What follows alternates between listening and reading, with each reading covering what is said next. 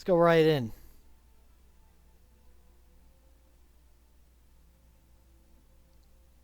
I mean, one of these days I'm going to overtake English. Don't you think? I can't be bad at this forever.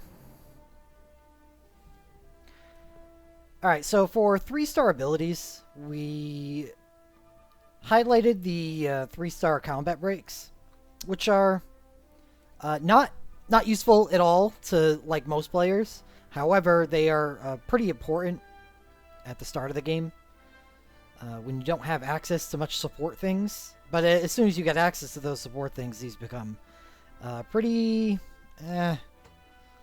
expendable. They're just taking up slots. You're never really going to use them. I think Power Break is probably the most valuable of these abilities because these are all 30% breaks, while the support breaks at 4-star are a little different, where attack and defense are minus 40%, while magic and resistance are minus 50%. So the difference between Power Breakdown, which is the 4-star support break, and Power Break is not that big. So should you just R5 Shivan Everett now? Well, no, not really. I mean, you could, and you'd probably use them too, but you'd probably force yourself to use them more than you would otherwise. Because I have R3 Shiva right now, I don't really use it that much. I do use it. It's still an ability worth having, but R5 seems a little extreme, that's all. So that's the breaks. I included them just for newer players. Shiva and Ifrit, though, as we just talked about, are actually useful. Because Shiva is, at 3-star, the highest rarity ice summon we have available to us. So, for some characters, this is the best we get for ice area of effect damage. It's kind of silly. Ifrit is almost in the same court. We do have a 4-star, but it's Phoenix, and it only hits once. While Ifrit hits twice, so... Though Ifrit has a lower multiplier, it can sometimes exceed Phoenix in damage, so... these are options for area effect damage, if you would like them. Draw Fire is probably always going to be useful.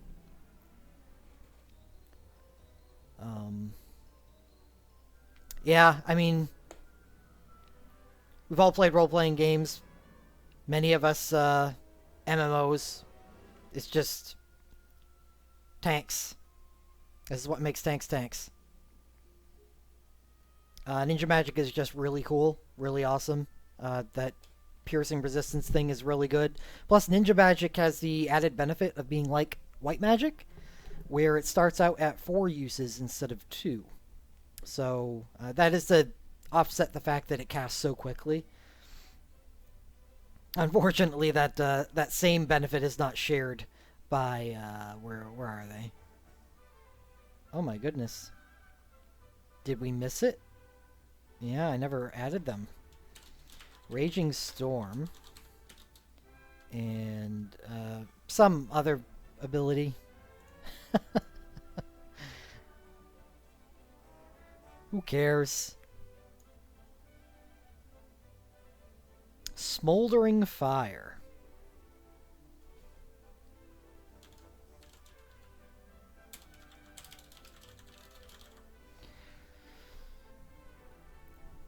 What about 14? Let's see. We have... So that's good. These are good. Area of Effect, too. And some interesting elements. And speaking of which, no, we did include Gust on this one. Okay. So I included the Aja 4-star abilities. Not because they're any good in the current landscape of the game, but because they may be the best thing available to you. If you're unable to hone the 5-star Changas instead. So yeah, once you have the ability to hone up these to an acceptable level, I'd recommend just getting rid of these. They're not... I tried keeping them around, I just couldn't find a reason to use them. Like, anytime I would have used them would have been on like a 4-star Black Mage character, but There was always a better option, so it just didn't work. So these are a stopgap until you get your Shangas. Protect and Shulker are always going to be useful. Life Siphon and Wrath always useful. Support Rakes always useful. Steel Power. You know what? It's more of a... I think it's more of a Sid mission ability for me. However, I think I'm starting to use it more in higher tier content now that I have access to Onion Knight's Burst Soul Break. And while a lot of you may not, if you don't have Onion Knight's Burst Soul Break, that's okay. Kiraja is Kiraja on here? It should be. Yeah, it is. Aja. Play with me. God, I lost my train of thought. Steel Power is still going to be good. Oh, yeah, because while not everyone may have access to Onion Knight's Burst Soul Break,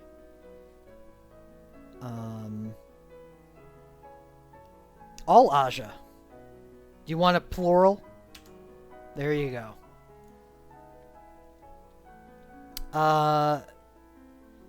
Eventually, there are going to be more ways to get access to Heiska plus a multi-stat buff, which would mean the plus 50% attack that you get from Steel Power would stack with it, which is really nice and adds a lot of damage in many situations. So Steel Power is actually a useful ability that I'm pretty sure everyone can make use of some way or another. Magic Lure, just same as Draw Fire. Useful ability. Oh, probably always will be. Banishing Strike always will be a strong ability. This is the single target Holy Dispel for Knights. Just really good, and we have to use it often. Gust is here for the same reason we have Ninja Magic up here. Phantasm, less so. Phantasm is more of a... could have been in utility abilities down here, because it's more for the sleep. However, Phantasm is still useful for the time being on characters that just need to throw something out to hit with, because it's non-elemental and it ignores resistance. So there's very little that can stop this from doing a lot of damage. A lot, that's putting it kindly.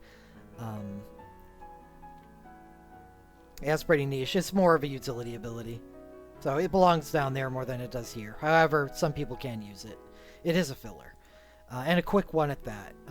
Bard, Proteka, and Shelga, for the same reason we have Proteka and Shelga. There are bards in the game. If you have access to those bards, like Krill and Desh, that are good characters and can extend their utility and ability to use abilities, these are smart abilities to have around, because they make it easier to team build. Dancer debuffs are just as useful now as support breaks. So I definitely suggest having these around. Memento Mori. With so many Dark Mages in the game, it's hard to run by someone who doesn't have access to a strong Dark Mage.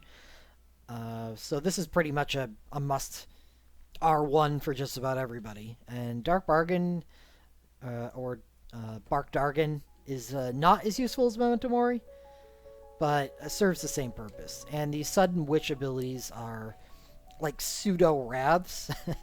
I think they serve the same purpose. Of course, the Sudden Witch abilities don't do as well as those, but they're still valuable, very valuable. And you'll see a lot of people using these in the current multiplayer for Adamantine. The physical equivalent of Memento Mori.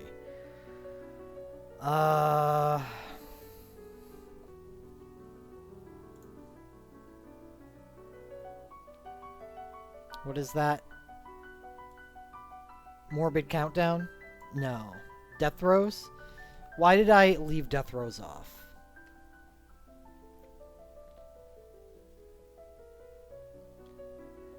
I don't know, I suppose that's a fair question. It's 4-star, right? Yeah. Well, it's nice in the same way that Memento Mori is nice, because this is a 50-second buff. I said it was good for one character. I think it's good for more. I think I was wrong. Because for the same reason that I like Steel Power, because that plus 50% attack can actually stack with a bunch of things now. It's not like this is some buff that's going to be easily overwritten. I mean, it is much easier for it to be overwritten by physical, but I think it's still a viable ability for a lot of people, because this is one of you just cast it and you ignore it, because 50-second buff is just great. You don't ever have to recast it, which loses you damage per second in, you know, higher priority parts of the fight. So, you know, I'm gonna add it. I'm gonna add it.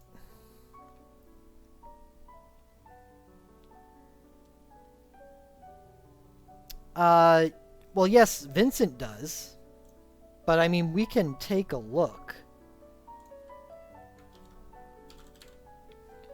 Do a search for Doom. Causes light Doom to user. Causes light Doom. Doom Train. Kuja gets a increased multiplier. He doesn't count. Strago can Doom himself. Because of course he can.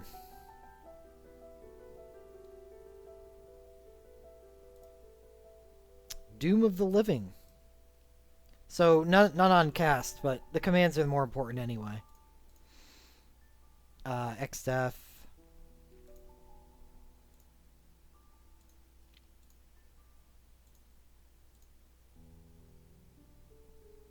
Yep, it is just Vincent.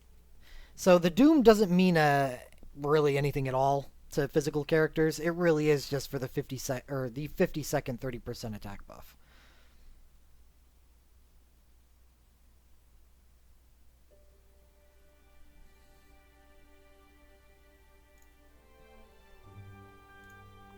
But we're gonna put death throws up.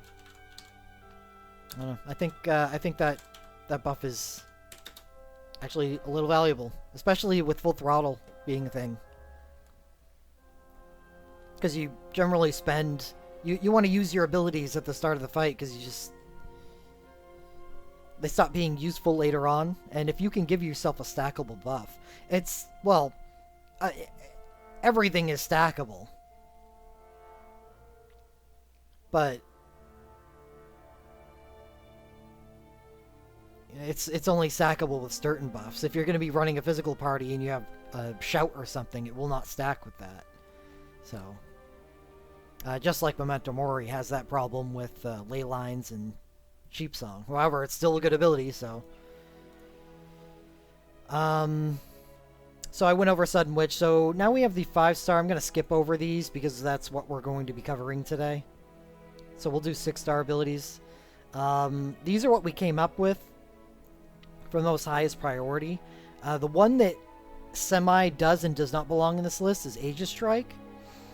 Because while I believe it is a good ability, the only problem here, and what we learned from looking at all the orb costs, was that it conflicts strongly with Earth and Ice. With Snowspell Strike, Valley Garmanda, and Meltdown Curata, both abilities that are more useful than Aegis Strike. So this would probably not make the list for a lot of people, but it's an option.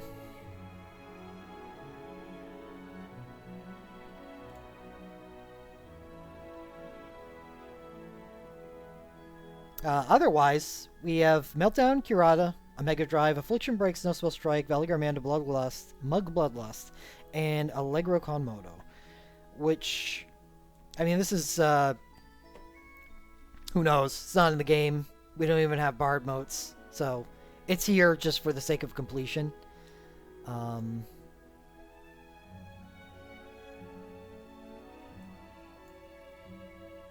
So look at these. These are pretty much abilities that just about everybody can agree on.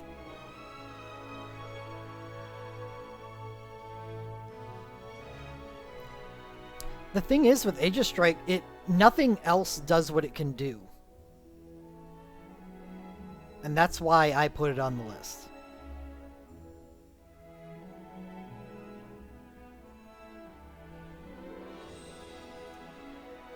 It's a really nice ability for two of the best knights, and that would be Agrius and Beatrix.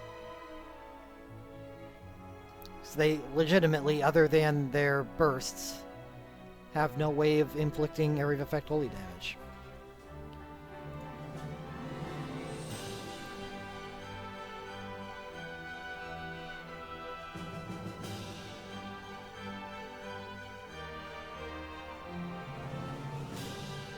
Yeah, but Cecil, in order to use Cecil's command 2, you need to use his Burst Soul Break 1. And there you have a problem there.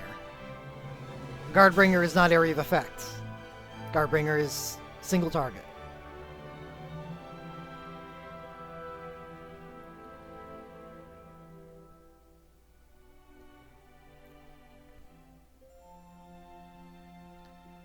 Alright, so that gets us past the 6-star abilities.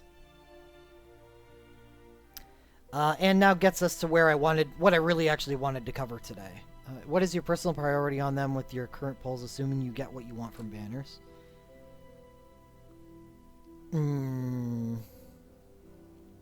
None? Hey, Meltdown, I guess? Meltdown's pretty useful. I want to get Curata, too. I don't know if I got the Earth Orbs. I haven't really looked into it.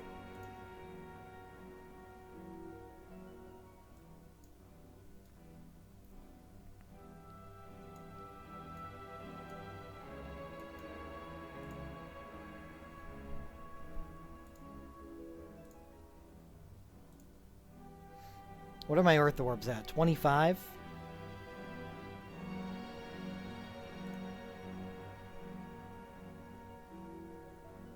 Allegro Con Moto is the Bard 6-star ability. It is not in the game at the moment.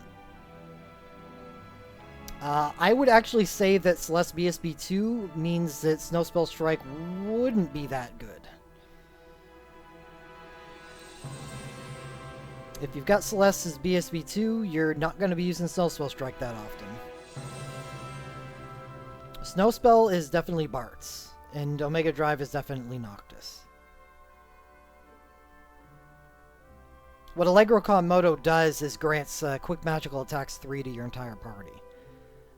Is actually pretty powerful in certain situations.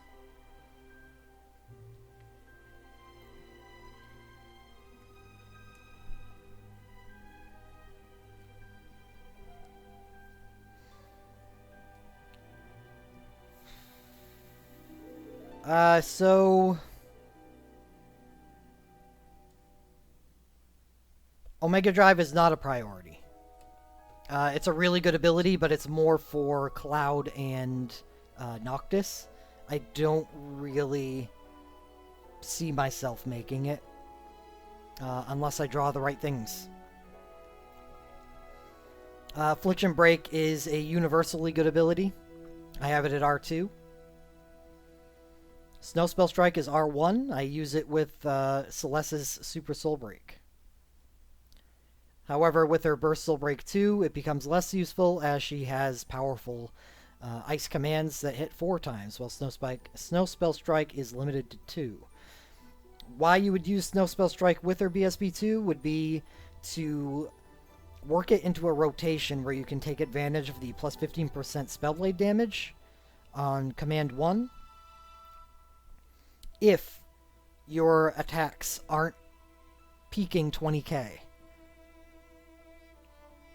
Because if they're peaking 20k, that means you are doing more damage than Snowspell Strike can deliver with.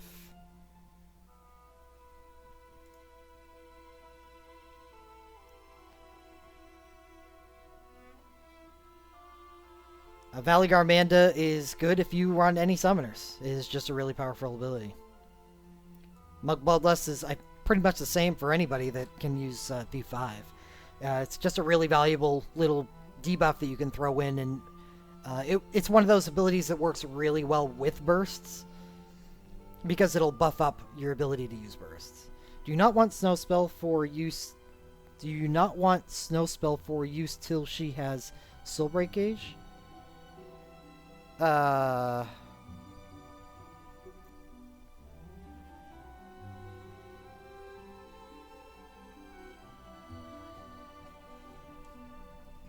yeah, Valley's great with Alpha now. But I think Valley at R1 is good regardless. Um,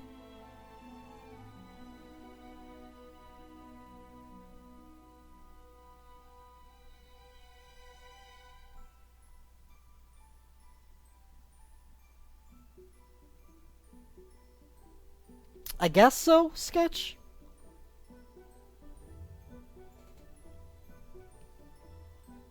Yeah, I suppose. And it doesn't need to be that high. R2 would be all you'd need because of Celeste's ability to use her Legend Materia 2, giving her 140, I believe. 140.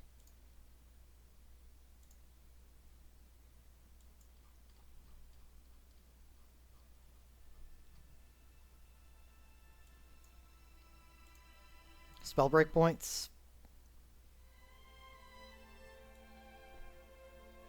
Yeah. Does 70 per, and because Celeste gets enhanced soul break generation while exploiting elemental weaknesses with spell blades. I actually think it's just exploiting elemental weaknesses. I don't think it's limited to spell blades. Runic can't give you hones if Runic isn't doing anything. And that's the whole point.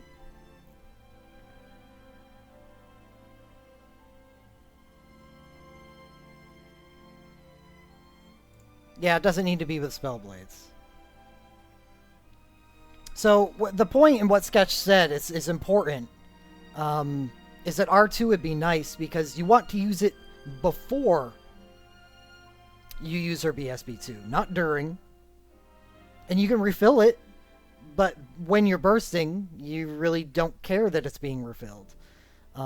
You are actually just using Grand Cross at that point. For the defensive capability, not for refilling anymore. That's I guess that's the big difference with her BSB2, in comparison to her Super Soul Break. That is definitely an English win.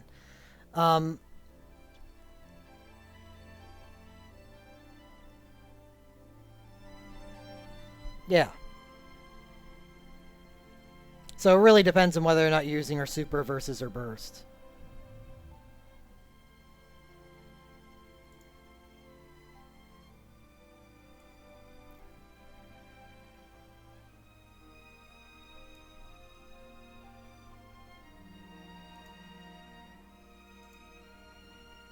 I don't know, I'm counting one, Rosa.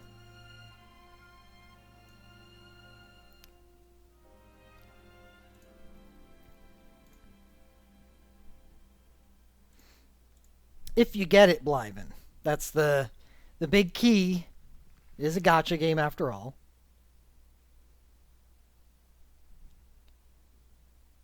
I have used, for job motes, Mug Bloodlust on Ferris, Snow Spell Strike on Celeste, and Stitch in Time on Fusion. Alright, so please. Now we've made it to what I wanted to get to today, and that is taking a look at orb distribution and abilities that we use. One of the major reasons why the Tuesday daily was so valuable for so long was because power orbs were used in just about everything, and black orbs were something that you wanted to have because we knew that the chain Faraga, Thundaga, Blizzaga spells were coming, and we wanted to have a good store of black to cover those.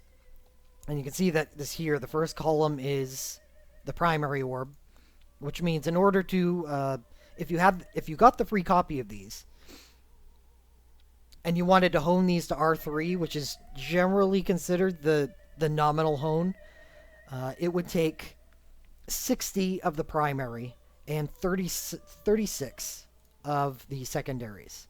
So that would be 360 black orbs here. However, Stonga and Byra are not nearly as valuable as the rest of these. I don't even have them at R3, even though I have quite a few orbs at my disposal. So, it's not as bad as 360. So let's take a look at everything else, because that's a reliable primary we have. But it's important to note what the secondaries are, because the more often secondaries appear, the more things can get a little dicey. But for Black Mage, we have 2 non-elemental secondaries. And actually, I'm gonna move these around a little bit.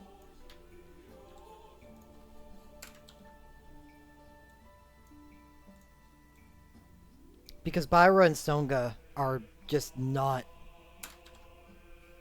on the same level as the rest of these. So I want to take a look at these 4 first, which gives us 2 instances of non, 2 instances of fire, 2 instances of ice, and lightning and wind. So for Black Mage, we're going to put down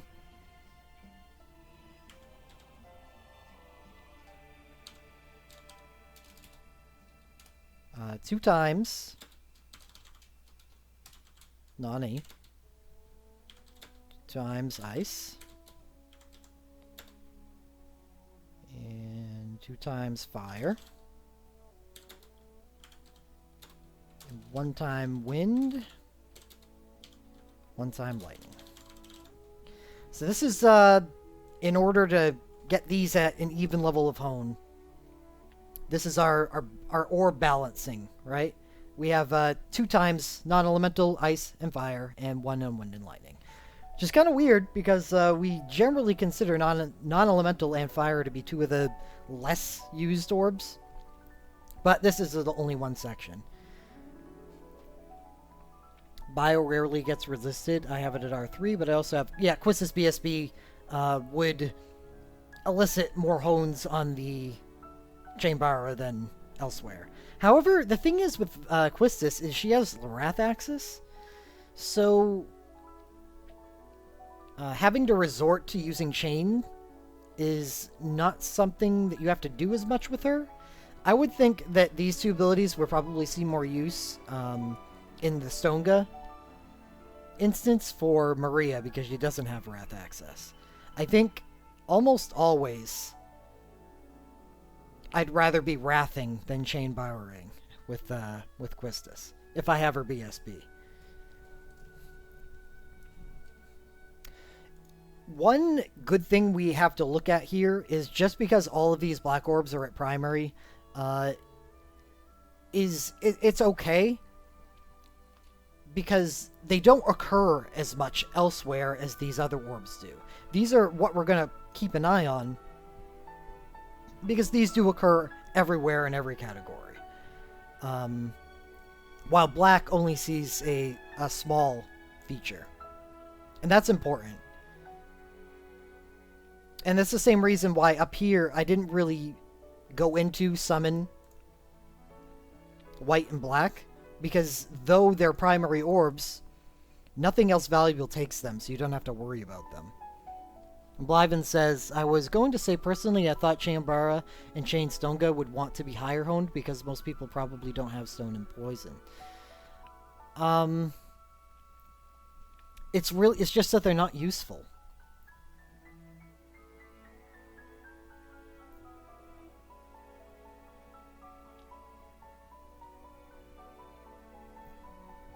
Like, I think the feeling, the thinking that because stone and poison are rarely resisted isn't right, because why would you be using these abilities in the first place versus neutral bosses? And if you're using these abilities against neutral bosses, I'm sure you can find one of these that is so much better to use against a neutral boss. Like, one that's actually useful in many places, like Chain Waterga or Chain Thandaga. Hone this up, and that can be your, your chain. You should choose one. If you're unable to hone all of these up to at least R3, to hone up immediately so you can have a strong ability for a Black Mage to use against neutral bosses. I mean, am I including Angel Song? Yes, I am.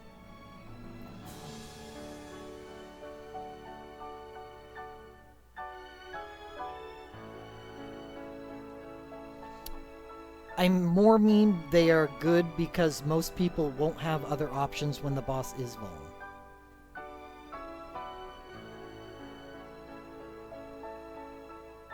Yeah. It's just how often do we see... I guess earth damage is a little because we have Gaia Cross. But bio... what, we got Bio Grenade? I think in any instance when I would have used these abilities to put out actual legitimate damage by exploiting vulnerability, I probably just would have rather used another neutral element instead. So Chain Byra was just there to do respectable amounts of damage while I was hitting a target vulnerability. Or a target condition.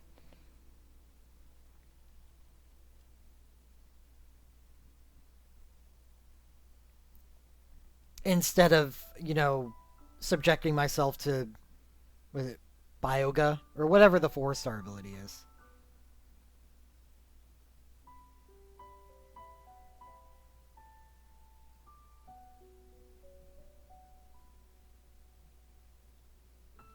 Honestly, I mean, that's a... I'm glad that finally... that got brought up over the course of this conversation, because if you're just trying to hit target conditions, these aren't what you're looking for. I have them because I have a ton of orbs, and I probably honed them before I realized that Dark was as, you know, potent as it is, or as highly used. I have them at R2. I have these two at R2 and these at R3 each. But I think for most people, if you're just trying to hit target condition, you could probably just use the 4-star orbs and save yourself the pain of honing these up. Or just use the R1 version of these. I should have just kept them at the R1. Because they have been a wasted hone for me at R2.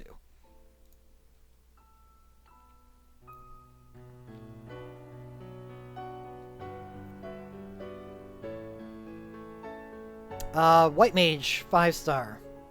Ultra Cure. Yeah, I absolutely suggest honing this up. White orbs don't feature very often here. I mean, we can take a look at all of them, of course, to appear right away. We have Entrust, Power Chain. Oh my goodness, 2 more. Tiamat, Ogopogo. Fires Within. But Fires Within is not really a powerful hone as much as it was. Bard abilities. Oh, I guess I removed Angel Song.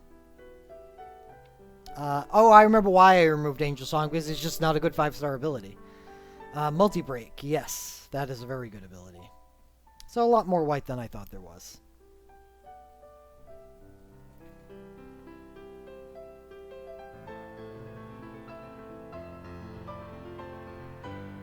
Right.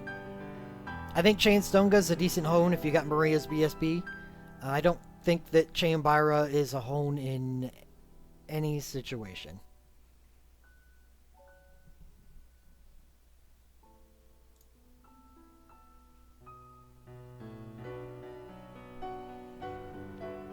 So yeah, I was at one point in a White Orb crisis because I foolishly honed Holy way back in the day, like way back in the day, for the Neo Bahamut Summon Nightmare. Because it's a 3-phase fight, and on the first and third phases, you could actually use white magic on the boss, because he didn't have Reflect up on him. So this was a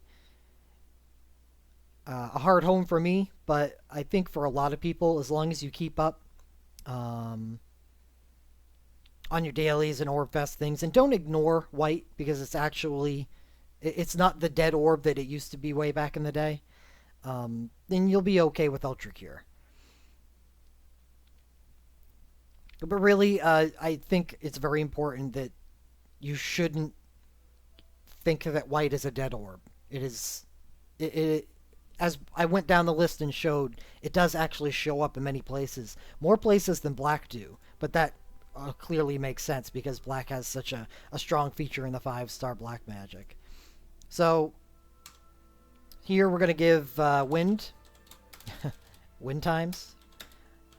1 times wind and 1 times holy. Why? I think we decided that full charge isn't worth honing.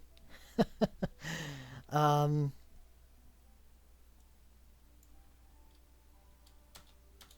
there you go. There's Holy. Angel Song is coming tomorrow. Oh, yeah, it is.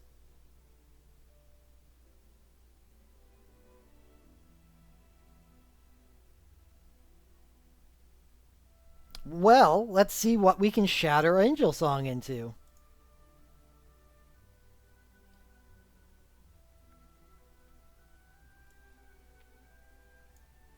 Oh, Earth.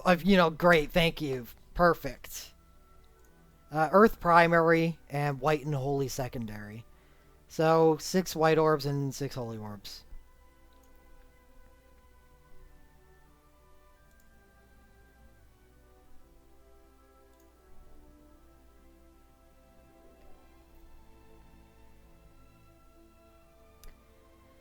Ultra Cure is just a very valuable ability. We went over this yesterday, and it probably needs to be honed up uh, to R3 at least for 8 uses. I've mine at R4, just because I don't know. Always be casting is a thing, so it elicits a little more honing than a lot of abilities do. Really hope Mog gets a record. I feel confident that he will. If they're gonna give it to Aiko, then it makes sense they would also give it to Mog. In support, these are actually very powerful abilities, and Entrust and Full Break. However, Entrust probably doesn't need more than R2, so it's not that impactful on your orb pool. However, could say the same thing about Full Break. I would say Full Break R2 is really all you need. R3 would be a luxury, and R3 would probably be a luxury on Entrust as well.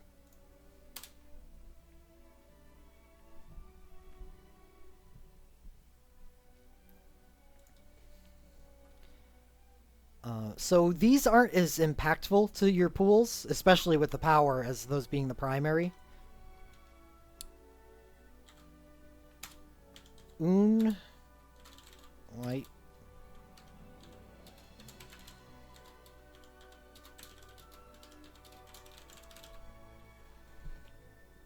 What's Ripper Rush?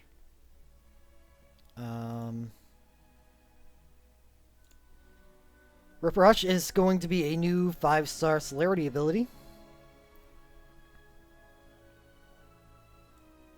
that can do 4, 5, 6, or 7 single attacks with a 0.68 multiplier on each attack. Depending on how many attacks during the course of the fight the user has dealt. And by attacks, it means how many hits has that character inflicted. So by using Ripper Rush once, you would give yourself 4 attacks towards your eventual hope that you hit 13. It's actually a really powerful ability, because once you hit your 13 attack threshold, then you're all of a sudden at celerity cast time doing 4.76 multiplier. Does a BSB opener count? Yes. Any soul break will contribute to your attack pool. So let's find somebody that can really make use of Ripper Rush. Oh, I have one perfect.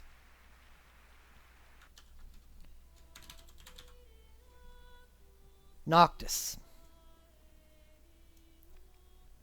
Noctis has a really interesting USB. It's ways out. It's about 3.5 months out.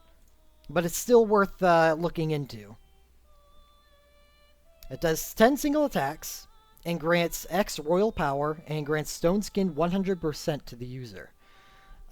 So you got 10 single attacks here. So if you start off the fight, Life Siphon, Life Siphon, Life Siphon, then use his USB, then you have hit your 13 attack threshold. And this is important because his USB actually is basically made for Ripper Rush.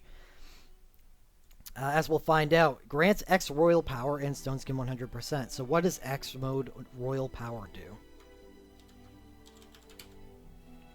X-Mode Royal Power gives you plus 30% attack, increases your non-elemental damage dealt by 10%, and is removed if the user doesn't have any stone skin. So it has no duration. It lasts for as long as you have stone skin, and him starting out with 100% stone skin is really nice. So basically what you do is you life siphon up to your USB, and then you use this, and then you just use Ripper Rush until you can't Ripper Rush anymore. You're going to get a huge damage boost from using this.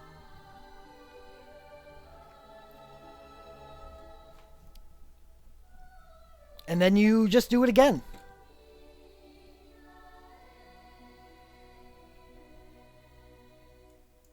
It's just a really simple combination. But anyway, it's made to work with that. And there are a lot of soul breaks. I don't know if a lot of them are in the game at the moment, but there's going to be a lot that's...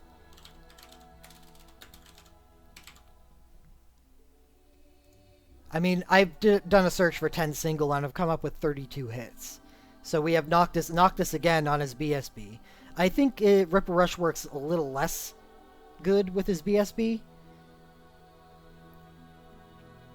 Right, yeah, that's a good point. With Noctis's Legimateria, he's one of those people that can start off with haste and quick, or not quick cast 3, instant cast 3. So he can easily get this up extremely quickly by himself. Lightning with her USB, however, obviously not a good candidate for that. Because the X mode flash, you want to take advantage of that. Please use Thunder and Twin Strike with that instead. Gabranth, nope. Lulu, absolutely not. Yuna. Titus. No, because he has a Water Chase. Kyros is probably a good one. Because he's Celerity 5, isn't he? So I think Kyros and Shulk too. Adia, nope. Rude? No, I don't think he's Celerity. Reno is Celerity. But you absolutely, with his USB, want to be using Tempest Snipe. Or the, whatever they end up calling the Imperil Lightning Machinist ability. Anyway, there's, as you can see, there's a lot of soul breaks that have a high amount of attacks on them now. Oh, you know who's a good... Oh, wow. A really good candidate for using this? Orlando. Yeah, probably Orlando as well. Zell. Zell with his BSB. Oh my goodness. Holy shit.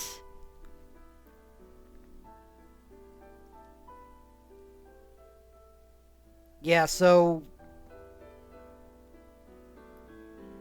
Zell life siphons 3 times, uses Duelist, and he's got a critical 50% buff with a maxed out Ripper Rush.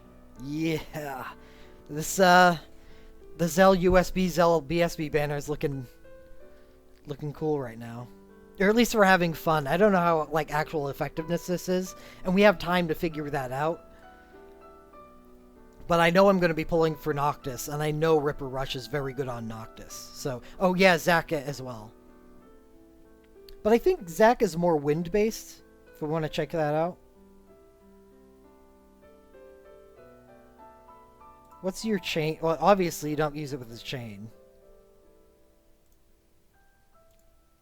Yeah, I mean, Zac can make use of Ripper Rush, but with his BSB, you want to be taking advantage of the Imperil with the commands, and with his chain, you obviously want to be doing wind damage.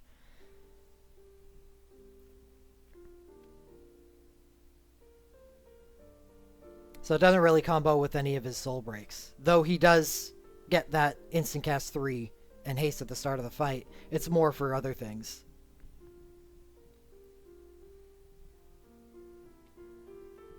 Alright, so we're going to go back to abilities now. But anyway, that's what Ripper Rush does. It's just a very high damage ability.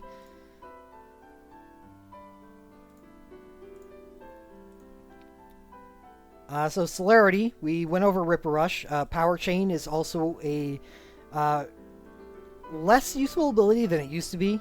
because it used to combo really well with full charge. However, it is still actually useful.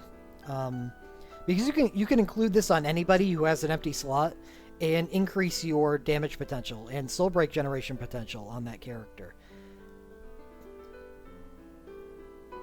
So while if you have Lightning's USB, you're going to be using one of your slots for Thundering Twin Strike and probably the other for Life Siphon. But if you only have Lightning's BSB, for instance, or Zac, for instance, you can include Power Chain next to your Life Siphon and use them both together. So any Celerity character can benefit from that little combo of Power Chain and Life Siphon. Well, not any. Any that have access to Combat 4, Rip, Edge, and Yuffie, and Riku. Orlando is probably one of the best uses for Power Chain. Yeah, because of his gigantic cast times. I mean, the more cast time that you can remove with Power Chain, the more powerful it becomes. But it's even good on 1.65 base cast time abilities, and that just goes to show how powerful it is on Soul Breaks and definitely people like Orlando.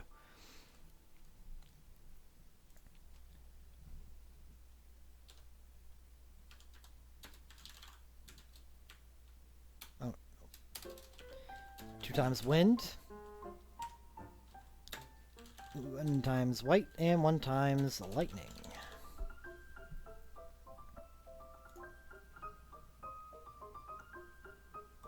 Ripper Rush.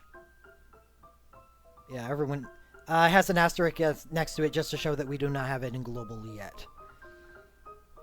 Summoning. I included the summoning because some of these are going to be hones for people. I don't think at this point I would suggest honing these 3 because they're just so far behind the power level of Tiamat and Ogopogo. Due to the fact that Tiamat and Ogopogo are scaling, where they do an 18.0 multiplier over 3 attacks if you have enough magic.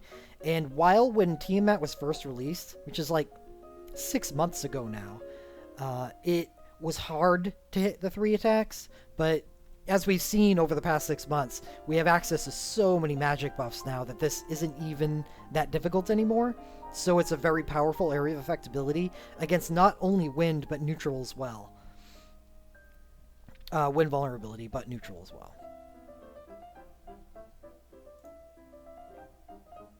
So on the orb totals, I'm actually not going to include any of these.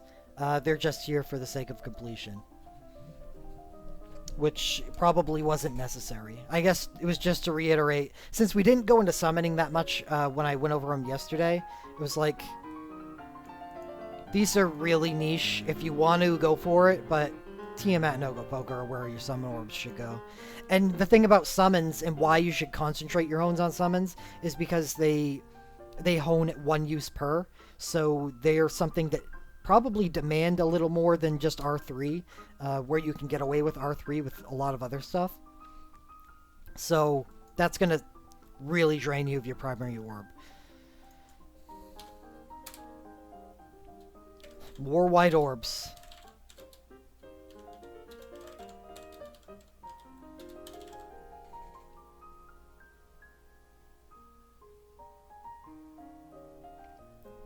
Spellblade is an important little section. We have the 3 Twin Strikes and the 3 Area of Effect Twin Strikes. 2 of which are not in the game yet, but they all match each other, so it's really easy to describe what they do. These just do 2 hits to single target, and these do a smaller multiplier, but 2 hits to multi-target. Very useful abilities. Even though Spellblade 5 isn't a very expansive ability set, not a whole lot of people can use it. A lot of the people that can use Spellblade 5 are very effective characters. Summon 2. No, if you notice, I'm not putting the primary orb down unless those primary orbs are something other than white, power, summon, or black. Yes, the like Mexreich says, the characters that can use Spellblades are extremely powerful. And we've already have one of them in the game at the moment with Lightning. and she has her USB. It's a machine gun USB. At least that's the term I've coined for it. I'm not sure how well that'll take on. But if you only have her USB, or if you're unable to generate enough bar to use both her USB and BSB together, she basically requires you to use Thundering Twin Strike to carry on the high quick cast chain that you've been provided with it. And since it's the first instance of this, I am going to go and take a look at the USB and the ability, because it's very important for abilities, and it's why I'm doing this now. Because we just got Lightning's USB, and we're right before an Orb Fest. So it's actually just a perfect time for us to have this conversation. So Army of 1 is 10 single attacks and grants attached Lightning, X Flash, and High Quick Cast 1 to the user. What X Flash does is gives you plus 30% attack, and gives you High Quick Cast 1 every time you use a Lightning, anytime you do Lightning damage. So it is not required that you use abilities with this. You can also use Soul Breaks. So if you do have her Focus Bolts BSB2, which is very good by itself, but very good, extremely good with the Army of 1, you can either Life Siphon up to 2 bars of Soul Break, or Life Siphon up to what you need, and then get entrusted the rest for you to use Army of 1, and then immediately use Focus Bolts, because the High Quick Cast 1 will reduce the cast time on the Soul Break very low, and since Focus Bolts is a lightning ability, it will give you High Quick Cast again because of X-Mode's Flash, and then you just use whichever burst command is useful for you, and then you would probably just do the same thing over and over again. Right. And that's why this is important. What Shimmer brings that up is if you just have her USB, you do the 10 single attacks, you give yourself X Flash, but since you don't have a constant source of lightning damage through the BSB's burst commands, then you need to find that in the form of an ability. And the best way that she can do that is with Thundering Twin Strike.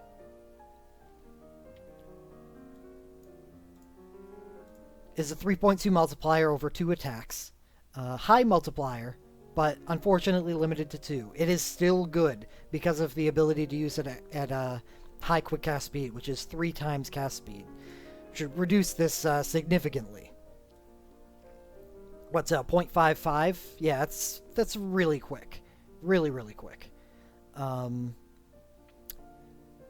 the problem with this is because you're casting these at 0.55 cast speed, you use it extremely quickly. So your typical hone of R3 for 6 uses ain't gonna cut it. So in order to make lightning really powerful, you're probably gonna have to invest in this. And we're gonna find similar reasons to use all 3 of the primary spell blades with this. Whew.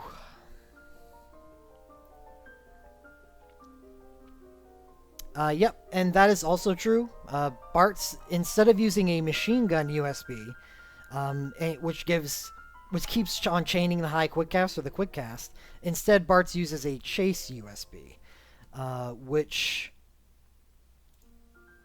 I will go and show now, because these are the 2 primary high damage USBs that we're going to be getting in the future, and they're a very important thing to take a look at.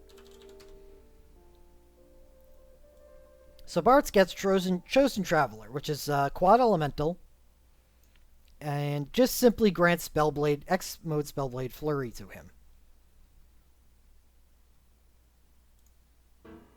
What X-Mode Spellblade Flurry does is also gives you the plus 30% attack, and does grant you cast speed times 2. So it's not as hone draining as lightning.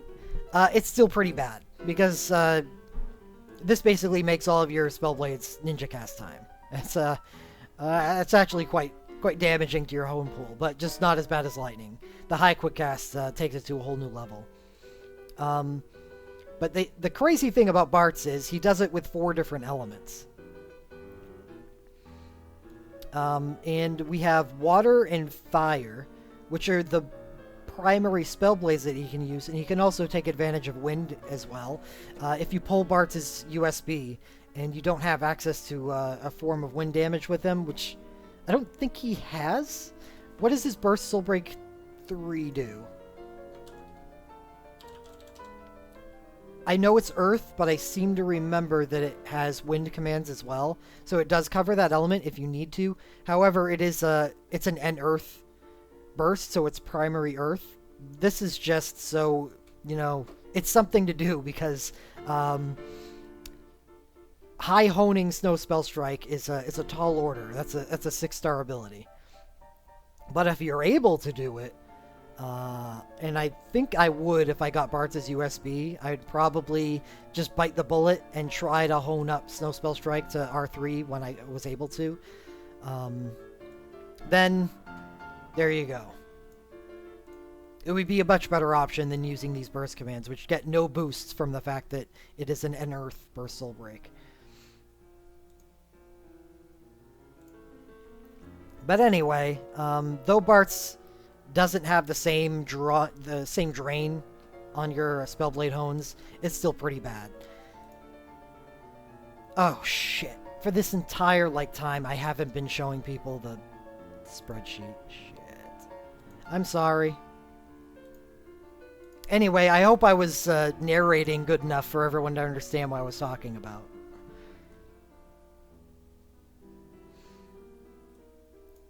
So, these Spellblade Hones are actually very important for the future. Let's see, can we think of somebody that would use Blazing Twin Strike in the same way? Besides Bart's. Bart's would use these two. We have Lightning that uses this. I have a list. Is there a Fire Spellblade? Oh! No, Steiner doesn't work. Steiner's good fire is his Burst Soul Break, and then you don't have to worry about using Blazing Twin Strike.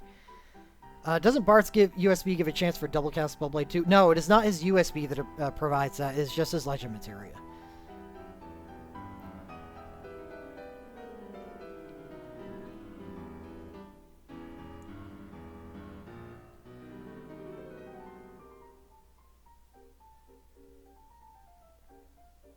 So, Blazing Twin Strike would basically be for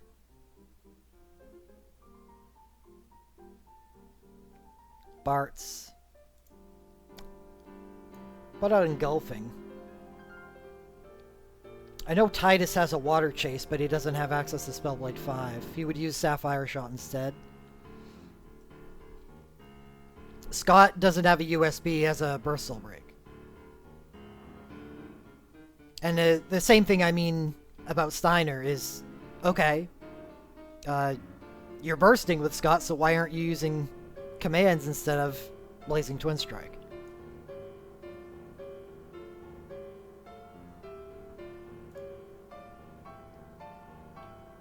I think most of your fire damage dealers are going to be monks. We have Refia and Zell and Ida that are going to take care of those. Don't even know who's got a... Okay. Well, anyway, these are going to be important hones if you get those. And I'll be going into that. I just showed you the graph. I did it again. I had down there, and that'll be after I do this section.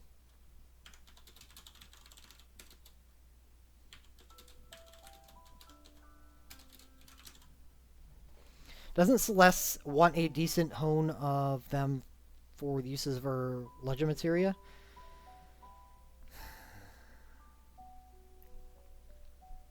I suppose? No, not a lot. Because think of it this way. You wouldn't use Celeste for that reason. Just adding her into a battle just so she can use a dual cast Legend Materia, so she can hit twice with these Spellblades, isn't that powerful. It's actually kind of weak. So what you would be using Celeste for in that situation is if also she was able to Grand Cross during that fight. And if you're using Grand Cross during that fight, then you're not worrying about hones anyway.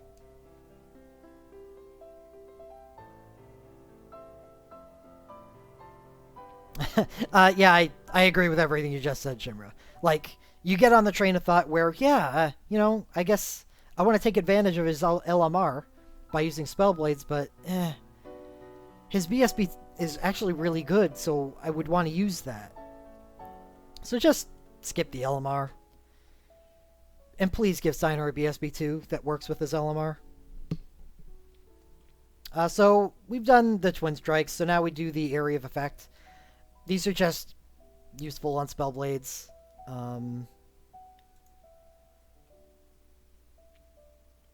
They don't require heavy hones, I would say. Probably R2 at max. But they are worth including here, because I think everyone is going to be stuck with a Spellblade sooner or later, because they're popular and powerful with Celeste and Lightning and Bartz.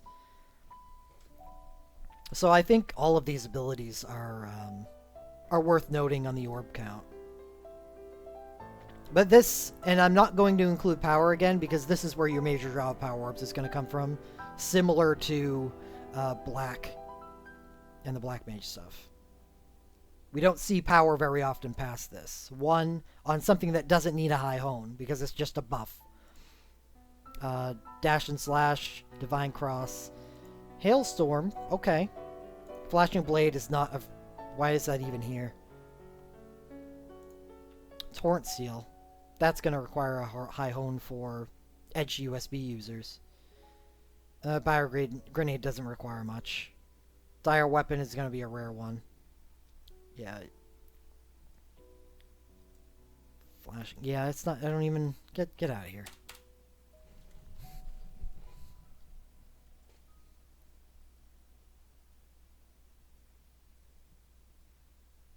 So let's include the black orbs, because that is relevant. It is a tax that we don't expect that to be that heavy outside of the black magic category.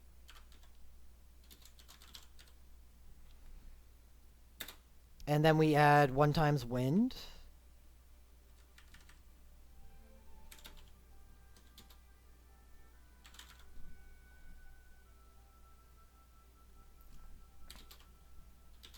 Please don't go to the next line. Oh.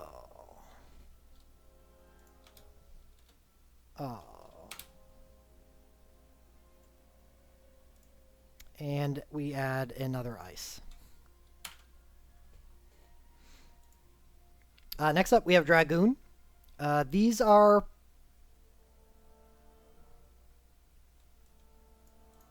powerful abilities. However, they're very much geared towards specific people. Aerial Dive could be a little more rare, because Lightning Dive actually combos well with... Oh no, Aerial Dive does too. Aerial Dive is going to give new life to a lot of burst soul breaks, so maybe Aerial Dive is just as valuable. But here we run into non-typical... Our first instance of real... Yeah, it really is the first instance of non-typical primary orbs, which is very, very important.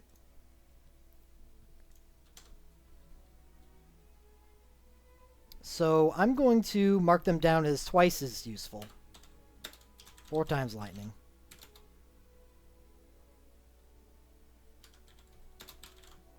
One times ice, 1 times earth. Ugh. Gotta put them in order. 2 times wind. Dragoon abilities are useful with Kane's BSB, Kane's USB, Sid Final Fantasy VII's USB, Lunith's USB.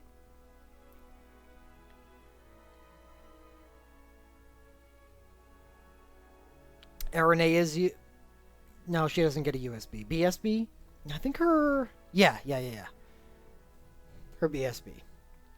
Anyway, moving on to Monk. Meteor Crush is good. Doesn't require a heavy hone, though. Because it's just... you're just pretty much using it as a buff. Most of the time, say with a Monk, you'll probably walk into a fight with... If you're using their burst... You walk in the fight with Life Siphon and Meteor Crush. And you Life Siphon, and then you use Meteor Crush in the same way that we use something like Memento Mori or Death Throes, to give yourself the buff before you start go crazy with your burst or something.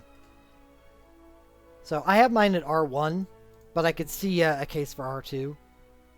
And it requires fire and earth orbs, which we're going to see don't really feature that heavily outside of Monk. Meteor Crush, I assume, does not stack with Shout. No, it does not. Meteor Crush is plus 50% attack as a single stat attack buff, which would mean that it does not stack with Shout. Fires Within, do I really want to include this here? It is a useful ability. I think I will, because it is. Yeah, it is useful. But for submission purposes, however, it is just insanely useful within them. But Burning Rush and Gaia Rush, however, are like extremely powerful damage abilities, as they do 4 hits and increase your crit rate. Yeah, for now, for fire monks like Ruffy and Ida, it at least Fires Within R2 is probably useful for her because it gives them something to do in between bursts.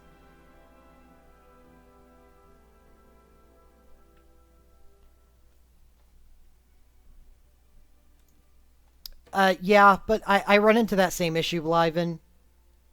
I think I went into it a little bit on the multiplayer, like, I think on Sunday. If you don't have a good option for a second ability, don't even worry about it. No, they're not, Hugh. The Prowlcloud fights are ranged physical damage, so mages do not get the fancy pants protection that they usually get for being in the back row. Oh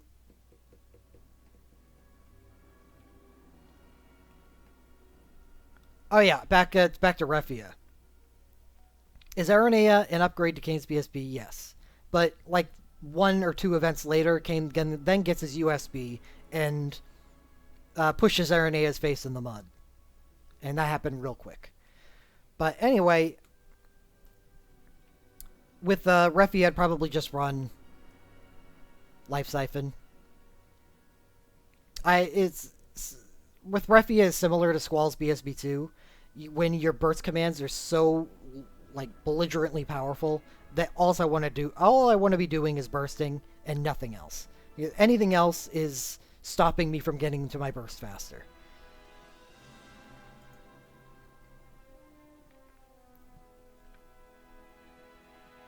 But Burning Rush and Gaia Rush, while not releasing global right now, will be useful down the line. Because of the same reason that I went into Thunder and Twin Strike for Lightning, there are monk equivalents that take advantage of Earth and Fire. Well, actually, primarily Fire. I don't think Earth actually has that option available to it yet, but they're still actually powerful abilities. What do we got here?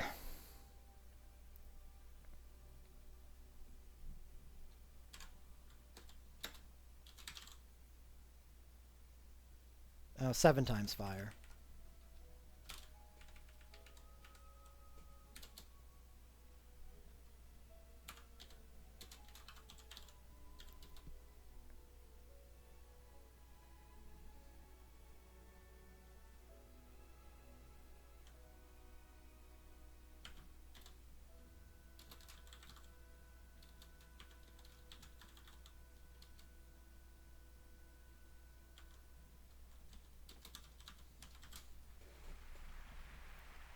Also have Lion, and I'm not sure what to run on her besides Life Siphon. Isn't Lion a thief?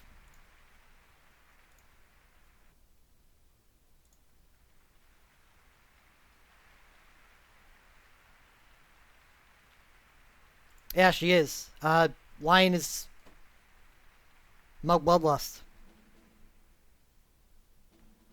Mug Bloodlust or Thief's Revenge, whichever suits your fancy.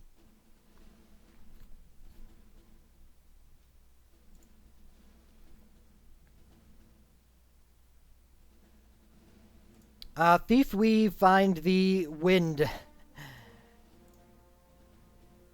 However, as I talked about yesterday, I'm actually not that big a fan of either Dastyn's Dash and Slash or Poison Leaves.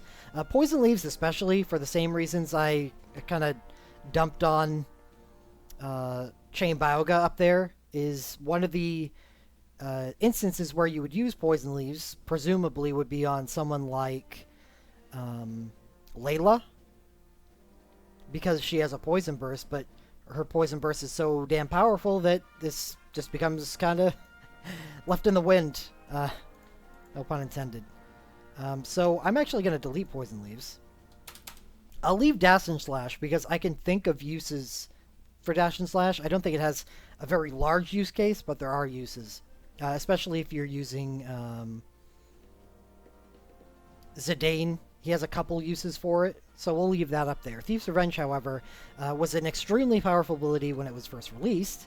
And it still is, because it was so strong back then that the multiplier has stood the test of time, and it's still very powerful, and full healing yourself every turn is not exactly something you dismiss. Lion is Celerity 6, D5... Oh, so... Lion, as a non-elemental Celerity character, probably has a bunch of hits on her burst, doesn't she? Sounds like a Ripper Rush character.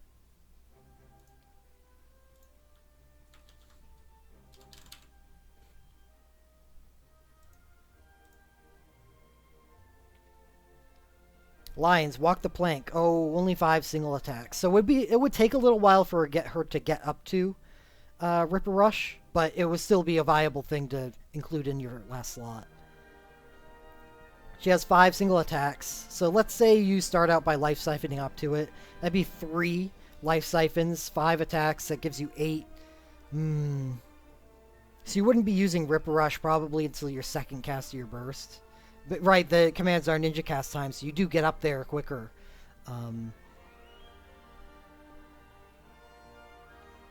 But it would take 5 attacks after casting burst to get there. When do we get Ripper Rush Final Fantasy 15? I believe so.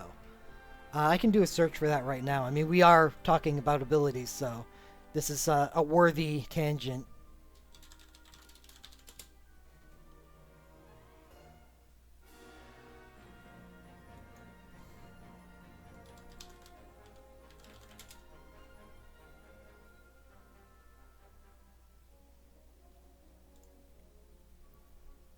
New skills. Ripper Rush. Yep.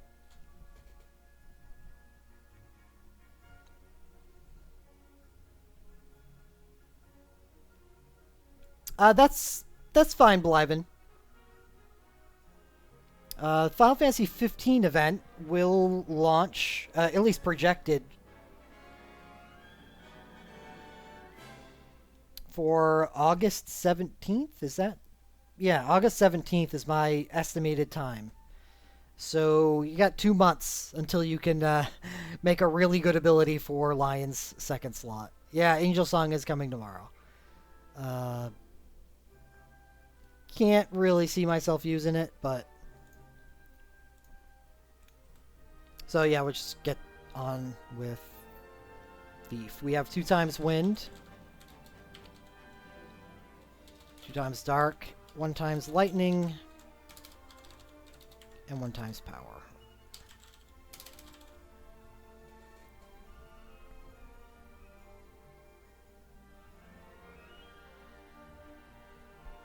Oh yeah, that's true, Strider. Since she is such a quick a character and all the things that she does, even though she only has 5 hits on the Burst Soul Break entry, she can get up to 13 fairly quickly. Thief's Revenge is one of those that should have been made for sure when it came out, but making it now is not... I agree. I agree. It requires certain characters. I have it included here because it is one of the featured skills of one Vaughn, the alleged protagonist of Final Fantasy 13. Sorry, 12. So, Knight abilities. And here is, I believe, our only instance so far of Holy. We had one on Ultra Cure. And here's where it's kind of weird that Holy isn't even used in all that many things. The crazy part about Holy is that it's not as common to find in events.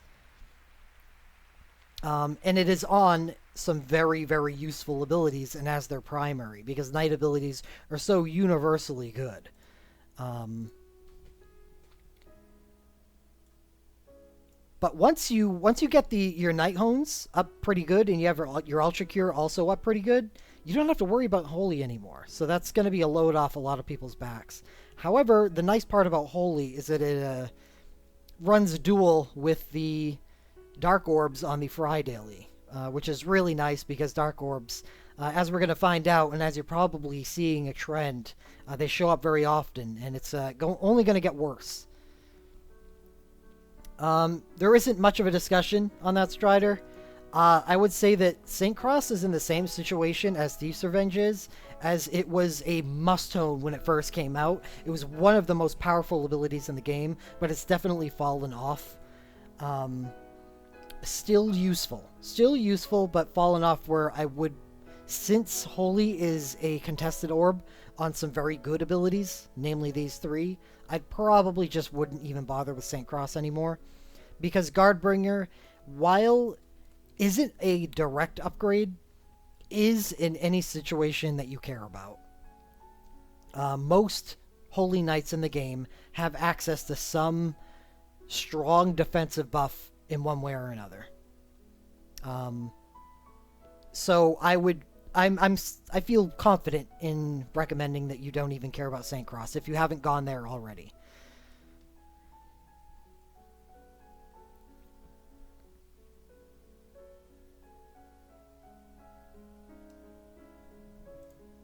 Divine Cross is not as strong as Saint Cross. But not by much. I think Divine Cross is a 3.2 multiplier, while Saint Cross is a 3.4. However, Divine Cross has a much more useful ability attached to it, where it also gives you Draw Fire, similar to Gaia Cross. Not similar, but exactly the same as Gaia Cross. But it's just Holy based instead of Gaia Cross is Earth based. It's just so much better. So, instead of running Saint Cross, you guys just run Divine Cross, which use Draw Fire, give yourself a plus 100% defense buff, and then use Guardbringer using that defense buff on you. So Saint Cross has definitely run its course, I think. Paranoid, probably. I think I'm okay suggesting that too, yeah. However, it's weird because I would only do that if you really need it. I know it feels like I just walked back a statement, but it's just weird with Holy Orbs that once you've used them on the things that you need to use them on, they drop off considerably in their usefulness. So you've just shattered a actually still relevant in some ways ability, which does have use places because it is stronger than these abilities in some scenarios. And you've just shattered the ability to make Guardbringer, and now you have no use for any of the Holy Orbs that you're making. So you're rushed into a situation just to fall off the cliff. I guess I think I would keep it. I mean, I'm keeping it, so I guess I preach what I practice, so I'm keeping my Saint Cross. However, I want all three of these abilities at least at R3. They're extremely powerful, and they make Holy Orbs fairly contested at the moment, especially since they share the room with Ultra Cure, which is one of those high hone abilities. Luckily for all of us, I don't believe that there are any Holy USBs that increase cast speed and make you burn through Holy abilities quickly.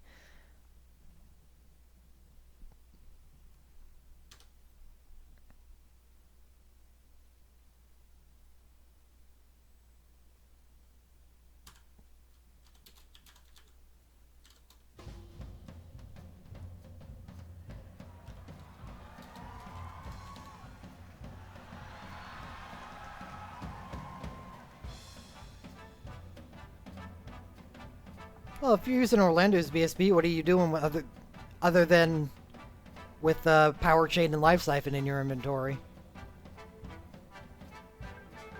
Orlando is the weirdest knight.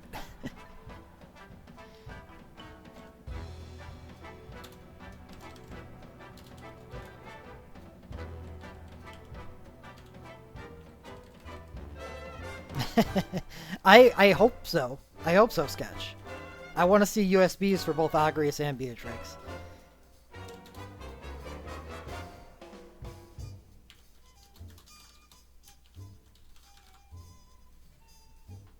Oh, no, not wind. And I also included one more earth than I should have. What up, Bellman? Next up, we have Samurai, which is not really that useful of a category. I have Wildfire Blade, and I'm not sure why. I just have it included for completion's sake because it is a powerful ability and could be on Cyan, but he's the only person. So if you do get his Burst Soul Break, no, not his Burst Soul Break. If you end up with Cyan's USB, don't fret, because he's actually really powerful with it and these Samurai abilities.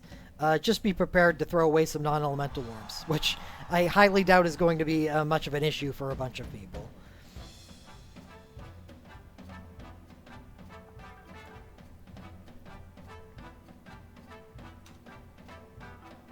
Hailstorm, however, is extremely valuable and definitely deserved to be on this list.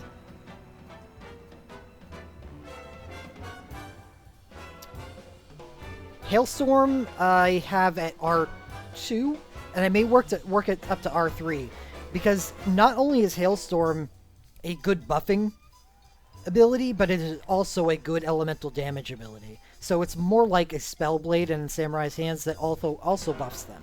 Very, very powerful ability. So it's not something you... I'm just going to say, okay, only low hone it, and then you're good to go.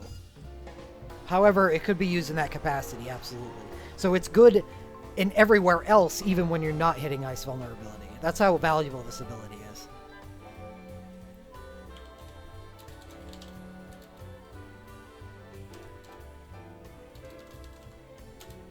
Haha, finally a use for non-elemental orbs.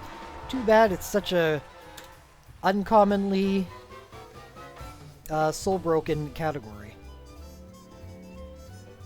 Oron needs a USB 2.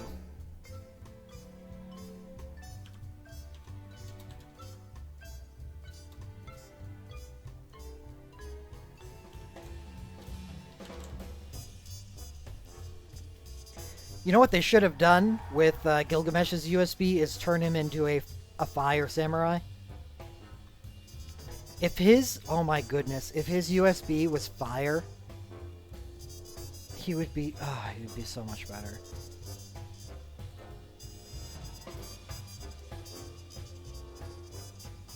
I mean, it doesn't mesh it that well with the 5-star samurai abilities, but it would still be viable, at least. So he gets X-Legendary Swordsman, which is, I believe, just plus 30% attack. That's it. So it's just a stacking attack buff. High Retaliate, which works with the 5-star Samurai ability. And Dance of Carnage, which gives him crit rate. So what you're doing here...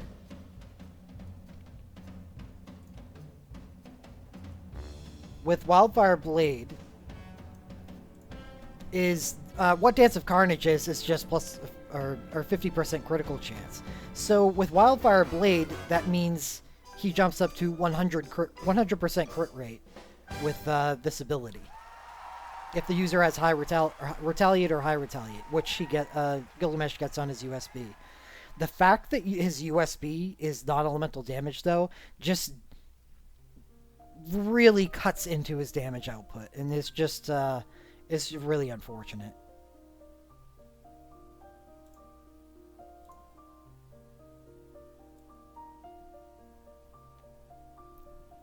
But if you do get Gilgamesh's USB, while it is not going to be a great source of damage, it is something. I mean, at least consider this, that by having a 100% crit rate on Gilgamesh, even though you're only doing non-elemental damage on entry, you're at least getting a 4.5 multiplier with this ability over 4 attacks. So he could actually be a viable member of a fire team with his USB. So do consider that. It is not just limited to Cyan. Cyan does this so much better than Gilgamesh does, but something to think about.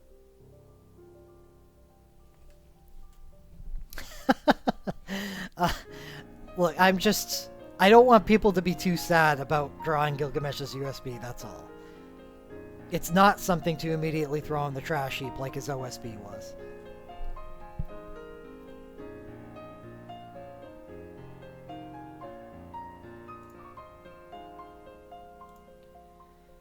So moving on. We move into the ninja category. Remember what I said above about Bart's and Lightning in the Spellblade? Well, it gets pretty bad in the ninja category. Not only do we have a non-primary orb headlining as primary on every single ability. Every single one of these abilities has a... We call it ninja cast time for a reason, because ninja abilities cast at half cast. So they get used very quickly, and their power is held back a little just because of that. Because they focus on their fast cast and the ability for them to increase their damage output that way. So they demand more hones than a lot of other things do. The advantage here is it's not as bad as it looks. With Smoldering Fire and Raging Storm, it is as bad as it looks, because both of these abilities are basically useful to everybody that plays the game. Because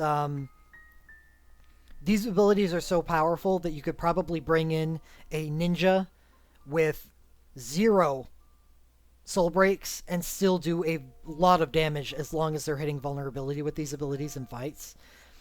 And they're just extremely powerful.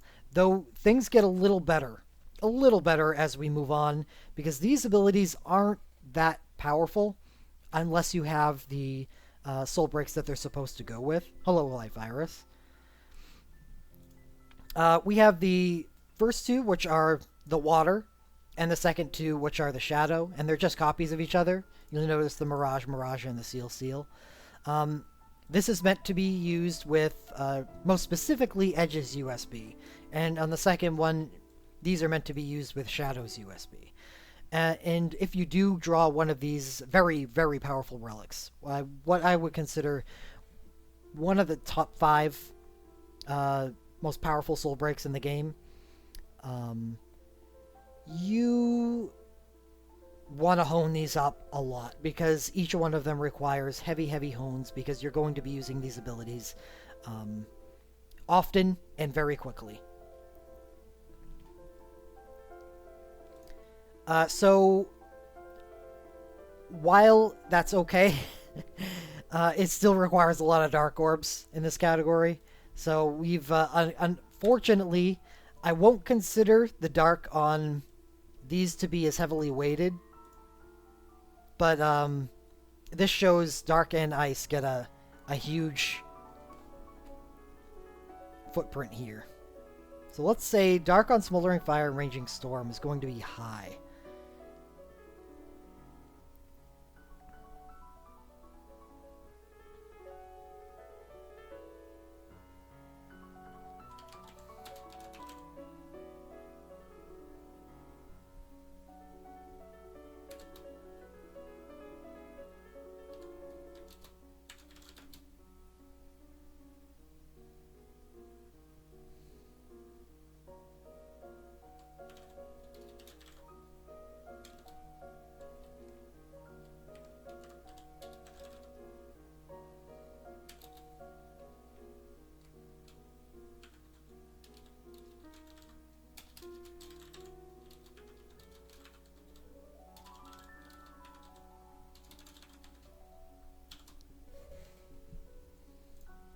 We have Bard.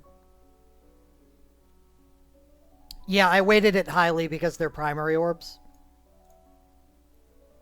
Don't pay too much attention to the number in respect to how many it appears. Remember, I said on these 4 abilities, I'm not going to weight as highly as these, because um, it's hard to make a case for using these abilities outside of their soul breaks that they're supposed to be paired up with.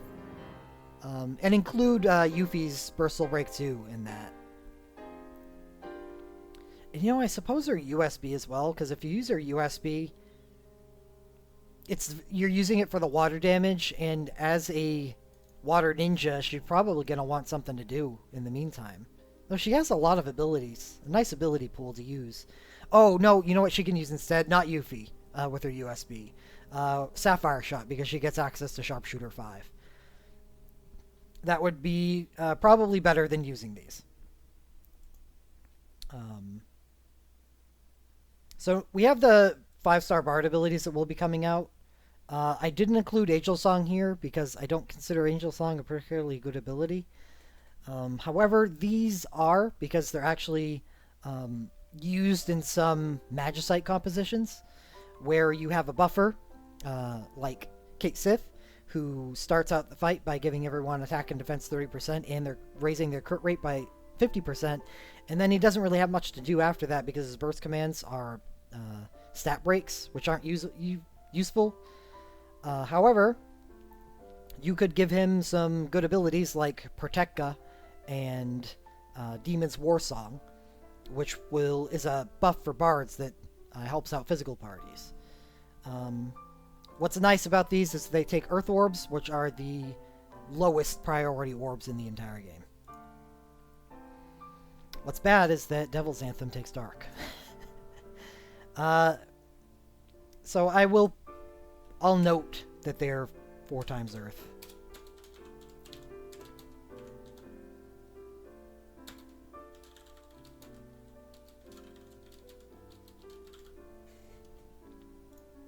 But there's a limited scenario where you'll be using these abilities. However, in those scenarios, they can be quite effective.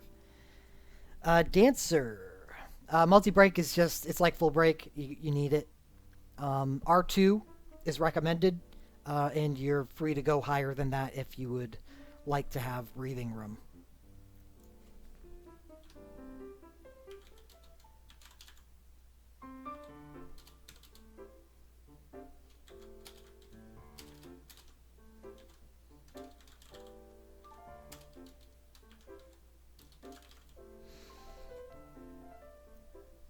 Yeah, breakdance was a perfect name. I mean, that's kind of like the full throttle jumpstart thing, right? Oh, break fever was what it was translated to for us. But breakdance would have been perfect. If they had localized it to breakdance, that would have been great. I mean, multi-break isn't bad. It's not jumpstart, jeez. Not by any stretch of the imagination, but breakdance would have been... I would have tipped my cap. Next up, we have Tempest Knight, which is a very powerful machinist ability with 6 attacks, lightning, with a really high multiplier. And it actually comes into use in a few different soul breaks, USBs and BSBs, and I'll outline those below, as well as being a powerful ability elsewhere in submissions and whatnot. Spark Offer and Cold Offer are low damaging abilities, but they have I believe 30 or 35% chance to inflict minor imperil, and they are definitely meant to combo with some stuff, but they can also be used outside of those combos. Laguna BSB is definitely what we have currently in the game, meant to combo with Tempest Knight. And I know I'm not the only one that's annoyed by this, but the lightning minor imperil ability primaries in ice, which is just dreadful, because ice are actually a worthwhile ability. Why couldn't you have switched and put in non-elemental instead if you were going to do that? Bio Grenade, I don't...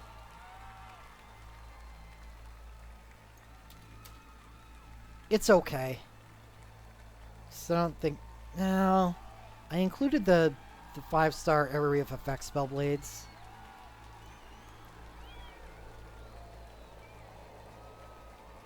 And this one's area of effect poison damage. Just, you know, certainly not as useful as the 5-star spell blades. It is the only area of effect poison. Says the person that made fun of Aegis Strike.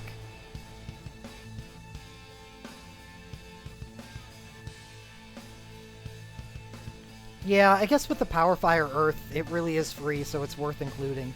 And these are really low priority orbs. Fire less so, but Earth and Power are.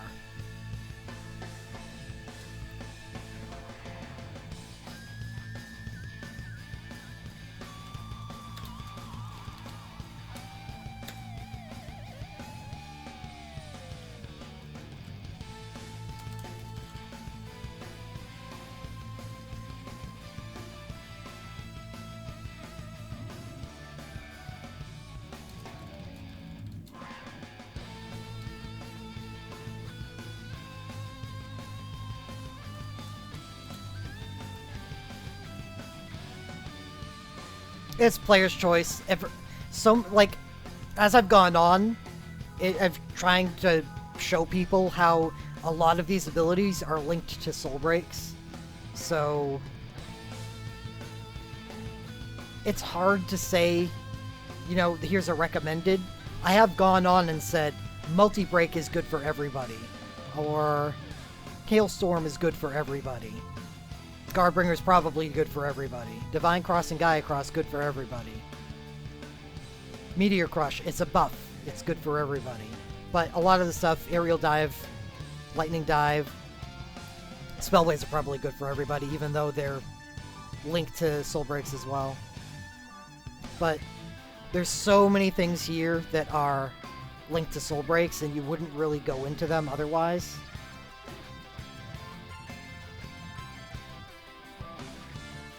That, I mean, I don't even know why I'm doing this, because it's not like these tallies mean anything.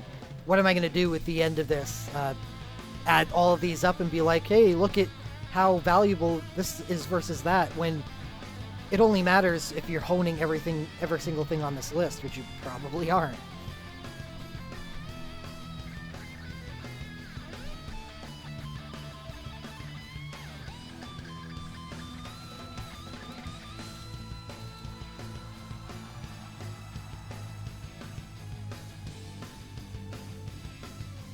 This is going to run over and there's nothing I can do about it. My neat list is ruined.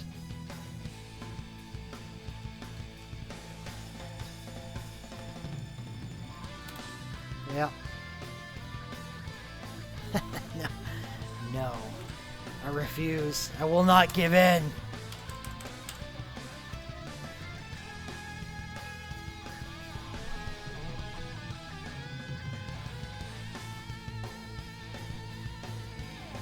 I can edit the margins, but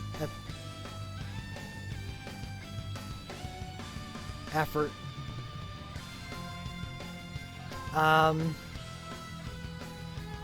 Darkness abilities are not as limited by soul breaks as these, or in a lot of the others, because I think Dire Heal, the 5-star Change Ranga for Darkness Mages, is actually just good. It's one of those abilities like the Chain Faraga that's good for Darkness Mages like, let's say, Kuja, who doesn't have a way to Wrath or increase his Soul Break gauge. This is the best way you can do it. Normally we would do that with Darkness or Dark Zone right now, but Dire Heal is a good replacement for that, because it's just great to help you out while you're setting up at the start of a fight. Dire Weapon is exactly the same thing as Dire Heal, except physical instead, and it will be useful. And Crimson Cross is what it's meant to combo with. I think both of these are very good together, and we're probably all going to have some kind of Darkness Physical at some point that we haven't been able to use to much effect until now, because we haven't had good 5-star abilities. So either you had a burst or you had nothing at all. Um, but now that we have these abilities, which are very good, um, it makes darkness a bit of a better category than it has been in the past, where it was just basically Dark Bargain and Memento Mori before. So here we got, oh great, more dark.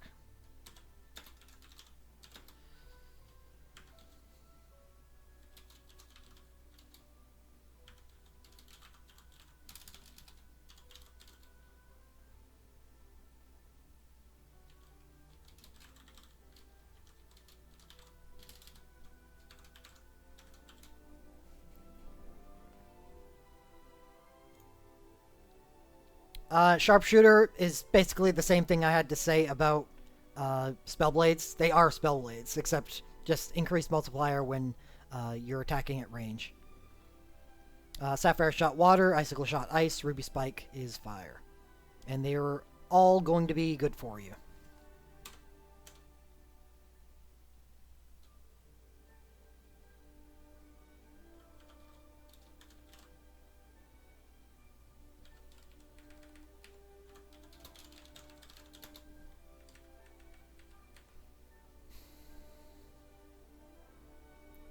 Raccoon, I'm actually going to get to that. My next section is going to be machine gunners, the ones that use specialized abilities to do what they do, and Gabranth shows up using Dire Weapon and Crimson Cross. So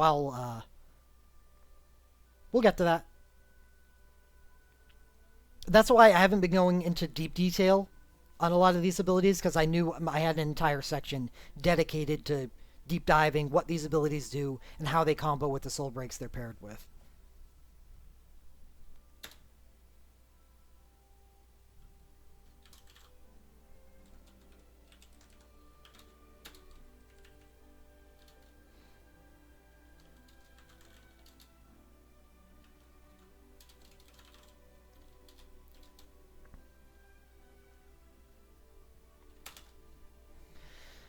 So what have we learned?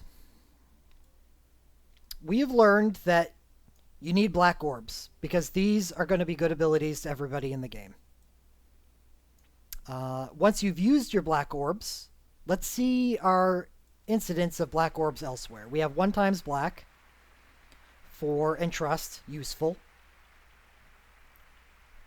We have black on, oh god, scroll bars. We have black on the area of effect Spellblades, which can or can't be good hones. So I'm not going to consider these too much of a draw on our black, because you're probably not going to be honing these probably more than R2. But Entrust is probably also an R2. But I could see a case for it at R3 as well. Yeah, I really feel like you're going to end the battle before you've entrust for a 5th time. If you're entrusting, that means you've got somebody worth entrusting to.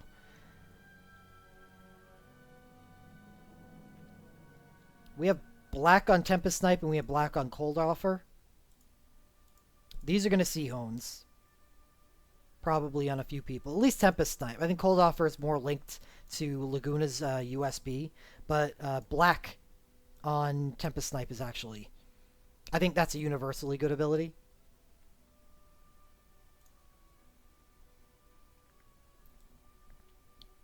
Dire Heal is a good one. Crimson Cross less so. I think Dire Heal is more universally useful. Because in the situation I outlined with Kuja, using Dire Heal to build up gauge at the start of a fight, you would use Dire Weapon in a Darkness physical character's sense. Or maybe you'd use Crimson Cross too. Yeah, Crimson Cross is definitely something that more held on to by a Soul Break. So here's why you find why I don't farm the Tuesdaily very often, is because I don't really need Dark Orbs anymore. Once you get to a certain level of Dark Orbs, there's a drop-off. It's kind of like Holy in that regard. However, I think I'll go into that later. Sometimes you're going to want more than R3 on these abilities. And in those cases, it would mean that you have a USB that is tied to it, like Terra's USB, for example. Care to explain? Um, yeah, well, I think you can figure it out. What did I say? Did I say black? Or dark, okay. Yes, I meant black. Black orbs aren't that valuable once you get it past a certain point. Because you want to do these abilities, so that point will come. It's like, it's not an unknown. I guess that's what I'm trying to get at. The amount of black orbs you get, unless you have something like Terra's USB, aren't an unknown. There is a goal. Because these abilities are good for everybody. Where something like dark orbs is kind of more up in the air. You want to have a lot of them, because who knows? Dark orbs and ice. Ice is featured in many, many places. Lightning Dive and Gaia Cross is definitely a huge hone. Not Freeze Strike. Engulfing, though, Ogopogo will be for some people. A full break, absolutely, but in Chain Waterga, Chain Blizzaga.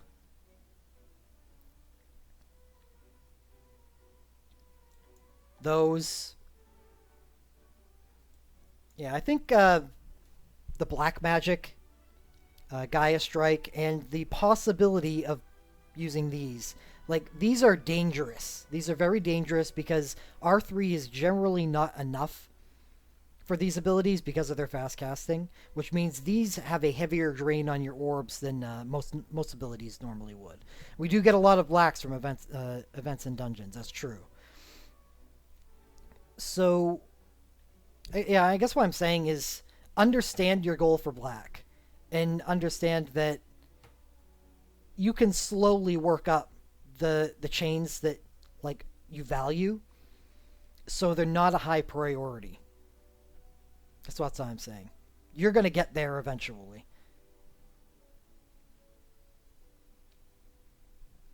This only applies to honing one of each skill in an appropriate amount. Is it foolish to want 2 times as many of these abilities?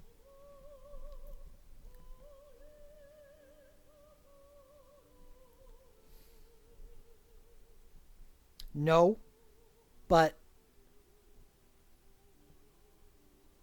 I would only do that in a situation like the Chain Faraga situation, where it's not even Chain Faraga. I don't think this counts. Where you would want to use an ability on more than one person for specific reasons. Otherwise, I'd try to find something else. Thank you for the follow.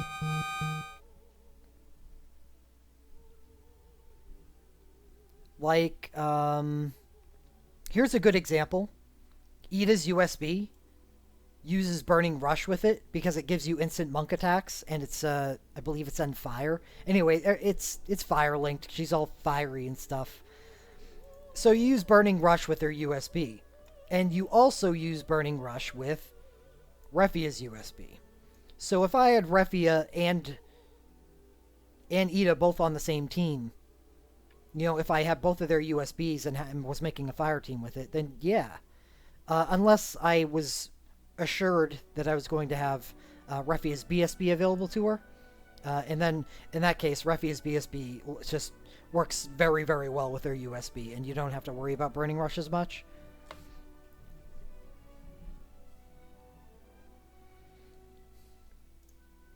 So it would have to be a situation, I believe, where you're at least involving one ability or one soul break that uses one of these abilities as its pairing.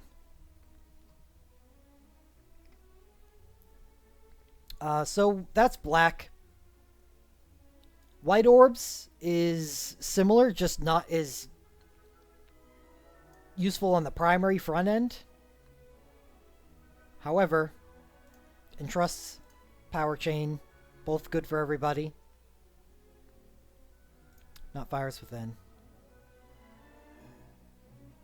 Nope. multi-break. So Entrust, Power Chain, multi-break. And Ruby Spike's going to be good for everybody here. So that doesn't have a big feature elsewhere. So while white can be a huge task to get just a hump to get over at the start, once you do, so it's just another thing like black. Have a goal.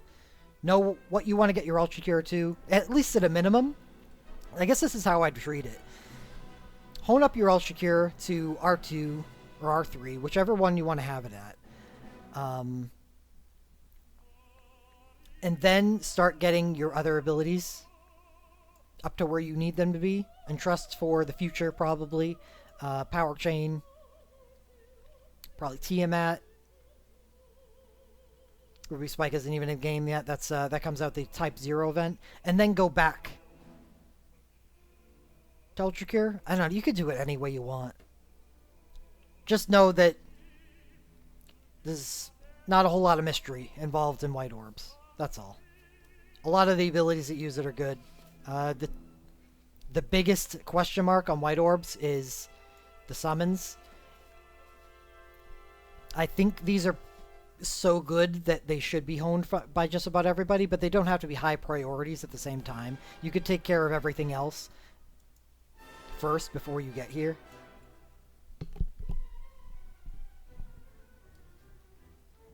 I think you're going to find with the powerful healer USBs, not released yet, but released so in the future, that you're not going to be relying on burst as much as we did in the past. And I guess that's the whole point of what I'm doing here, is not only do people like Lightning and damage dealers have to deal with the renewed effectiveness of abilities because they're using USBs now, but healers are in the same boat. Because now we have stuff like Penello's USB, Aiko's USB, Rose's, but Rose's doesn't really count, she just wraths. Realm's USB is a huge one. Aphmau's USB, which is just as good, probably better than Realm's. And they're going to be using abilities, and you're probably going to want to hold Protector or Shelga in one of their slots. And that means you only have room for one cure. And if there's status effects in the fight, that cure is going to be Ultra Cure. And if you want to use a cure every turn to generate your Soul Break gauge, you're going to want that Ultra Cure to be high honed.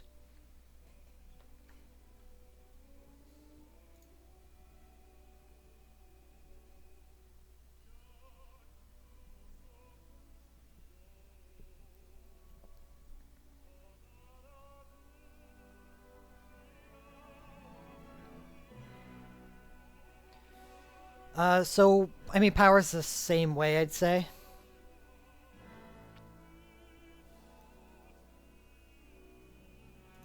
Doesn't need to be honed high.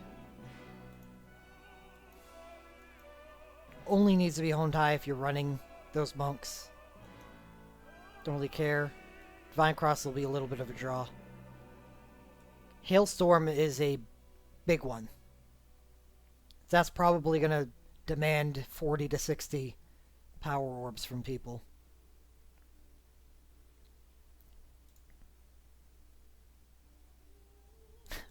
Bio Grenade, R5, obviously. So actually, power orbs aren't used in a whole lot. It's pretty much just Hailstorm and 3. Where, I mean, look at black. We have 4 that use it as a primary and need to be honed well. Where with Twin Strikes, it only needs to be 3. I guess you could consider Hailstorm another Spellblade, so that's 4. So Power Orbs are actually, since they're the most common orb that we pick up, Power Orbs are probably the second least useful orb in the game. It's unfortunate. It used to be so valuable. Celerity? Did I miss Celerity? Oh shit, you're right. Ripper Rush is probably going to be... Yeah, is R3 enough? Probably R3 isn't enough for Ripper Rush. But it's more situational. Get the what's Ripper Rush question. And it's such a long question to answer. It's a good non-elemental damage ability. used on characters that do things quickly. Yes. It's stronger after X amount of hits, and it has 3 different thresholds. I think 7, 10, and 13. Once you've done 13 hits, the multiplier on it is rather obscene. It's better than full charge, and at celerity cast time to boot.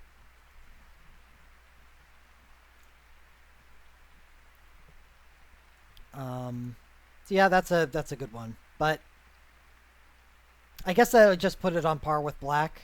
However, power orbs are so common. So much more common than every single orb in the game. That's the issue here. As far as, well, it's not an issue. I think everyone's happy about that they don't have to worry about an orb. Summon is not a high priority orb. These do require very high hones for them to be good. However, there aren't a whole lot of 5-star summons that require hones. I guess you could make a case for Bahamut, but I actually have not used my Bahamut ever since we got one for free.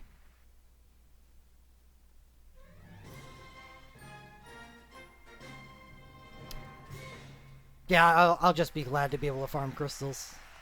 That'll be nice.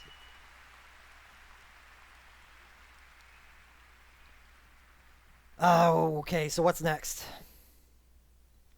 We got one for free. The other Bahamut is not worth using. It's a novelty and an ornament.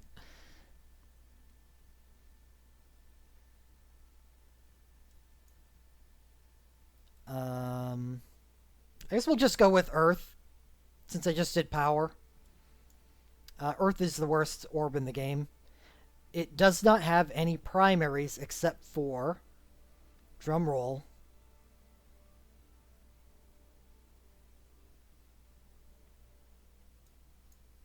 Bard.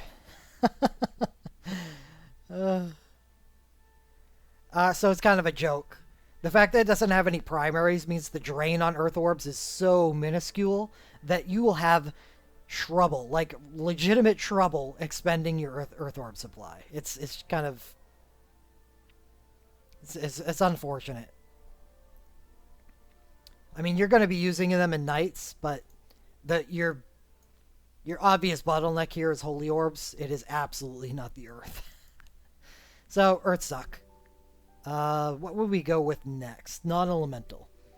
We got 2 instances of non-elemental in the chains. Sure. Is one of those fire? Yes. Bahamut, ultimate weapon. Don't care.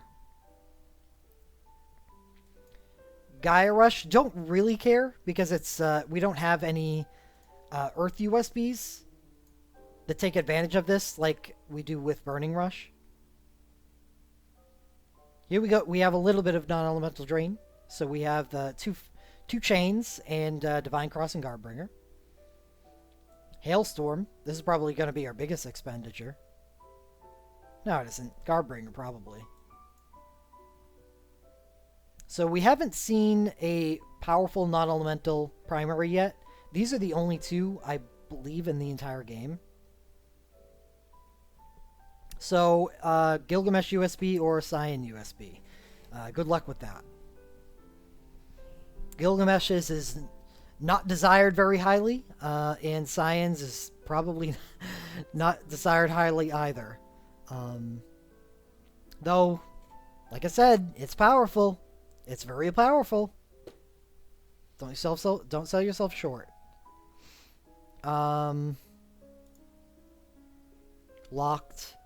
Locked.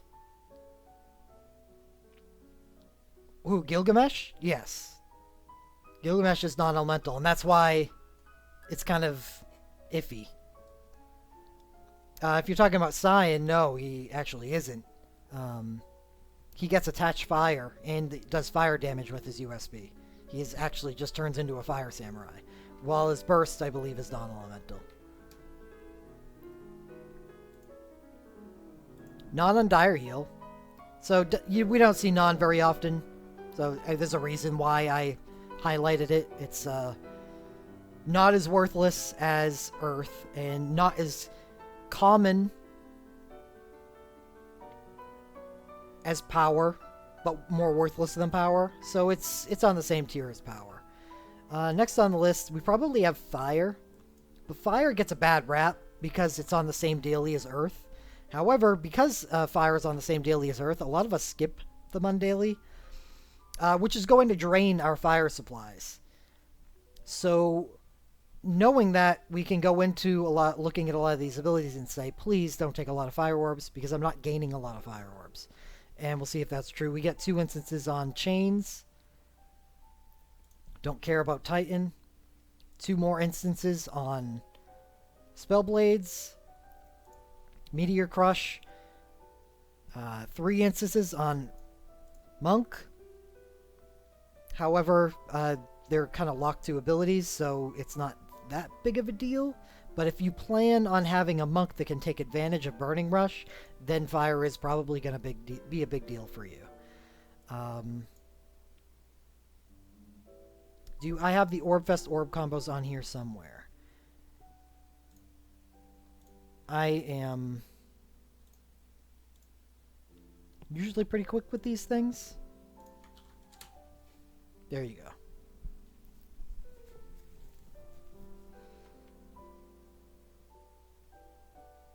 Smoldering Fire is going to drain fire as well. So we've got 2 Chaingas, we have 2 Spellblades, we have a lot of Monk abilities, Meteor Crush, Smoldering Fire, which I would recommend everyone have.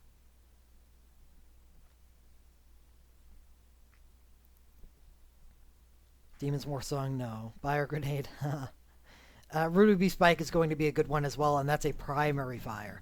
So fire orbs are actually not a joke. They're not. So I hope you have a lot of them stocked up. It is a decent orb, and you're right, and I'm glad you brought that up, Liven. That fire orb appears on a very good banner with Dark, one of the highest priority orbs in the game. So Phase 2 is going to be one of the better orb combos for a lot of people. Next up, I would say I'm going to throw Wind under the bus right now. And we'll see, because I think Wind is tied with Lightning. We got a Wind here for Chain Thundaga. We have Wind here for Ultra Cure, so that's going to require a lot for people. No, I don't suggest Mithril refreshing for Orb Fests anymore. Our dailies are so good, and we have the ability to get orbs from places like Torment, where we get so many orbs from Torment in the future with the full throttle that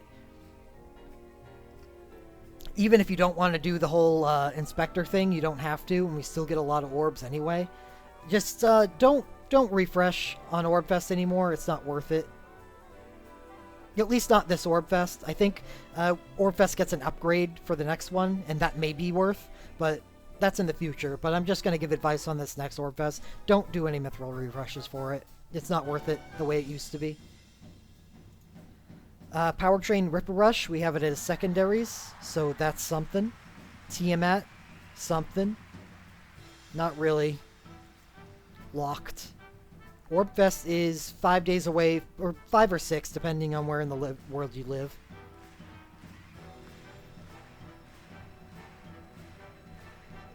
We get the Cactuar trees during this Orbfest? I thought that was the one after.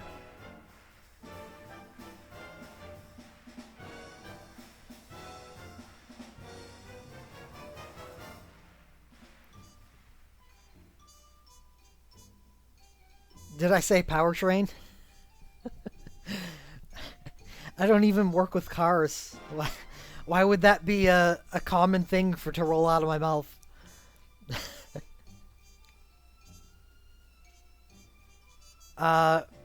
Thief's Revenge is not a high priority hone as it once was. I would say this is Soulbreak locked, so though it is at a primary, it's an orb to look out for if you plan on pulling on the Final Fantasy XII banner that is coming up with Rex BSB and Von's USB, because Von's USB basically demands a high hone on Thief's Revenge.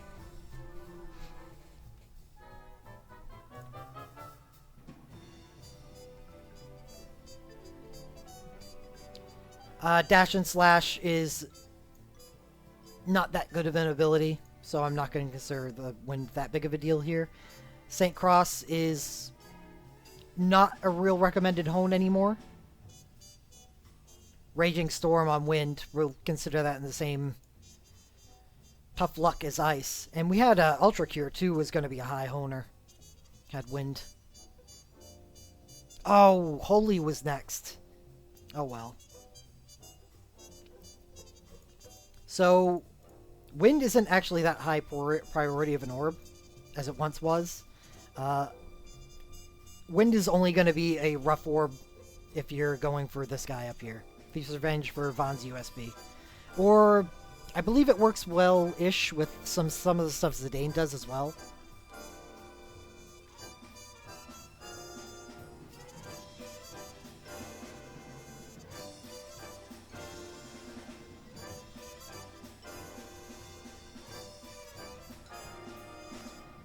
So I didn't know that. So I'll look into that when I go over Orb Fest at the end of this, Craig Lurita.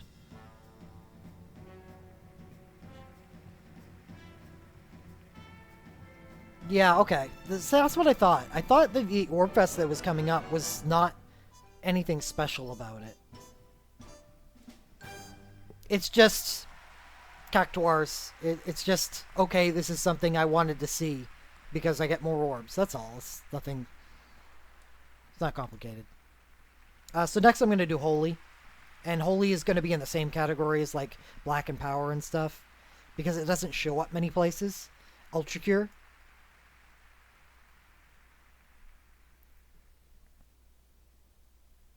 Night abilities. But again, don't consider St. Cross. But the primaries on these abilities are relevant. Multi-break. And really that's it. We have Sapphire Shot here. Holy does not show up many places for good abilities. So Holy I would probably put below Wind, and Wind's next. Yeah, well that's the big problem with Ice for me right now is I hate non-elemental orbs, but Ice orbs are drained for me at the moment, and I know they become good in the future, so I want to start farming them. But freaking non-elemental orbs. So I've been looking for ways to get rid of my non-elemental orbs. And what do I do? Just hone samurai abilities? No. Maybe, you know, all this shit talking I do about Gilgamesh. And what if I end up with his USB after Festival 2? And I just keep on getting all of Gilgamesh's things from now on?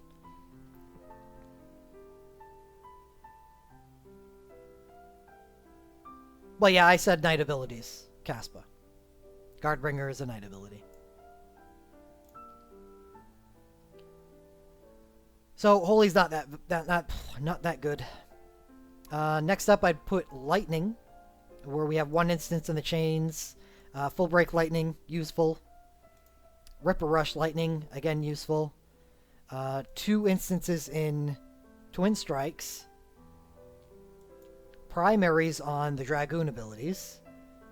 Thief's Revenge, but eh. Tempest Snipe, I think, is a good ability.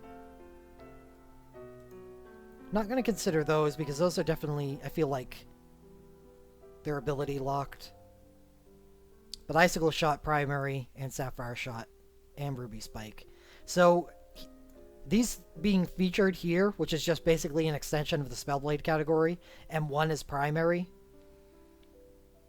and us seeing Lightning show up twice in the Spellblades too, and on Ripper Rush, which is probably going to be an R3 at least, and one instance in Chain, means Lightning is actually it ekes out Wind as being one of the better orbs. What is nice is that Lightning and Wind show up on the same daily, and is probably overall the best daily of the week because of the value of the 2 orbs involved. And on Festival, Lightning shows up on Phase 4 with, unfortunately, with Holy and Non-Elemental. So if you find yourself in the need of Lightning Orbs, that's okay, because you should be concentrating on Wind's Daily for Lightning and Wind anyway. So you at least have those available as a steady farm on a weekly basis. Next up, what do we got? Let's talk about Ice. I think Ice and Dark are everything, right? Let's talk about Ice. We have 2 instances in the chains. Full Break. Engulfing Twin Strike. Gaia Cross. Hailstorm. Both Smoldering Fire and Raging Storm. Dangerous. And shows up as a primary and a secondary on Sharpshooter abilities. Lightning, or Ice, advances ahead of Lightning, basically on the grounds that Smoldering Fire and Raging Storm are going to demand a lot of them. So if you disagree with my advice on having these ninja abilities available to you, then you're not as invested in Ice as you are Lightning. However, if you are, then Ice is going to be a thing, and it's going to be drained, because anytime you're honing stuff over R3, which you're probably going to be doing with ninja abilities to get maximum effectiveness out of them, then you're going to be spending a lot of orbs on those abilities. And last but not least, certainly not least, we have Dark. And, I mean, they suffer the same problem here as Ice, except they're both primary. Multi-break on Dark. Dire Heal, Crimson Cross, and Dire Weapon are all good abilities. Dark. We only have 1 instance on Sharpshooter, thank goodness.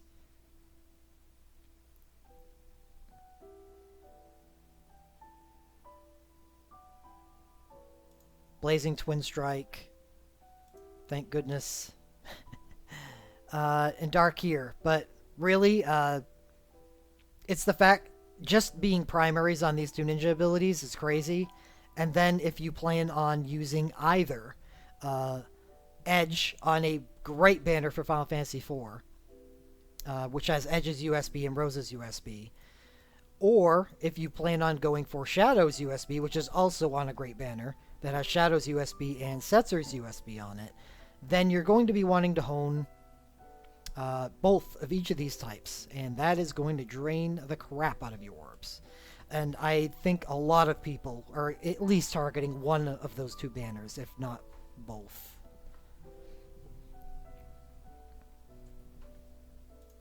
So, I think personally, for me, Ice is probably more higher. A higher priority. But Dark is a thing. So let's take a look at our Orb Fest with our little ranking in mind. Actually, I'll put down our ranking.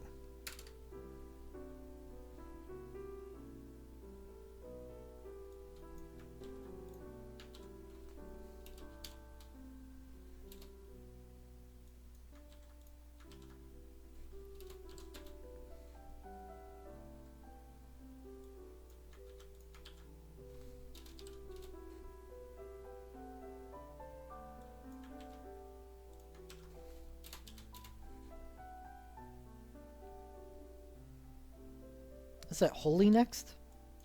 No, Fire.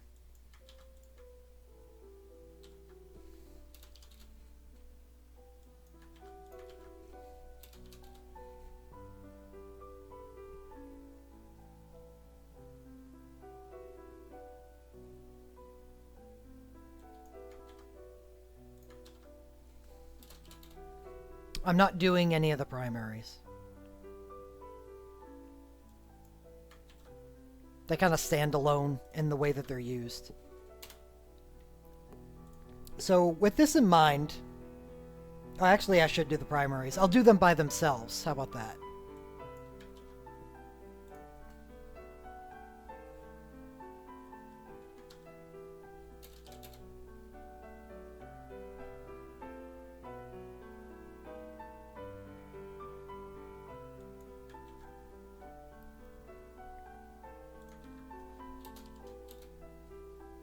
Why am I even...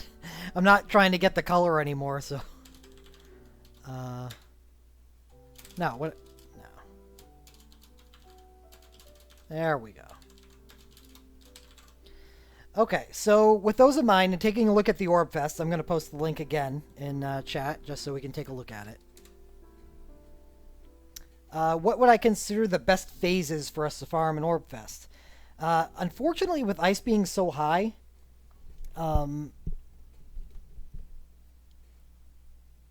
it sucks that ice is so high, yet it's saddled on a banner with summoning and earth orbs. If you are low on summoning orbs for whatever reason, this could be a good banner for you. However, because there aren't really that many summons worth honing, that they're not a significant drain on your summoning orb supply. I can't consider it a true high priority orb. So ice, unfortunately, is on phase 1. However, it could be a good banner or a good phase for you if summoning is a need for you. However, we have phase 2, which requires it's just a really good phase, in my opinion, the best phase of the festival, with fire, dark, and white. White are a very powerful orb that we probably have a lot of, but may not have enough of, because of the stuff that is used in it. Is like Ultra Cure is a really good thing to have at a high hone. However, I mean, the thing that really defines the banner is definitely the dark and the fire, where the dark is probably the most valuable orb in the game. And it's saddled with fire, which is in the middle of the pack. So that ends up being a really powerful phase in the fest. Phase 3, we have what I call the basic phase. This used to be the most powerful phase we had available to us back in the day when we were stockpiling black for the chain guys, and when power and wind were basically everything that we were making our powerful abilities with, namely full charge and power chain. However, with wind not being an intermediate orb, and power not being valuable at all, and black being kind of on the edge, it really depends on you and your ability to make those changes. If you need to make those changes, then black is a high priority orb with you. It's just unfortunate that it's with power. And if wind is good for you, why do I have wind ahead of fire? Did I screw that up? Because I feel like fire are more useful than wind.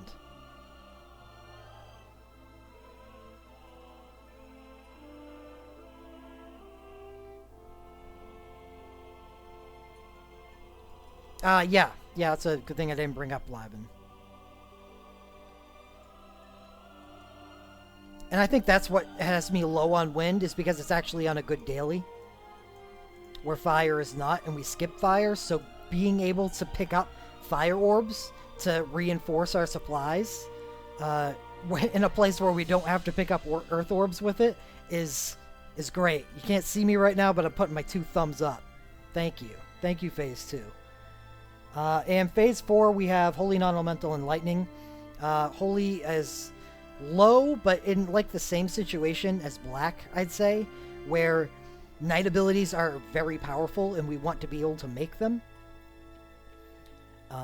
But if we've made them, then they have no coverage elsewhere.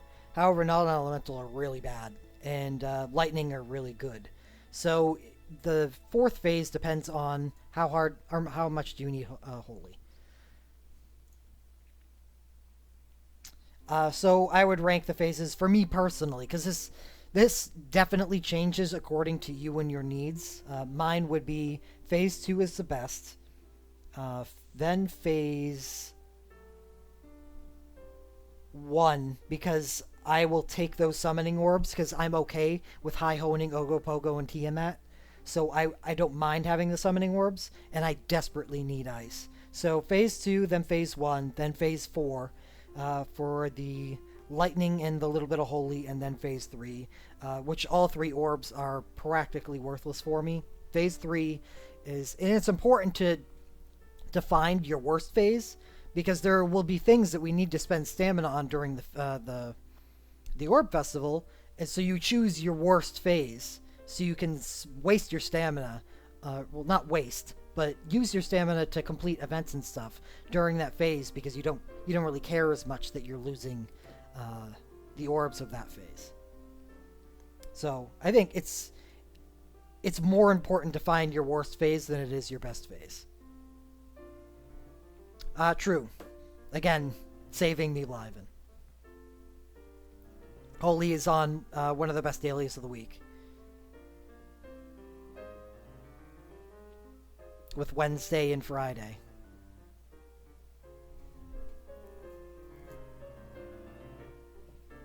Does anybody have any questions now that we've gotten to the end of this section? Before we can start focusing on the soul breaks that require abilities to be all that they can be.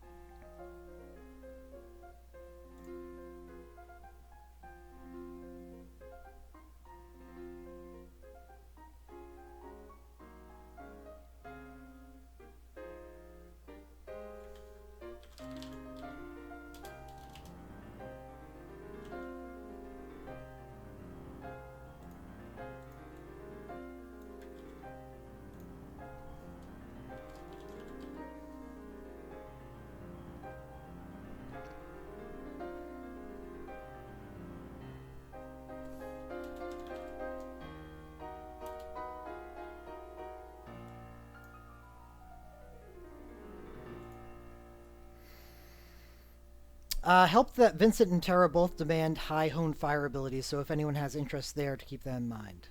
Yep. Well, I will be getting to that. That's the point of the next section. That is the one thing I want to point out, and that's the fact that the phasers are so long that you will have to pick phase 1 through 3 to do the Final Fantasy VI event, because I think it goes away before the 4th phase. True. So if you've picked the 4th phase as your worst, you won't be able to complete the Final Fantasy VI event during it. You're going to have to pick one of the first 3. So thank you for bringing that up.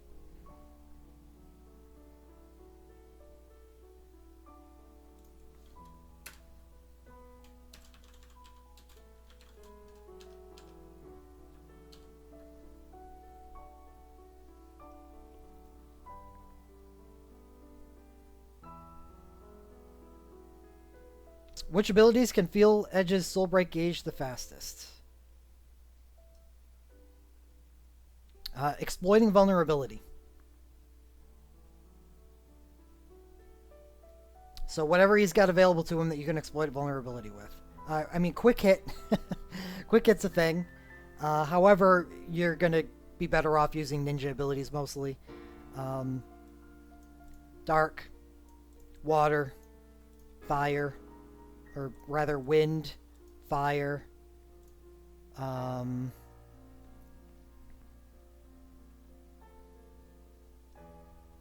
What else can the son of a bitch do? More ninja. Ninja magic at 3-star, which would be fire, you don't have to worry about that. Water, don't have to worry about that. And what's the other one? Lightning? So lightning. The 3-star ninja magic for lightning is actually pretty useful for Edge, especially when you consider that his chase can do lightning damage. So he's actually legitimately strong against lightning as well as water. Definitely more of a water character, but lightning as well.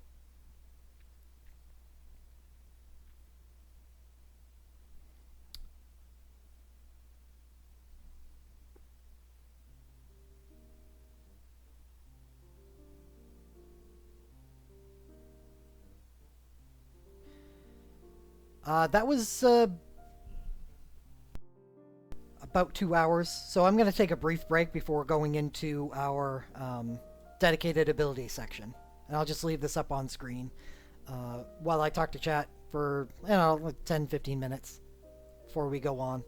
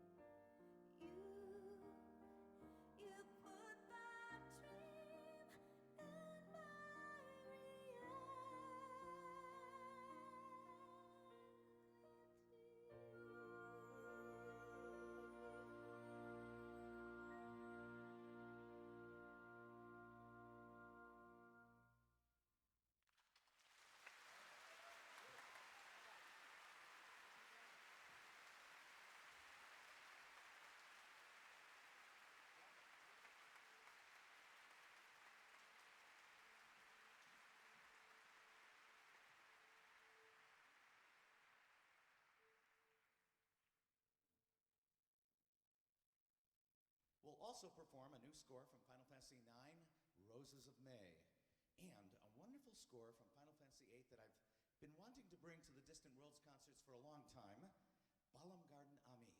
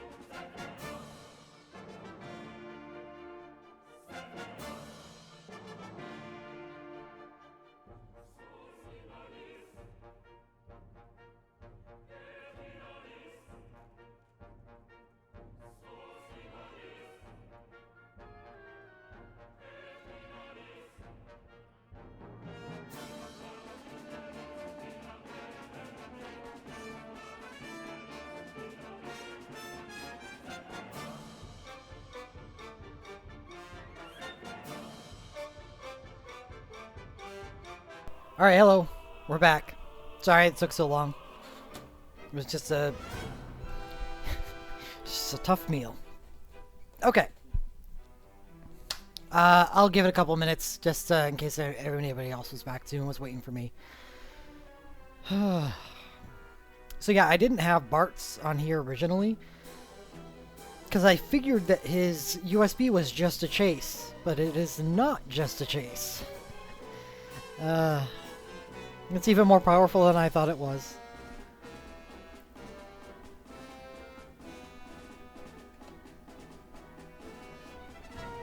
He also gets a ×2 cast time modifier.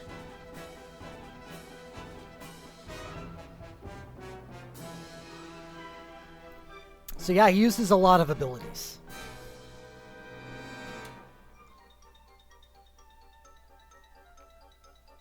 Quad Elemental at ×2 cast speed. Useful in a myriad of situations, but boy is Bart's an expensive little dude.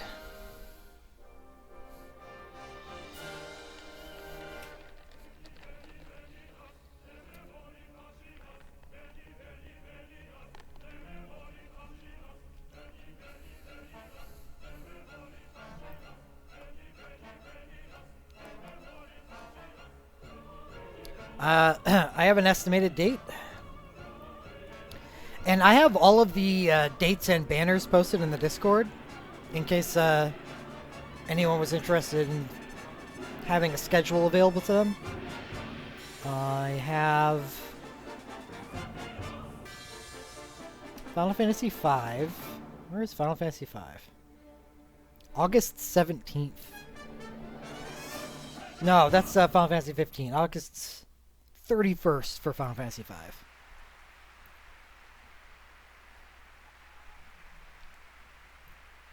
So 2.5 months. A little far.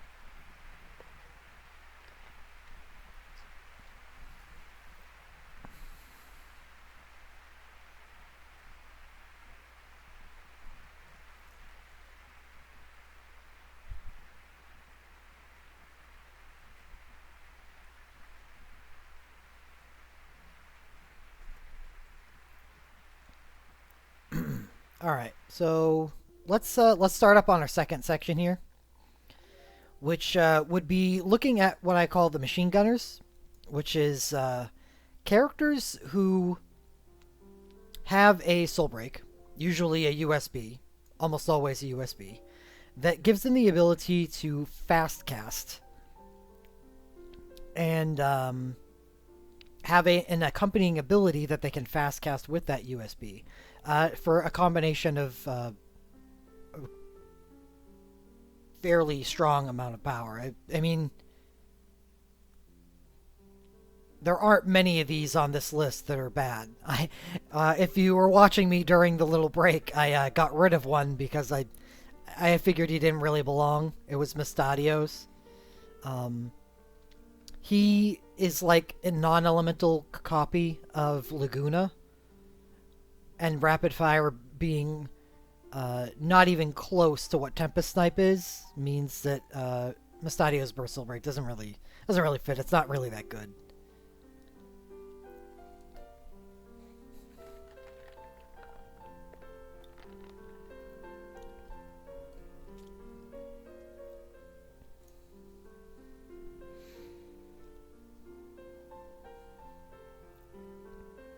But I've had these ordered in the order of their realm. So we're going to start at the top. Lunith and his USB. We'll take a look at that right now. Lunith's USB is Memory of the Wind. 7.0 entry damage, wind non-elemental. Does 10 single attacks and grants Attach Wind, X Gale, and High Quick Cast 1 to the user. So we know what everything here does. We know what the Attach Wind does. We know what High Quick Cast 1 does. Especially because this looks on the surface to be an exact copy of Lightning's USB, just Wind instead for Lunith. And taking a look at the status for X Gale, we see that it is attack 30% and grants high quick cast 1 after using wind attack. It is the exact same USB as Lightning has.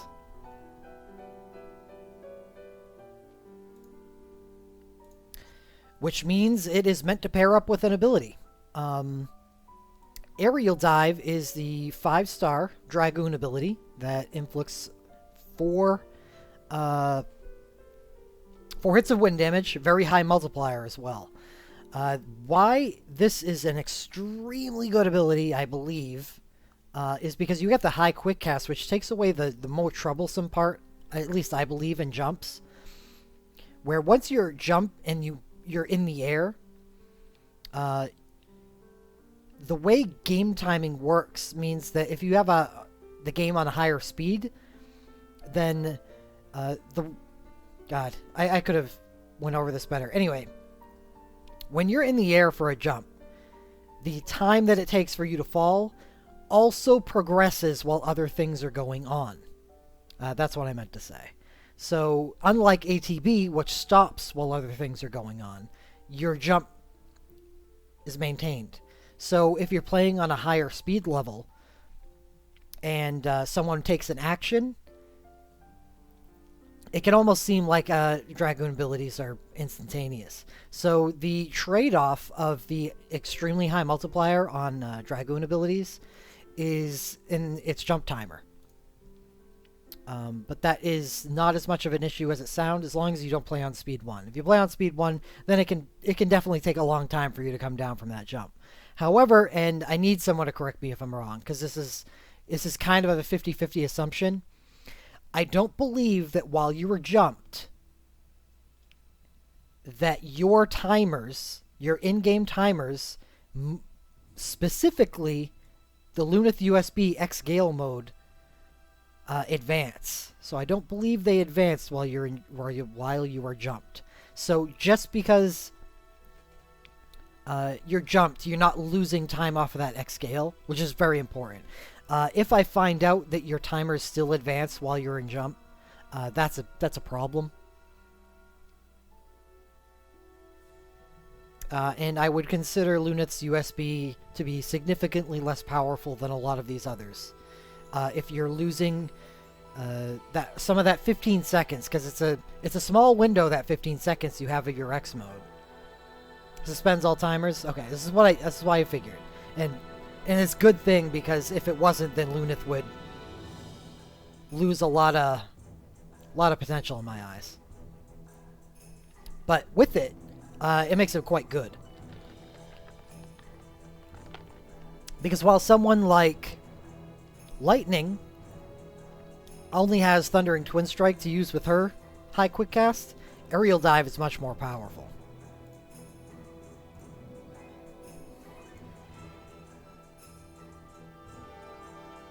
Where are you?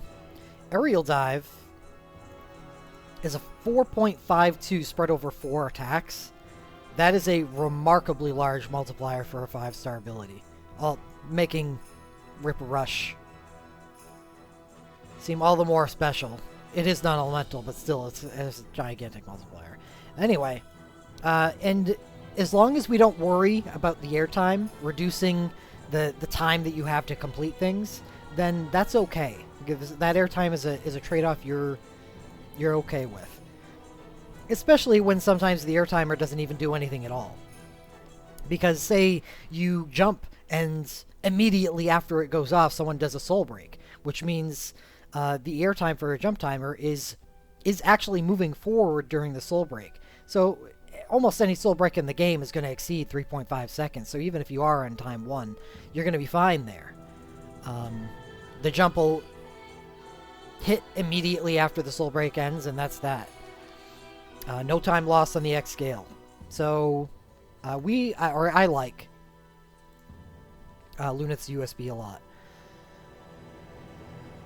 And we see Lightning, Earth, Wind. So if you're planning on pulling on Luneth's USB, then Lightning Orbs are going to be more of a draw on you. Air timers are fucking weird. I completely agree. Next up, we have Refia's USB. First thing I wanted to mention is that since this is the ability honing guide, and we're talking about Aerial Dive here, there are cases in just about every one of these where a BSB could be used instead that would benefit the character in not having to hone this. The reason why I didn't list Luneth's here is because Aerial Dive is so good, and another one is the fact that Luneth's BSB is also Attach Wind. And I think I need to diagram this, because it's hard to explain why I don't consider Luneth's BSB as good to pair with his USB, as I said with someone like Lightning. Because, say you're using both of these together. You have an Entrust bot or something. Or you choose to life siphon up to 2 bars before going into your little rotation thing. So you use Luneth's USB. Oh, we're going green, huh? So Luneth USB on 1 turn gives Attach Wind. Always worth pointing out, the Magicite Wind boss is Golem, which makes Luneth's USB a little bit of a double-edged sword. That is true. So, where Lightning's USB and BSB combo would be really, really good against Bismarck, because physical characters are fine there.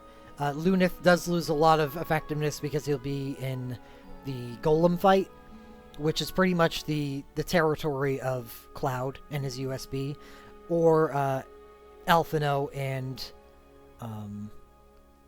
Fusion and Ninjas with the Raging Storm ability. But anyway, I want to talk about why, in this instance, that I didn't put Luneth's BSB and Superscript next to his USB. Is because his BSB is Attach Wind as well as his BSB. So you use his USB and you get the Attach Wind status.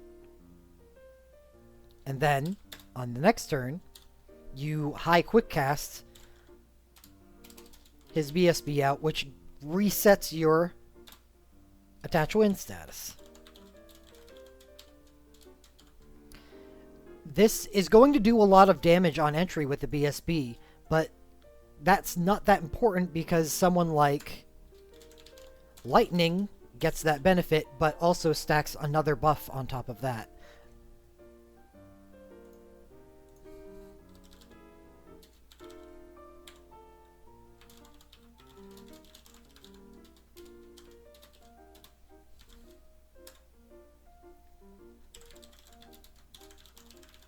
So now when you move into your rotations after this is done, which would be probably, I don't know, Dark Bargain C2, then C1.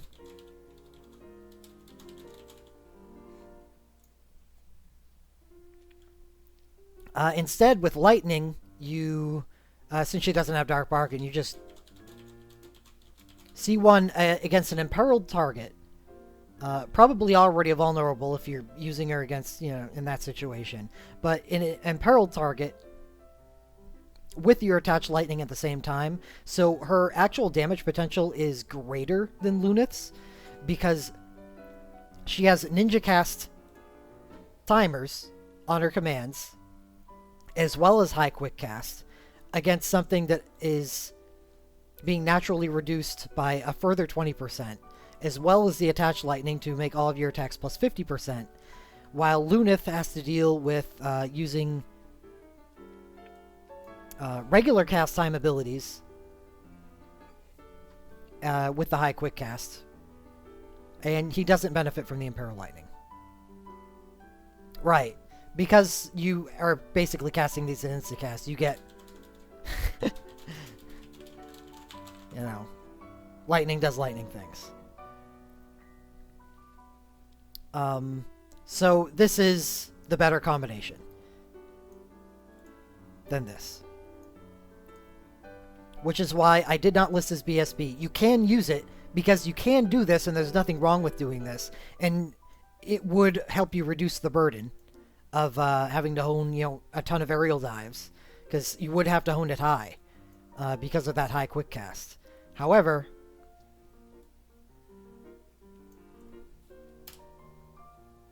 it's not as good of a combination.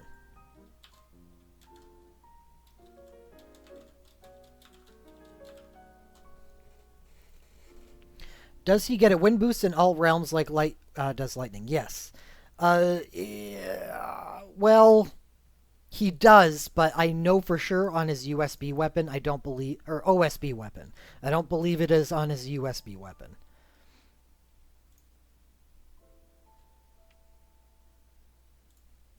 So I'm going to look that up right now.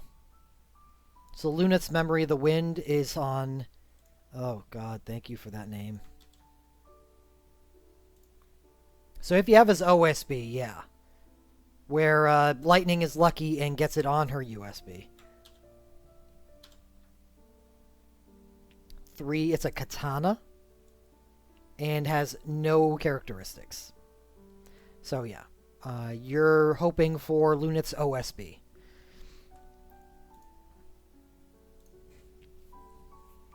It would depend on how much of a lead the entry BSB on Luneth built up.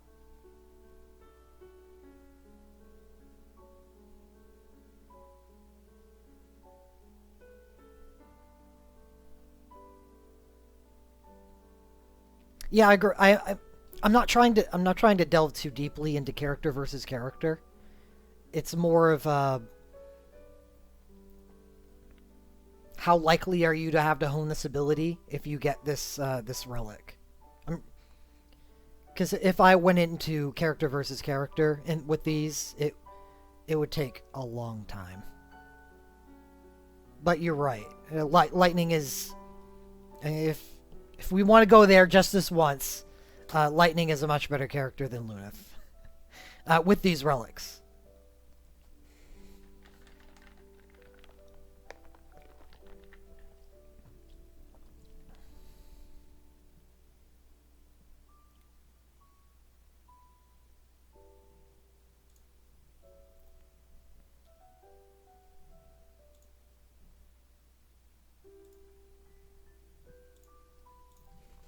So I'll just call back to this whenever this happens again.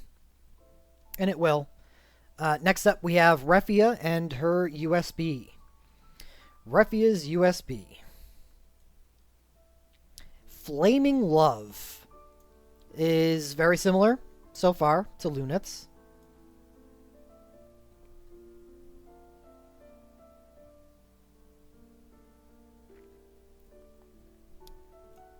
And Refia gets Attach Fire, Flaming Love, critical damage plus 50%, and Quick Cast 1 to the user. So we do actually have a similar situation to Lunith here. However, Refia, which is actually present on her BSB as well, gets an extra effect here. Though she doesn't get high Quick Cast, she does get Quick Cast. And as well as her X mode, only the main characters get X modes, but she basically is getting one with Flaming Love. You can consider the Attach Fire just a bonus. And that's the thing I really need to impress here, since we talked about this with Lunith, is that Refia gets an added effect, and that can be the Attach Fire. So consider that everything else here is what she gets, and works really well in conjunction with her BSB. However, she just gets Attach Fire as a bonus. So what we would do... Oh, shit. There, you can see it visually now. She gets Attach Fire, Flaming Love, critical 50%, and Quick Cast 1. And now we're going to go look at the status itself. We're pretty sure what this is going to be, because most of these are similar. Flaming Love grants Quick Cast 1 after using a fire attack.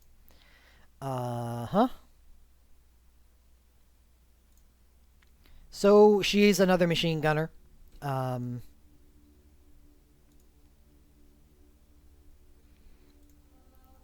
True. Lightning does need a more mithril to be the death machine that she is. However, she does have a higher top end. So, Refia already has an amazing USB here. And it is definitely meant to be comboed with Burning Rush, which is plus 20% critical chance, which combos well with the 50% critical damage that is on her USB, as well as doing 4 attacks. And that's going to be one of the better traits of a lot of these abilities that we're pairing off with USBs, is the more attacks available to them, because you're probably going to have a lot of damage available to you, is the higher cap that you have to hit. And here is a really easy cap to hit when you're attacking with such strength.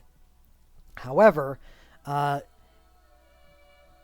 would say Refia is one of those people that really combos well with her BSB, because while you get the plus 20% critical chance on Burning Rush, her BSB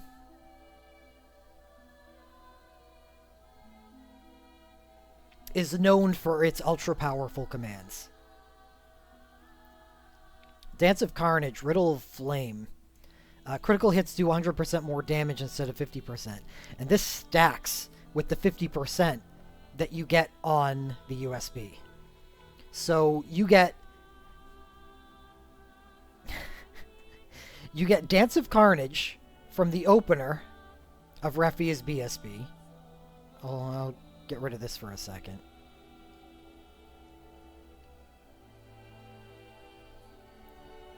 Dance of Carnage gives her a 50% crit rate. So you have a 50% crit rate, and you get 2 plus 50% damage boosts. They do stack. So instead of doing twice as much damage with her criticals like any other superpowered character would get, she does 250% damage with her criticals. At quick cast speed, is there anything else? Are we missing anything else? There's a reason why it's just kind of gross. Yeah, I mentioned that. Paranoid. That's why she gets 250% damage.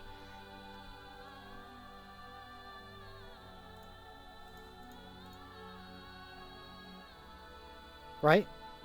Crit damage plus 50%. Yeah. These buffs would stack. So say...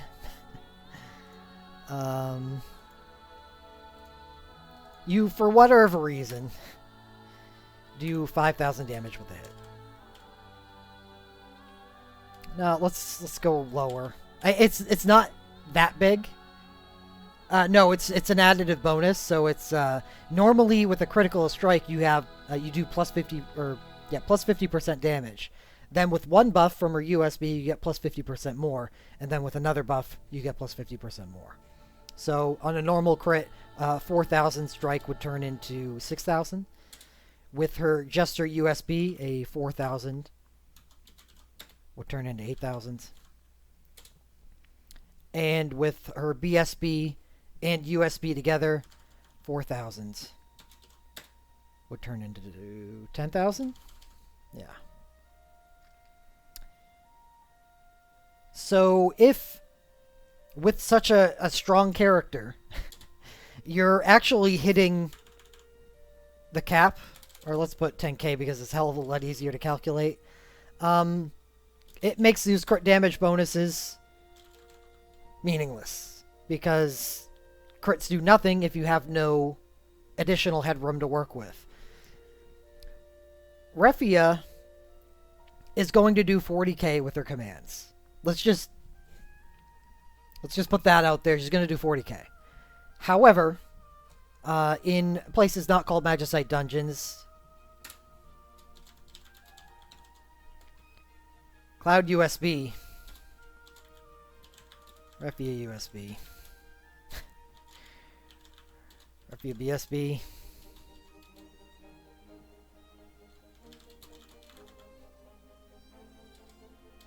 that's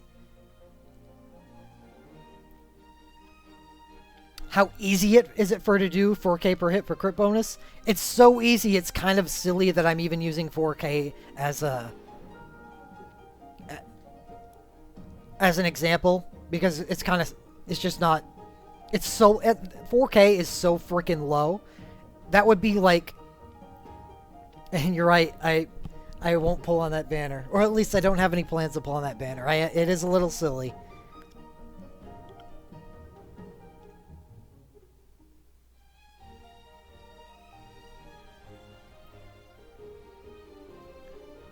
Her problem, if you can even call it a problem, is that she runs into the cap way too hard. Way too hard. Not like you're complaining with 40,000 damage quick cast a turn, but with Cloud USB, she is liberated from that cap, and life in the world opens up.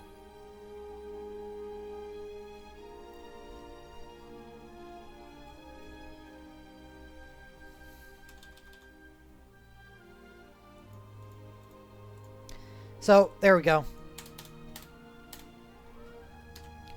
However, I mean, it's important to note for the purpose of this, I wasn't trying to make this like, Refia Super God. Burning Rush is a very strong ability in her hands. If you only have her USB, then you have one of the most powerful characters in the game still available to you. Her BSB is kind of comical in how much overkill it is. I guess that's why I was trying to push. You can just have her USB and she's already just awesome with Burning Rush, because it's a strong ability with a crit modifier.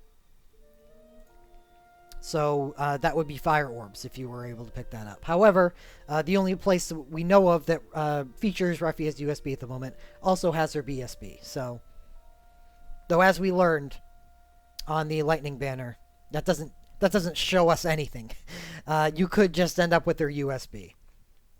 And if you either didn't want to spend the Mithril or didn't have the Mithril, then you could rest assured and be okay with the fact that she's still awesome. All right, so moving on to Kane's USB. This is very recently released in Japan. Normally, we consider Kane's BSB to be the thing that combos with his Lightning Dive, but that has fallen off a lot at the time when his USB comes out, so it's not that big of a combo anymore. However, Kane jumps back onto the scene with his USB, and let's go take a look at that. Got to rearrange this again.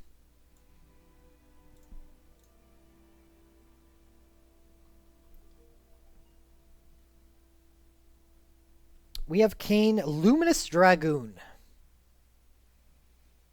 Another 7.1 Lightning Non-Elemental. 10 single range attacks and gives him a attack and defense self buff, sure. Grants attached lightning and instant jump attacks. I can barely see it because of how zoomed in I am on the spreadsheet. And if I even move over a little, it just moves it all off the screen. However, he just gets instant jump attacks. Jeez, I'm gonna zoom out for a second. Oh, instant jump attacks is a status. I'm guessing it's 15 seconds.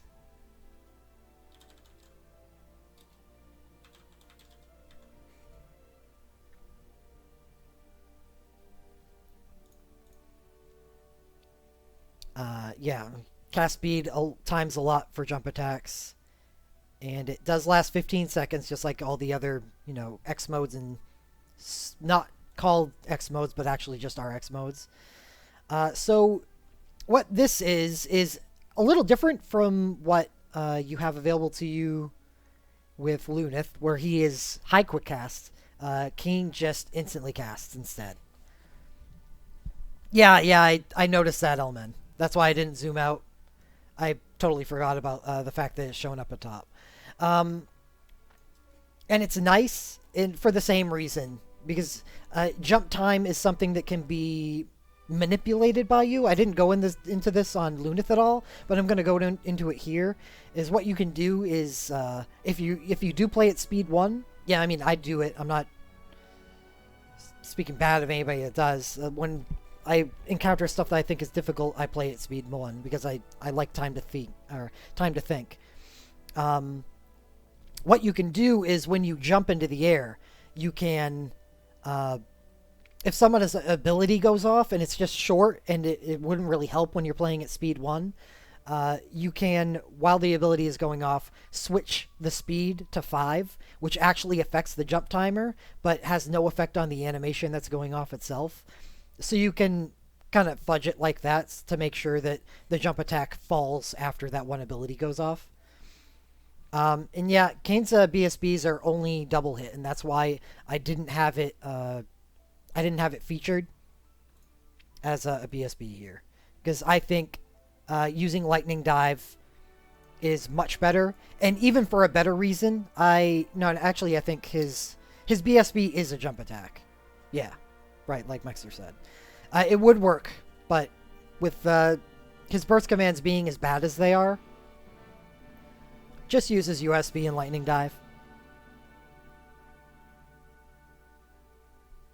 You could, again, in the same situation as Lunith, you could use his BSB to save yourself some hones. But the higher damage option is just using the ability. Where, unlike with Refia, the higher damage option is absolutely using her burst.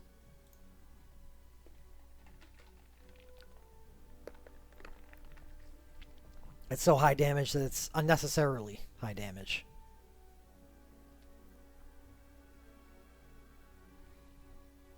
So that is a occurrence of lightning dives, so lightning orbs if you pull Kane's USB. This is very far into the future. I have it mentioned here anyway. And in the same event is Rydia's BSB 2. Very different from her BSB 1. And Ogopogo is going to be a new ability. I highlighted above. It's basically just a water Tiamat that does 3 hits if you pass a certain magic threshold.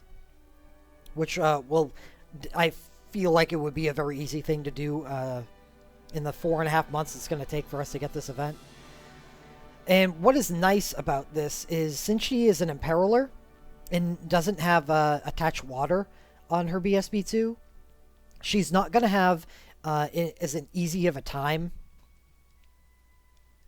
capping out her commands or exceeding 30,000 damage. So I'm just going to go take a look at it for you. Damn it, Refia, making me kill my filter again.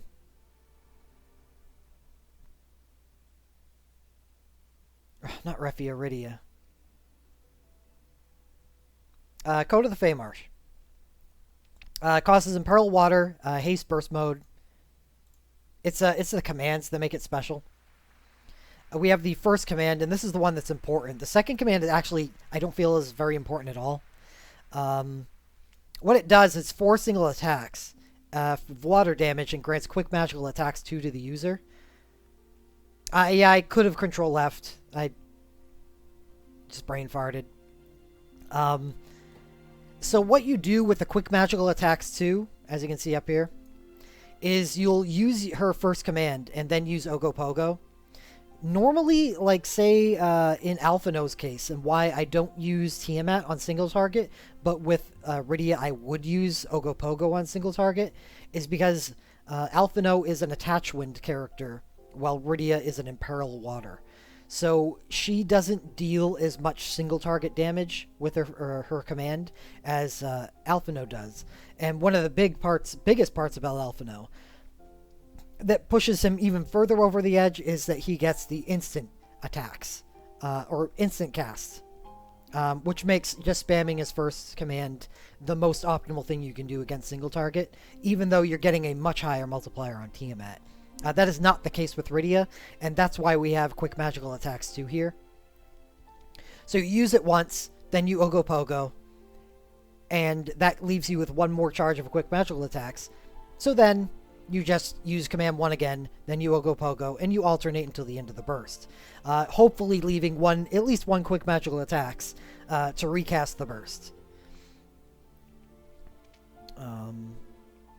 So Rydia would be a character you'd want to hone Ogopogo on, and since you do not want to use the second command, which is the Smart Ether, which would reduce her damage output considerably, I think this is more for her ability to use Valley Garmanda, honestly. I would, if I got Rydia's Bursal Break 2, I would want to hone up Ogopogo very far, at least R4. So it would last the entirety of the fight, and removing the need to use this. Rydia is coming back from the dead. Was a long maligned character, but her Bursal Break 2 is actually fairly high power, and has quick magical attacks attached to it, which means she can get that Imperil stacked.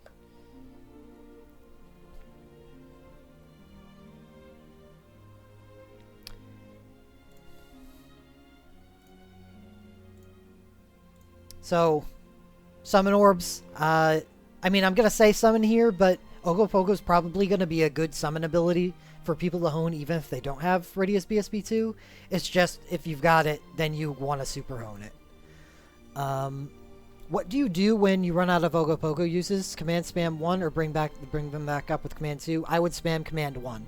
I think I don't have the Mathcraft on it, obviously.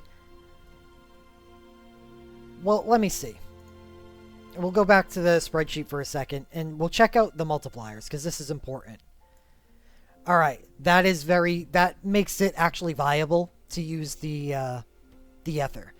I would, when I run out of Ogopogo uses, then I would use, you have that one-off quick magical attacks before you have to recast and reapply quick magical attacks with command 1. I would use that to give her an Ether instead.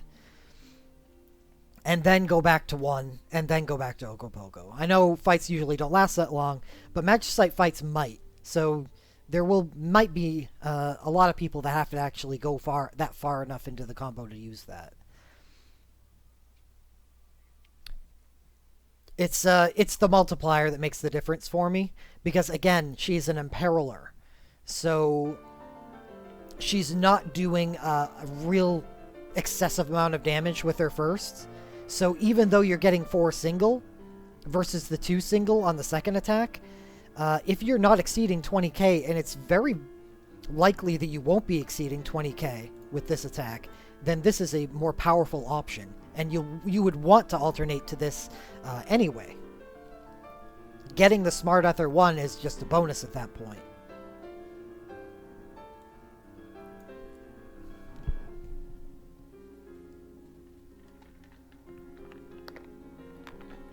But what L-Man says is also important. It is dependent on the situation. It is about that 20k threshold. If you can pass it, then Command 1. If you can't pass it, then go to Command 2. Give yourself some more Ogopogo.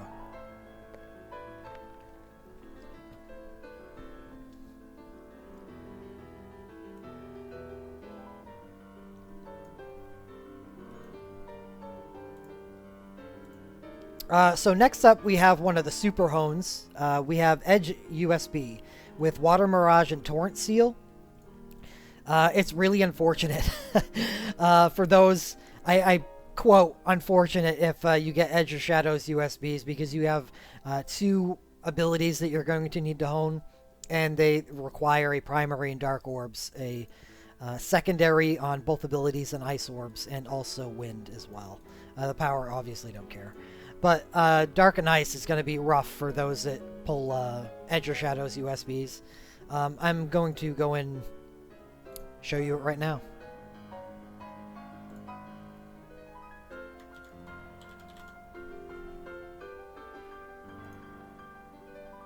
Edge USB, Wild Moon. 10 random attacks and grants Wild Moon. Okay.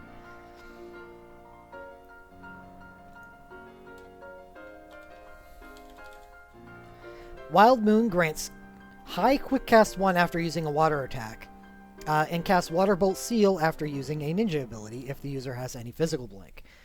And the Water Bolt Seal is a chase that will do more hits and thus more damage the higher your physical blink is, and that is very important for the Ninja 5-star abilities. I went too far.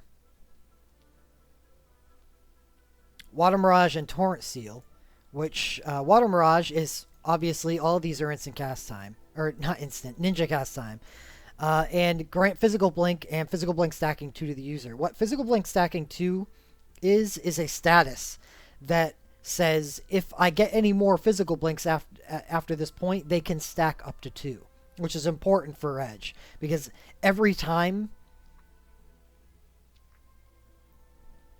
Well, that's not true, Will, because Rydia would be an optimal water mage for that reason, because Rydia does all SUM type damage, not BLK. It is a BLK counter. She, like Alphino, does not elicit counters.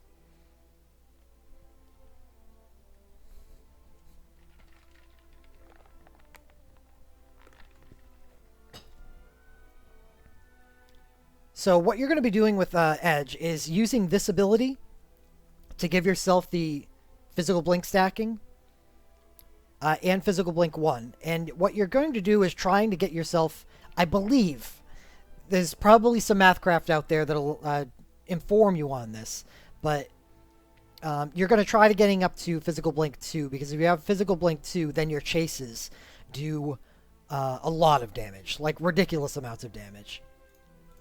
And if you're able to get to physical blink 2, and you see that you're not having your blinks removed, then you can start using Torrent Seal instead to do 4...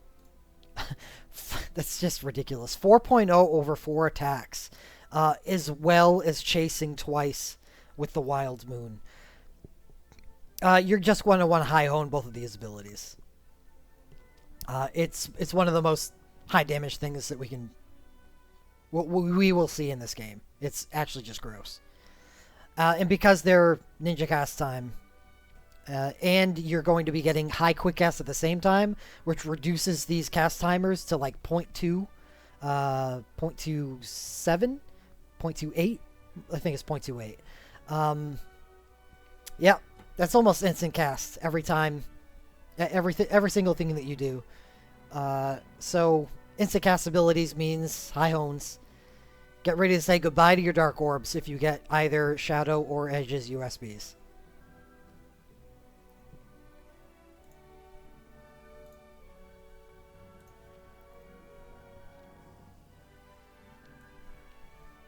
Would Edge also work well in a neutral situation?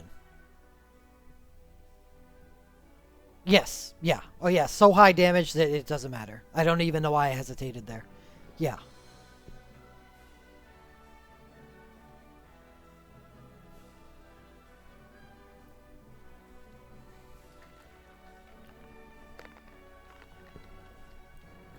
Oh, and one thing, I think I forgot to mention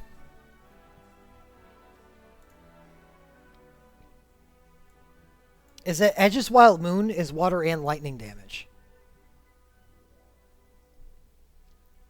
And Wild Moon, the Waterboat Seal Chase ability, is also water, lightning, and non-elemental damage. So what you can do, alternatively, he's also extremely good against lightning targets as well. He doesn't have a particularly great lightning option. However, he does have access to the 3-star ninja ability that allows him to trigger this and do lots of lightning chase damage.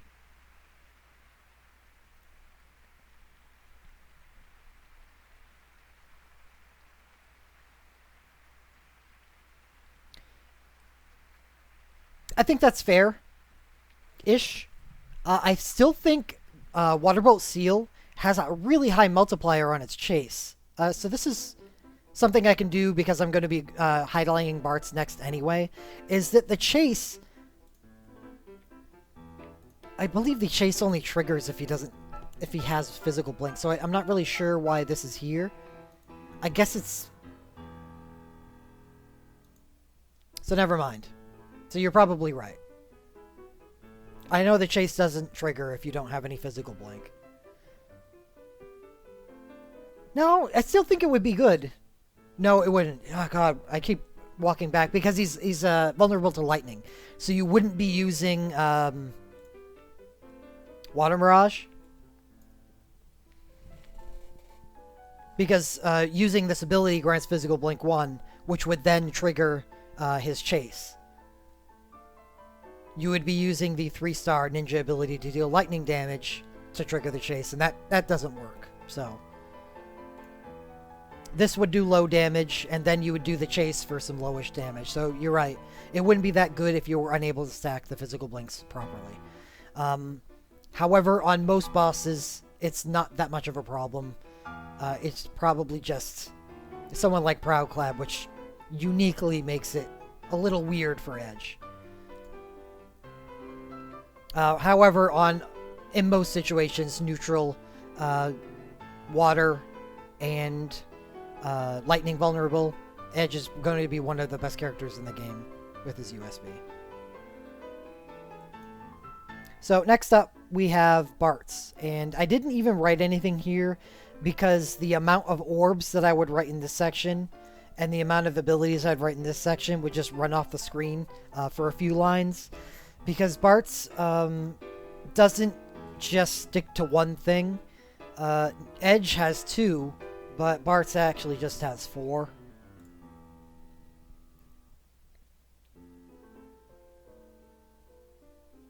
And he kind of blows up the elemental meta with his Chosen Traveler USB, where he does wind, water, fire, and earth damage on entry, and it grants X Spellblade Flurry to the user for 15 seconds.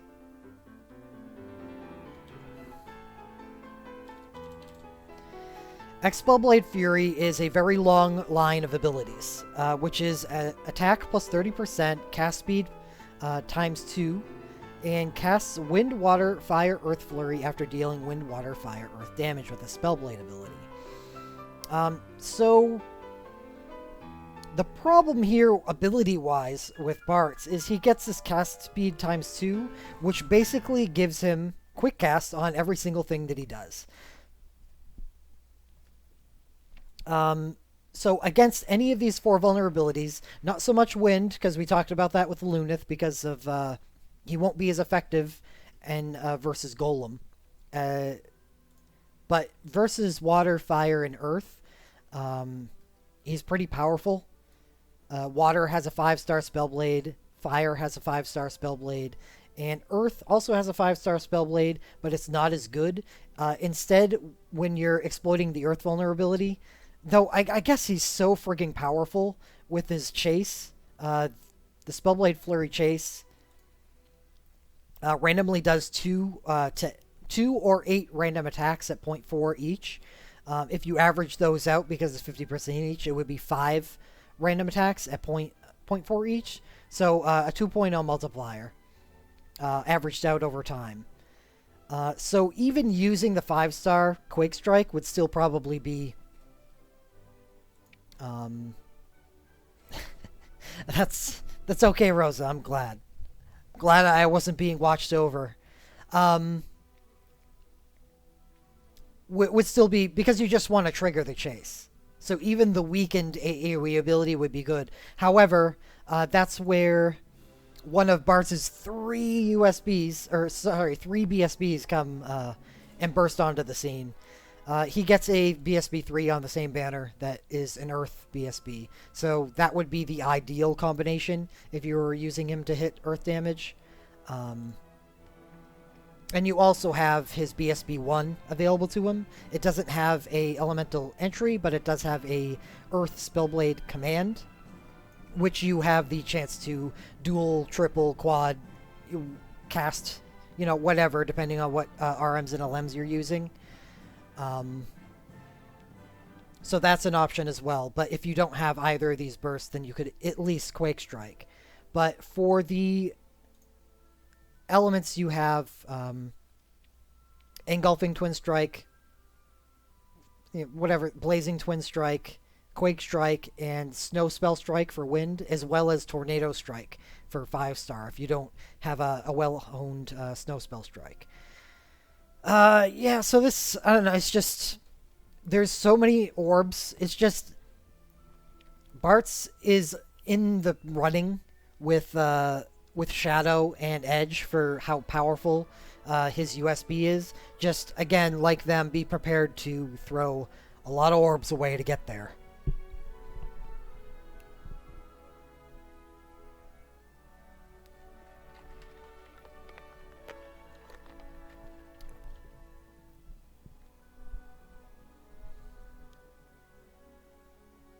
Can he flurry multiple times on a same dual cast turn?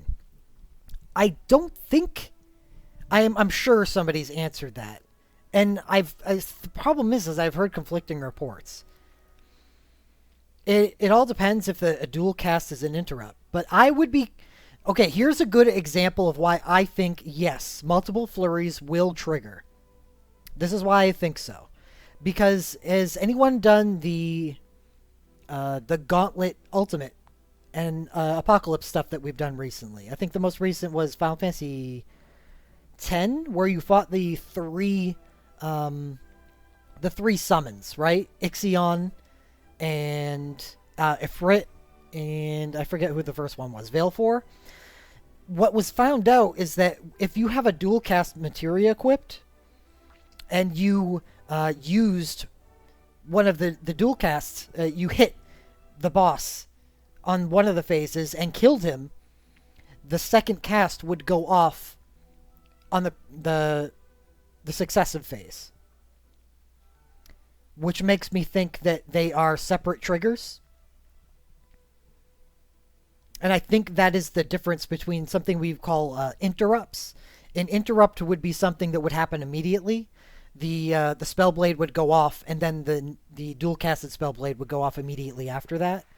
That would be an interrupt. And I don't think dual casts count as interrupts, which means the Spellblade would go off, then you'd get the Flurry proc, and then you would do your second Spellblade because it's not an interrupt, and you would get your next Spellblade Flurry. Obviously, I am not sure of this.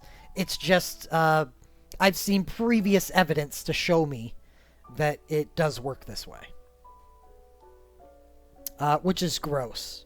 Especially when you consider the things that are available to Bartz in his Legend Materia.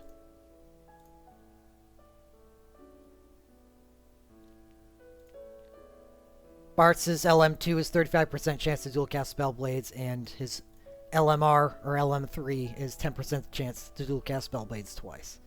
So 10% to triple cast or 35% chance to dual cast, and they work in conjunction. So you can double cast as well as triple cast, which would give you quad cast.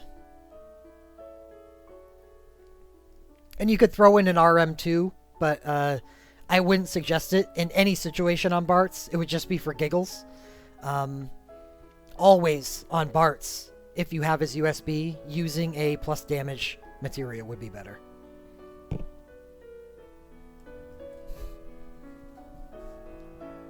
Is the Bart's USB banner decent? It is more than decent. It's actually one of the best banners in our that's available, because it also strongly features Ferris, who has her excellent USB 2 on it. And Dorgon's stuff is... he shares the banner with them, and they're actually both good relics, even if you don't plan on using Dorgon. However, Earth happens to be one of the more rare elements to get, and that's what Dorgon is with his Burst Soul Break. It's actually a pretty good Earth Imperil Burst, so it's actually just a really awesome banner. It's chase worthy. I plan on chasing it, and that's, I don't know. If you do as I say and as I do, I suggest it. And that's why I was easily able to say skip the last Final Fantasy V event, because it's just, it paled in comparison. That would be a smart thing to do, Paranoid, I think.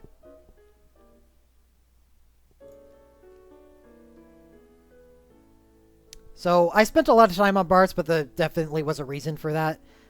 Just be prepared. Oh God, there's an English loss right there. Be prepared to own. That was a tongue twister, though. Like, anyone could have screwed that up. Come on, don't hold that against me.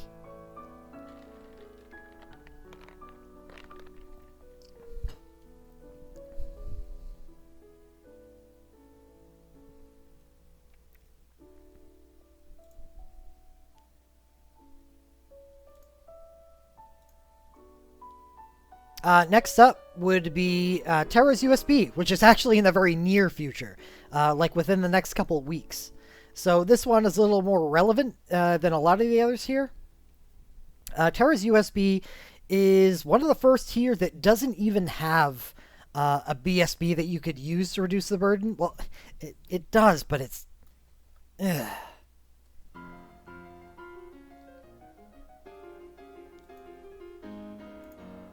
It's so bad. It's one of the first bursts that was introduced to the game, and it's been power crept so hard that I can't... I basically just say, if you get Terra's USB, just hone the living crap out of Chain Faraga. Just do it. Don't worry about her BSB. Please. It has a 14.4 but non-elemental entry. However, it does have elemental commands.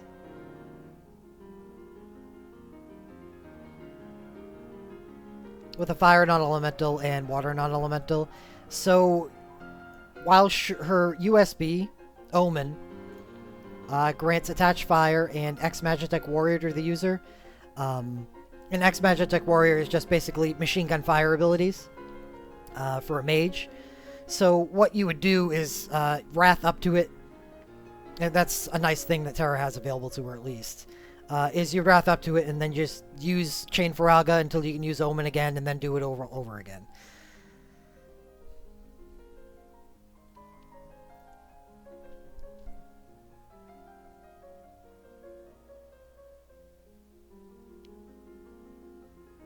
Keisha So say yes. Absolutely it is, yes.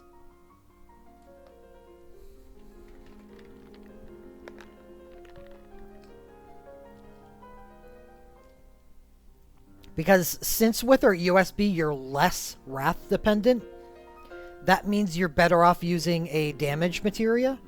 See, when you're doing her Wrath and OSB combo, you're using Wrath so much that you gain a lot of benefit from having a Striker on her. So you Wrath twice and then you have an OSB available to you. The problem with that is, since you're getting no damage boost at all, and even if you use your Super Soul Break, you're still having to spend one of those bars on doing poor damage just to enable more damage on her OSBs. And since OSBs do have a cap, despite the fact that they say that they don't, it means you can lose a lot of damage doing that because of the plus 80%.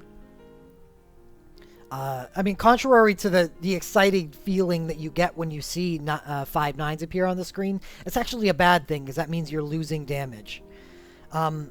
What's better about Omen is that you don't need to use a striker. You shouldn't use a striker, because I will take using one more Wrath to enable the entire combo than just using a striker, so I only need to Wrath twice, and then going in. I would definitely use probably Renoa's. Right, yeah, exactly. As long as you have the Hones, and you know, that is, it's the point of what I'm trying to get across here, is that with her Ex-Magitech Warrior, you're going to be throwing out Chain Faraga's often until the end of the fight. You will Wrath 3 times, OSB, or USB, sorry, and then Chain Faraga until you can USB again, and then keep on going. So, because she doesn't have a BSB worth using available to her, at least it's one of the things that there's no ambiguity involved. You get her USB, you hone Chain Faraga, either to R4 or R5. Right, especially if you get her LM2 for trance mode.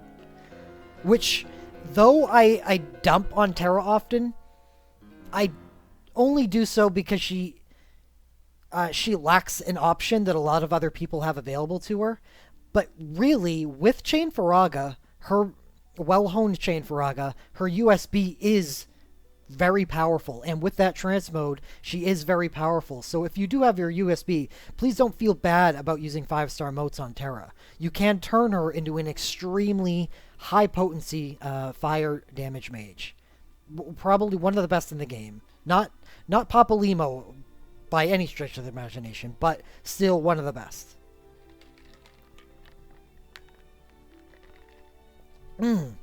Will brings up a good point, and I would have forgot about it otherwise, even though like I look at it all the time. There's a big difference between Terra's X mode versus other X modes, and you've seen me talk about it so far. X mode, Spellblade Flurry for Bartz. Last 15 seconds. Overcome Past, which is the X mode for Shadow, 15 seconds. Gambling Break, which is the X mode for Setzer, 15 seconds. Magitech Warrior.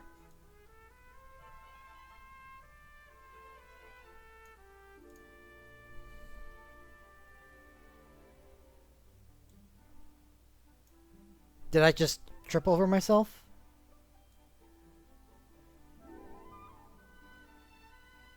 Did they nerf it? Was it an error? It was 25, I swear. I swear it was. She's still top. She's fine with her USB. I'm not sure if I call her top. I suppose that's fair. Yeah, not the top of the top tier, that's for sure.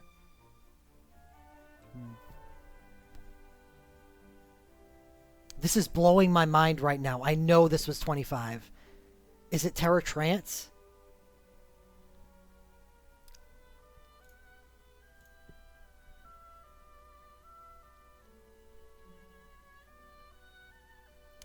No, I think all trances last 25 seconds.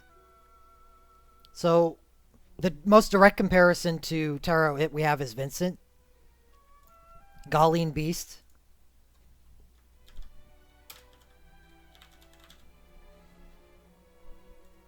Yeah, Gallian Beast, all trance modes last 25 seconds. So that wasn't it.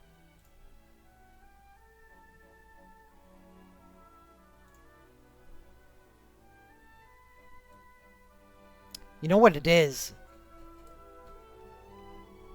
It's this. You can see it up here. I think this is misleading.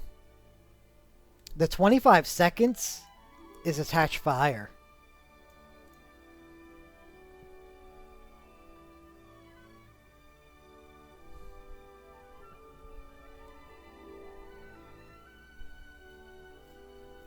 I think Magitech Warrior was always 15 seconds. It just, the way that this is ordered made me think, and apparently not, I wasn't the only one, that Magitech Warrior lasted 25 seconds.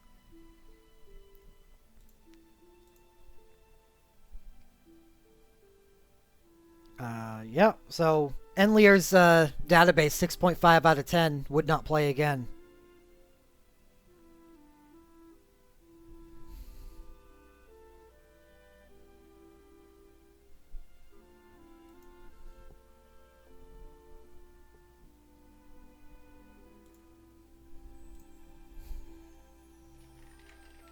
However, it's still good. But that makes me feel, that was making me feel like inferior. I was getting emasculated by Terra, because I plan on pulling for Vincent's USB, and he's the other fire mage. And I knew his was only 15 seconds. I was like, man, why did they have to make Vincent's 15 and Terra's 25? I still like Vincent's banner really like a lot, so I'm still gonna go after it. But God, I wish it was 25 seconds. Now, whew, vindicated. Feels so much better.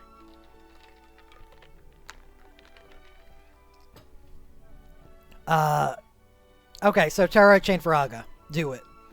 Shadow USB, I'm not going to go into it. Same shit. With Edge USB, it's almost identical. Just Earth and non-elemental instead of wind and power. Have I convinced you yet to go after Shadow's banner instead of Edge's? They're both really good, by the way. Shadow's USB is shared with Setzer and his incredible USB, while Edge's banner is shared with Rosa and her incredible USB. But, oh, better low-end orbs. Go after Shadow, please. Also, Edge sucks, so, you know. Well, Cloud USB. This one's going to be easy. And the reason it's here, even though Cloud doesn't get quick cast like everybody else, and that's why everyone else is here, because they use an inordinate amount of hones in order to use these abilities properly. Cloud is different because while he will use a normal amount of hones when exploiting vulnerability for his other stuff, like the 5-star Spellblades, when he is not exploiting vulnerability, he uses something that's actually fairly difficult to hone, and that's why it's on here. And that'd be over Mega Drive. Cloud USB without a Mega Drive can just enable him to do whatever he wants against anybody that doesn't have a high defense, and even then, it's probably still pretty damn deep. So that's here for that. I'm not going to go into how good Cloud's USB is, because I think most people know. But it's a game-defining USB that does something different than all of these. In the fact that it can allow things that are normally gated to 9,999 damage to being able to cap out at 100,000 instead. And yeah, he has dual cast combat, and that's why a Mega Drive is good on him.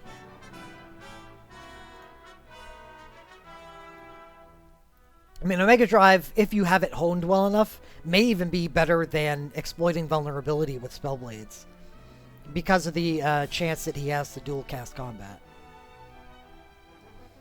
So next up, we have Vincent's USB. I'm not going to go into the USB itself, or the BSB, so there's really no reason to leave this screen. However, Vincent's a hybrid. He can be a physical or a magical character. So he can do the Terra things with Chain Faraga, because he has basically what is a copy of that. However, Vincent does have a good BSB at the same time. And remember what I said above when we were talking about Lunith and Refia, is it's nice when the BSB can properly combo with the USB. And that's what we're going to go take a look at.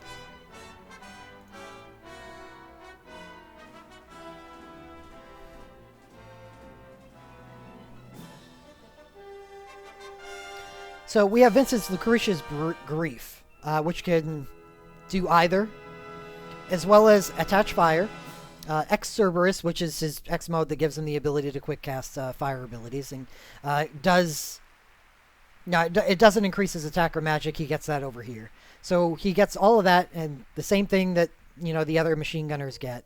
The difference between Vincent and Terror in this regard, as well as him also being a support 4 character, is the fact that his BSB is very good and does the fire damage and gives Radiant Shield to all allies at the same time. So it's a great thing to stack up with the attached fire. And both of the timers will operate independently, unlike attaching... combining attached fires, which will overwrite their durations. So they work together really well. And the fact that he can switch between physical or magical is really helpful for helping you concentrate your team on buffs. So say in the future you were to get Terra's USB after getting Vincent's USB, that would allow you to make a real broken fire mage team together. But say you happen to instead get Ruffia's USB instead. Vincent could switch seamlessly over to being physical, and then you could concentrate on creating a physical fire team instead. So I really like the flexibility that his hybridness offers. And once upon a time, for the purpose of, ability honing and stuff, that would be a little bit of an issue because there were only Chain Faraga available to him to do fire damage. But that changes with the Type 0 event, which actually happens before the Vincent USB event, where we get Ruby Spike, which is a 5-star sharpshooter ability that Vincent has available to him that allows him to do physical fire damage. So if you were to just get Vincent's USB, he could do the things that he does, either magical or physical. But they do combo together good with his BSB if you have it, which would save you some hones. However, if you do just get his USB, then you're probably thinking about strongly honing both Ruby Spike and Chain Faraga.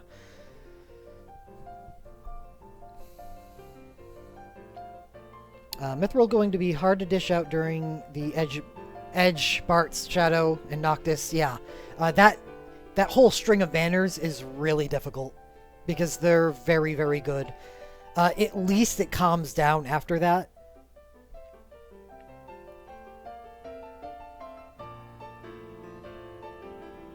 Thanks, Paranoid. Have a good night.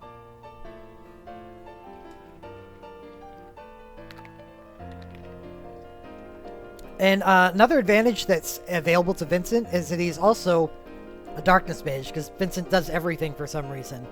So he has Memento Mori available to him, and that's something I would say in a character evaluation, so I'm just not going to bother. We have Sid 7. He gets a USB in one of the latest events in Japan. I'm going to go take a look at it. I believe this is a copy of Kane's, though, so I'm not going to go into it too deeply.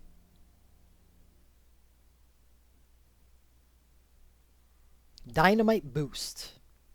Attack and defense, and attach when in instant jump attack. It really is just a carbon copy of Kane's. So instead of with Kane using Lightning Dive, with Sid you would use Aerial Dive instead.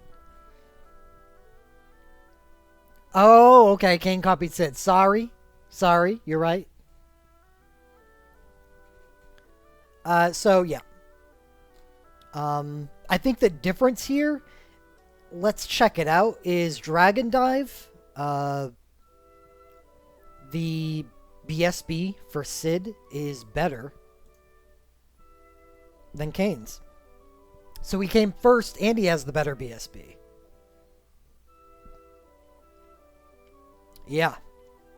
So while Kane is limited to 2 attacks on his commands, Kane actually gets 5 when exploiting weakness.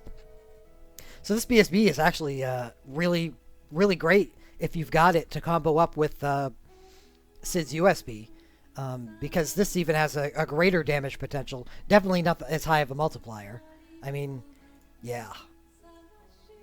What's that, a 2.6 versus the high 4 of aerial dive, so there's that to consider. But at least you have a good BSB to combo with it, with where Kane's is distantly power creeped out, as well as 2 group attacks and 3 if exploiting weakness. So Sid actually has area of effect available to him as well. Imagine that.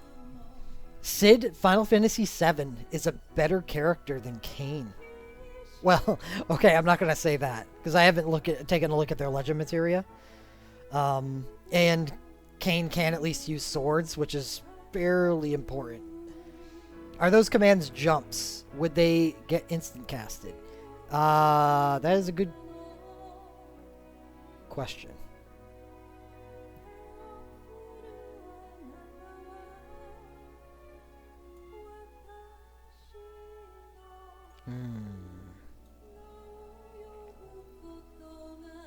Is there some kind of resource to find out what is considered a jump attack and what isn't?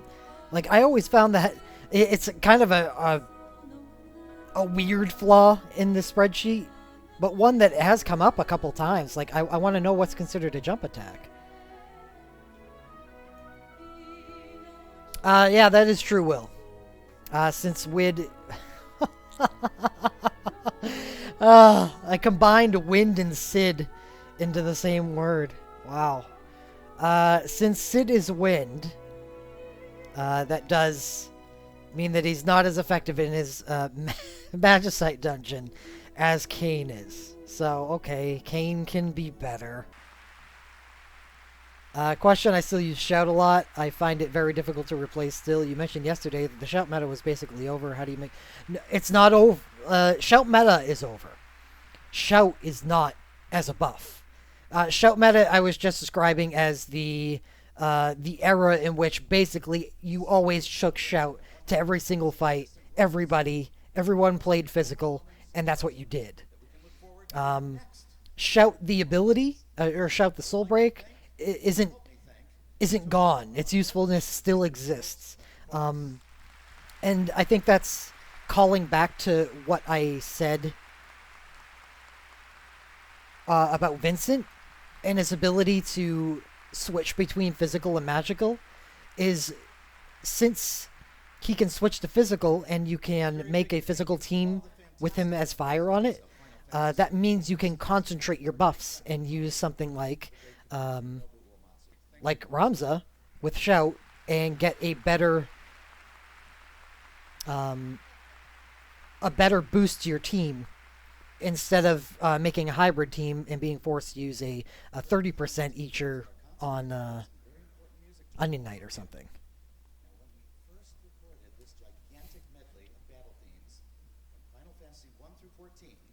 I think Mage, the era of mages started when Sid Reigns was introduced to the game in January. Sid Reigns wasn't introduced to the game then, but his BSB was, so he basically was introduced. And it has prevailed as probably the most damage that you're going to get out from a team since then, until recently, until the attack soft caps were raised, and then it was evened out. And now we're moving into an era where a lot of physical characters, if you noticed on this list, we have physical, physical, physical, magical, physical, physical, magical, physical, physical, hybrid, physical, physical, physical, physical, physical. You see where this is going. When the attack soft cap was raised, it helped balance out physical with magical. And now with the introduction of all of these chase and machine gun USBs, I would say that the physical is starting to take over again.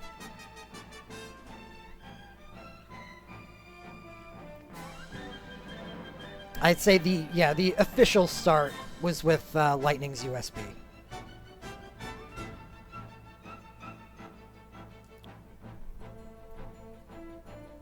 Yeah, it is L-Man. There are actual jump things. And there are some things that don't have a cast time that are considered jumps.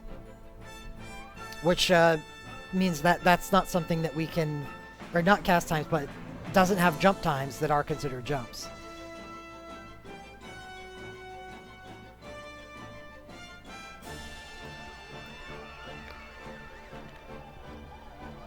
Alright, so we did Sid. Now we'll do Reno. It was an interesting one. We usually consider, well, because it's global and we have access to his BSB, that Reno with his BSB is a huge Tempest Snipe character. And that doesn't change. When Reno gets his USB, a lot of people are super high on radio USB. Are the hits a very high multiplier, or am I missing something? I like it, but there seems to be people that think it is an S tier relic. You're killing me, Sketch. I need to answer this question. But this would be better served in a Q&A.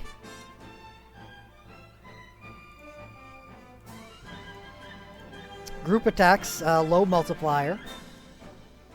Oh, sorry. Single attacks, King of the Ocean, 17. Normal multiplier. Magic and resistance, it's just a Faithka. Grants attached water. And that's it. So why would people consider this good? What could she combo with this? Because by itself it's kind of weak. By itself it's weak. So in order for people to think that it's good, it's got to combo with something. And I'm having trouble here. I can't think of anything that would properly combo with this. Ogopogo.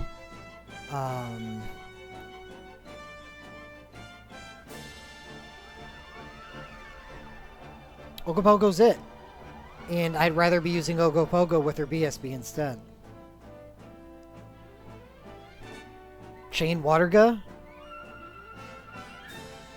And it's not even an OSB.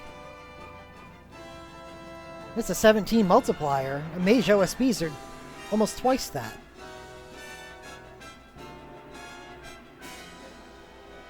I'd be really interested in talking with someone that actually has come out and said that this is an S tier relic. I think her USB is... It's a nice thing to have if you have her BSB. Her BSB 2. But her BSB 2 is the real prize. This is just an exaggerated Super Soul Break in my eyes.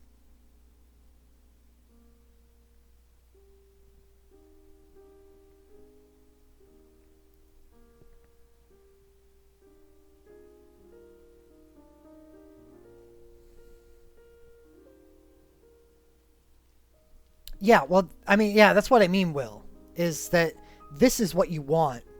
And then if you have this, then you can combo with this with an Entrust battery.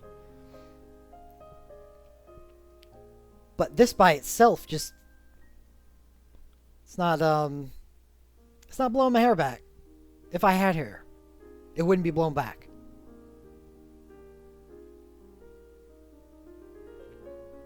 Oh yeah, I agree that mage meta isn't the predominant meta anymore, but it's still very powerful.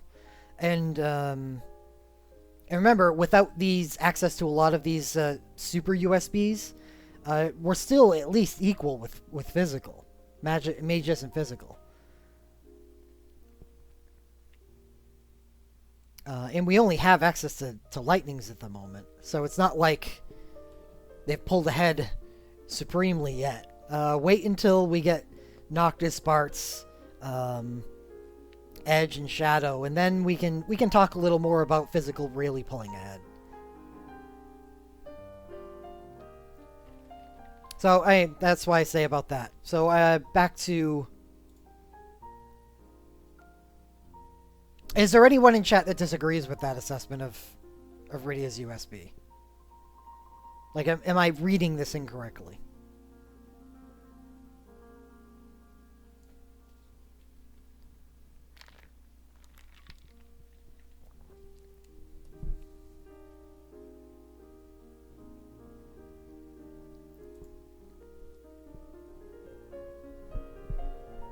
Alright, so we have Reno's USB.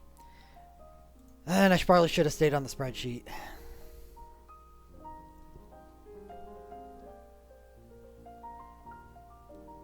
Turk's Full Course? I really like the name. I think it's kind of fun. But it'll obviously be changed because we can't have nice localizations. But you get, it's purely hybrid. Plus it gives you attack and defense plus 30% or magic and defense plus 30% depending on your higher statistic, attack or magic. So that's nice. Attach lightning. Turk's full course, the status, and quick cast 1 to the user. Let's go check out the status. I mean, probably know what it's going to be, but just in case. Grants quick cast 1 after using lightning attack. Okay, I had to check. So it's really obvious what we're supposed to be doing here with Reno. You get attached lightning. He's a machinist.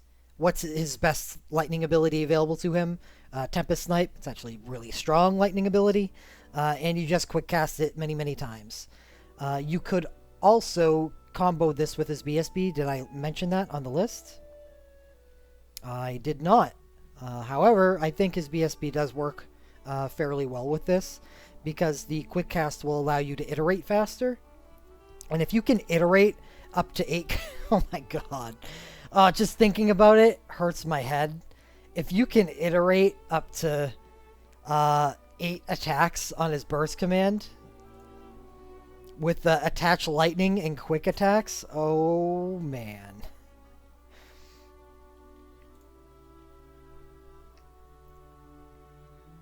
That is a massive multiplier. So I think Reno's USB is extremely good. Extremely good. I really like this.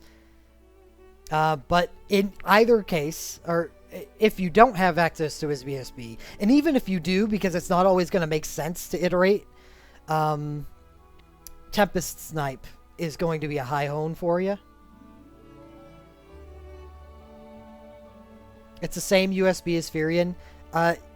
Essentially, no, it isn't, because his second command doesn't have instant attacks attached to it.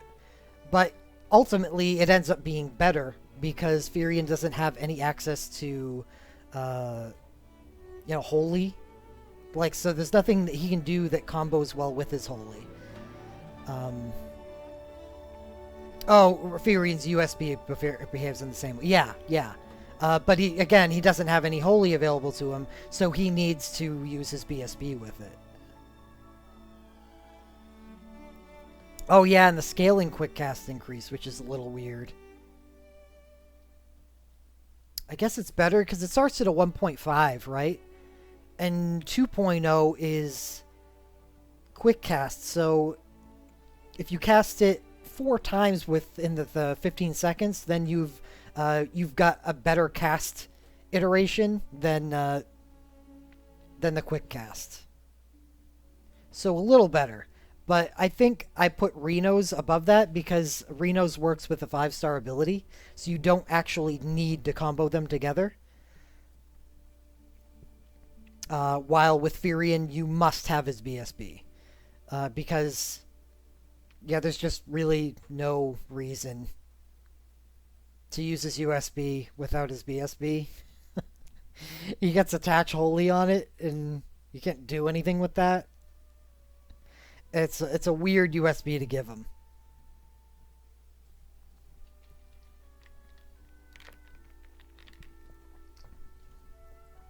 While Reno can just...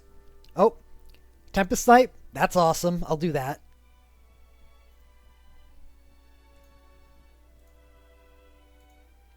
Oh, and I guess I could have gone into Spark Offer. I think Tempest Snipe is more worth using. I don't know, because I don't know how viable the offers are. I'll go look at them because this is our first instance of this.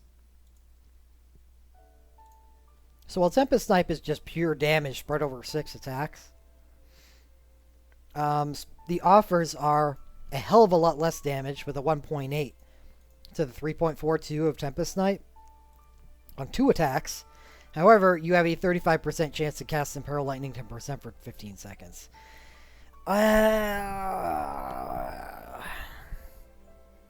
It just does such a pathetic amount of damage that I'm not sure. It's just a chance. So if you don't hit that chance, then you're selling yourself so far short, because it's a shatterable ability if you're not hitting that Imperil Lightning 10%. I don't know how I feel about it. I'd have to hear about players that have used it. It definitely seems like one of those abilities that you kind of have to see it and experience it to understand how well it works. Or someone that's done some crazy ass mathcraft that I'm not willing to go into.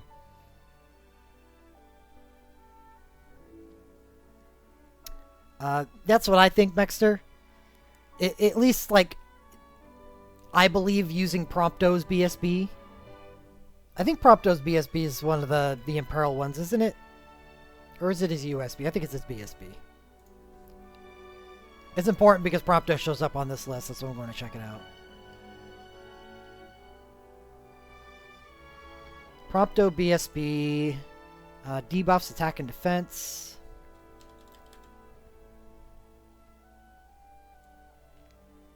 No.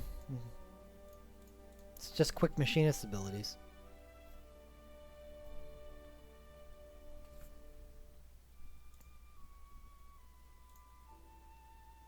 So is there a lightning version of Balthier?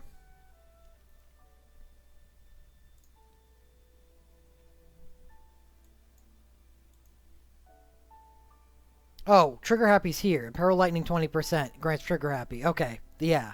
Sorry, I'm so used to the USB being last. I was like, Star Shell, that's not an Imperil. It's just a Pentabreak. What?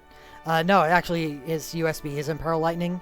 And it basically turns him into a machine gunner for supposed to be Spark Offer, but I'm gonna be honest with you.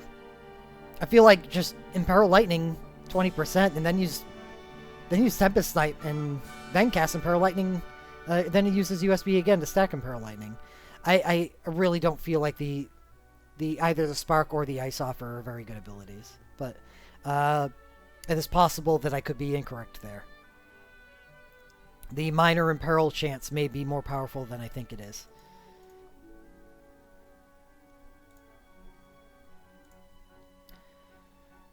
So next up we have Laguna's USB, which I believe is just... No, it's not a copy of Reno's.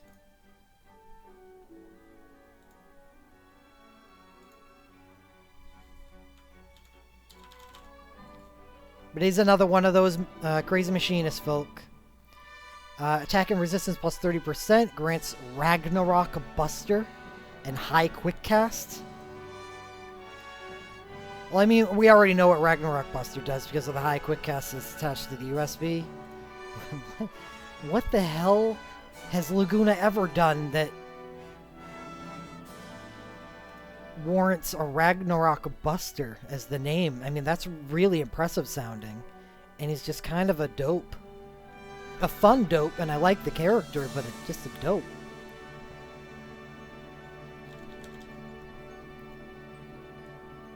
Yeah, High Quick Cast after using an ice attack.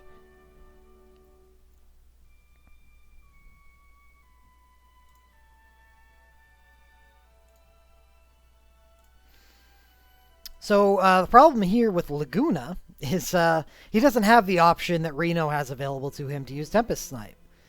Laguna gets High Quick Cast and renews that High Quick Cast only when using ice abilities. So what do we do with Laguna to take advantage of that? Well, it's certainly not Tempest Snipe, but it can do a fair amount of damage in its place, and that would be Icicle Shot, the 5-star sharpshooter ability, which is an ice ability with a higher multiplier if you're using a ranged ability than Tempest Snipe. The problem here is it is 2 attacks instead of 6, and I feel like that's an issue. Only capping out at 20,000 damage means that it may actually just be better to use Cold Offer instead. And stack those Imperils.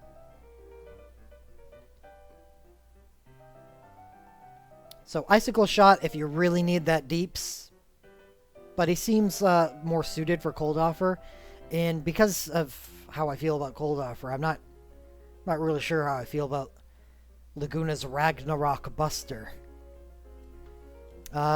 If we eventually get a Machinist ability that matches Tempest Snipe, obviously that changes everything. But I'm going to do this a couple times just to hammer home the point.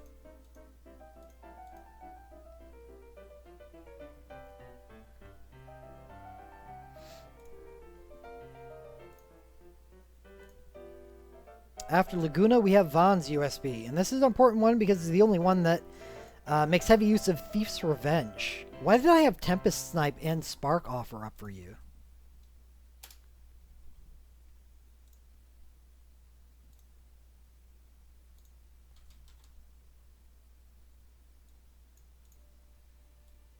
So this is incorrect.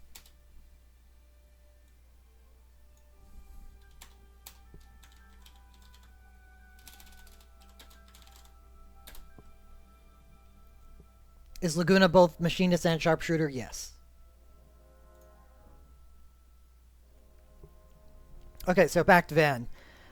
With his USB, Thief's Revenge is nice for him. Vaughn is a non-elemental character. And his USB...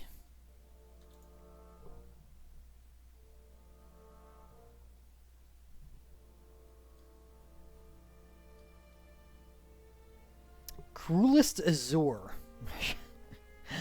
Oh, these names. Attack and resistance minus 50% for 25 seconds is weird. I'm guessing that the resistance minus 50% is less there to combo with mage teams and more there to be able to be stacked with his Arc Blast and Piercing Blow.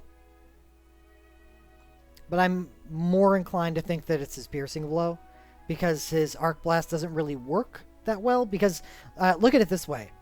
Because of the way Arc Blast works is the commands on it are support, not thief. And his USB works with thief abilities.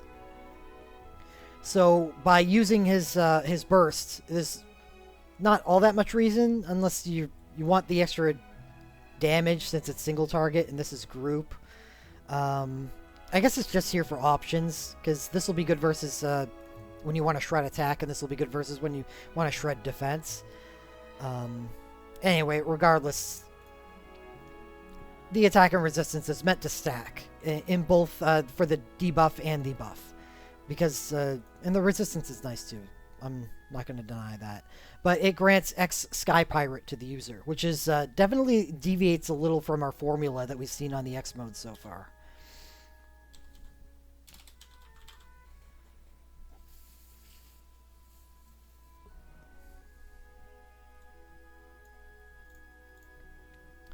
Thief abilities deal 30% more damage, and you basically insta-cast Thief abilities.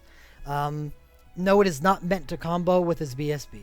It is basically here strictly for Thief's Revenge.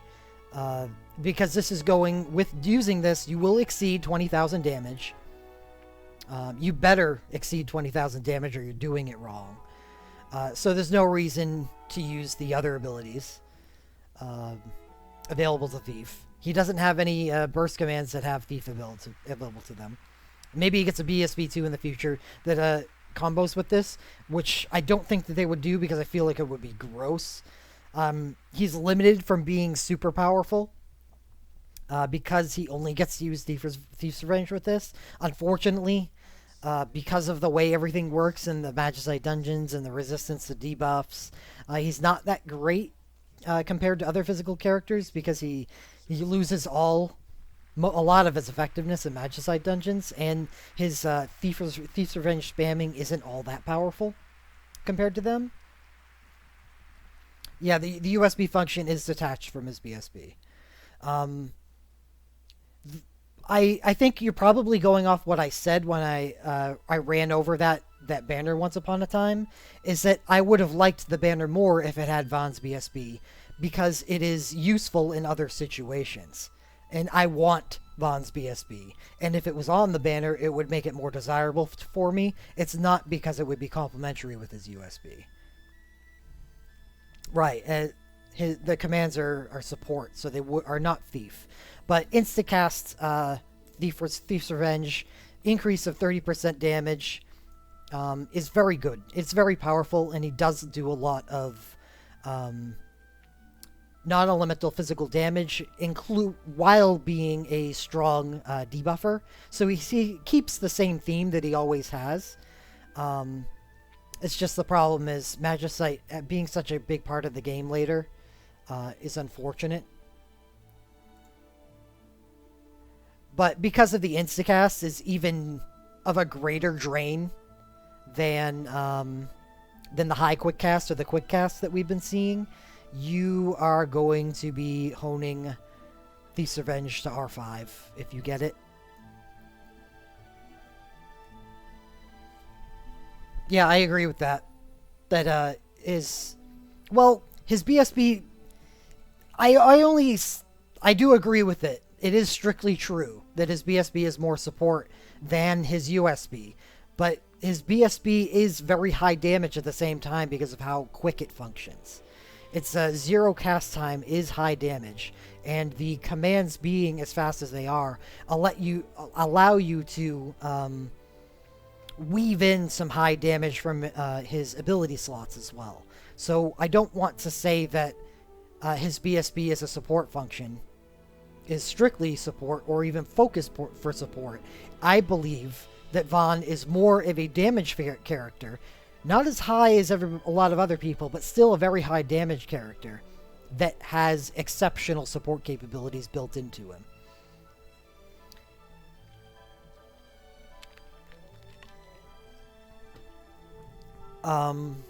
But yeah, he's going to do a hell of a lot of damage with Thief's Revenge with the USB. So if you get it, there's nothing else that he can do. And don't feel bad about it. Like, I know it sounds like I'm speaking poorly of it, but it's excellent. It's very powerful. And it can be powerful in many, many places. It's just not Magicite. And, you know, I keep on saying that Magicite it plays such a large role, but that's not... The rest of the game doesn't stop moving just because Magicite exists.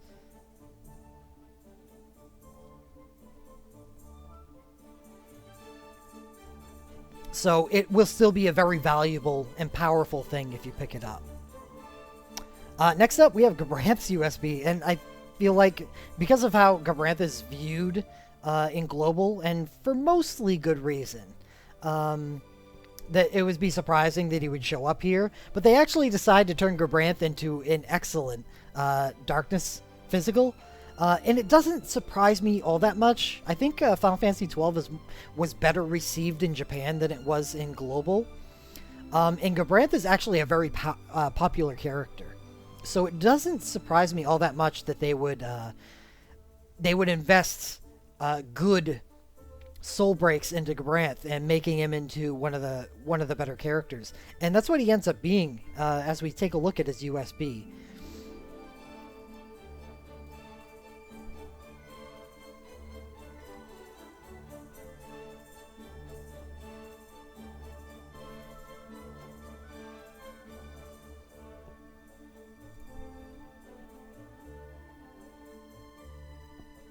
Ruin Unflinching. Please keep that name.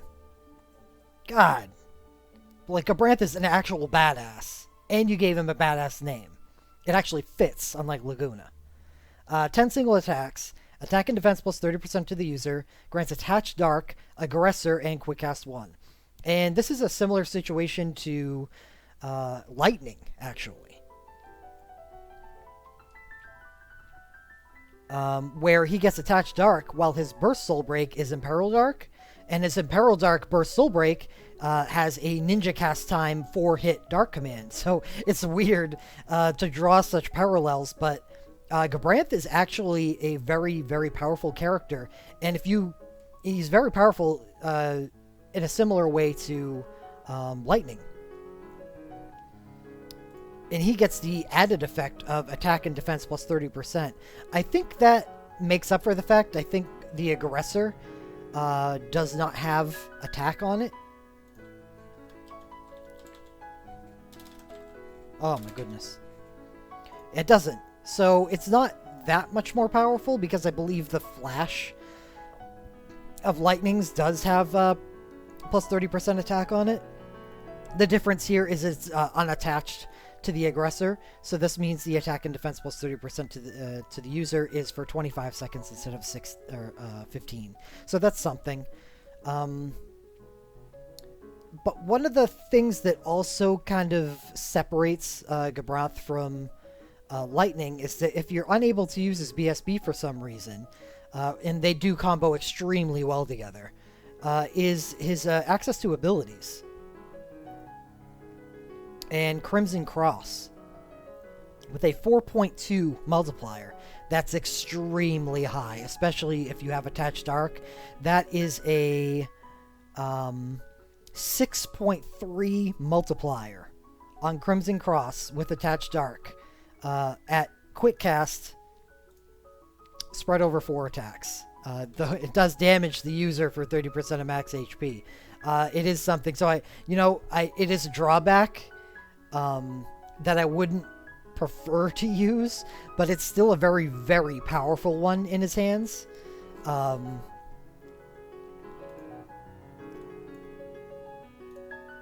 would prefer to use his burst comboed with his USB, but this is a very powerful option. I think this could get out of hand because of the quick casts. That's my problem with it. And since you're going to be running Gabranth with Life Siphon most likely, then using Dire Weapon to help manage the healing incurred for the 30% max HP could be an issue. So maybe it would be worth skipping Life Siphon on Gabranth with his USB altogether and just using darkness abilities against the darkness vulnerable if you have the option. So if you're attacking a neutral enemy, then you definitely would use Life Siphon. But if you were attacking someone that was dark vulnerable, then you could just use both of these abilities together and alternate them until you use his USB, and then just alternate them faster at much higher damage. But obviously, the most ideal scenario is Gabranth able to use his BSB, which is very, very good. I think it was just overlooked when it was on that 12 banner with Penello's USB. I mean, that's a really good top end to a banner. It was overlooked because Gabranth, it was a really poor character up until that point, and Physical Darkness was pretty much looked down upon. But Gabranth's BSB is actually pretty good. It has the drain command, but I don't really care as much about that. So Lightning does have a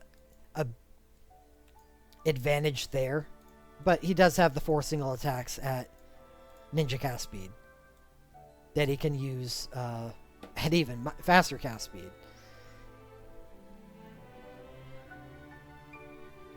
So while Lightning, being one of the main characters in the series, is obviously going to get treated better and is ultimately the better character, Gabranth is like a peg down. He's Lightning Light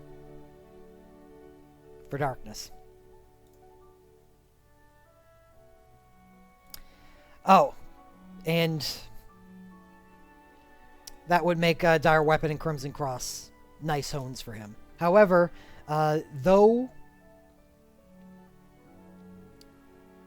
this list is supposed to be for stuff that you're probably going to need to hone high, in Gabranth's case, you won't have to as much because you're alternating these two instead of using one or the other. Say in like Vincent's case, you're in a battle going to use either Faraga or Ruby Spike. You'll never use them together, so you're not alternating.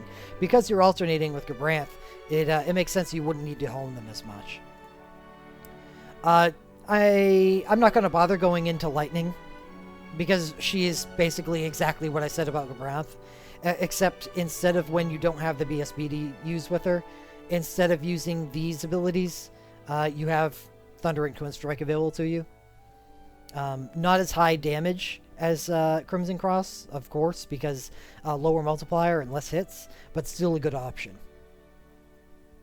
EWSB, or USB. So I'm gonna actually, before going into that,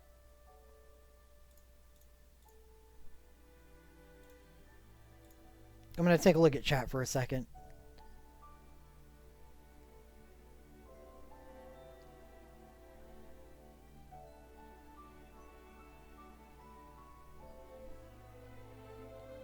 Oh, thanks, Shadow, for dropping that into chat. Yeah, that derailed everything, didn't it? Well, I'm not going to get derailed. I'll talk about it later.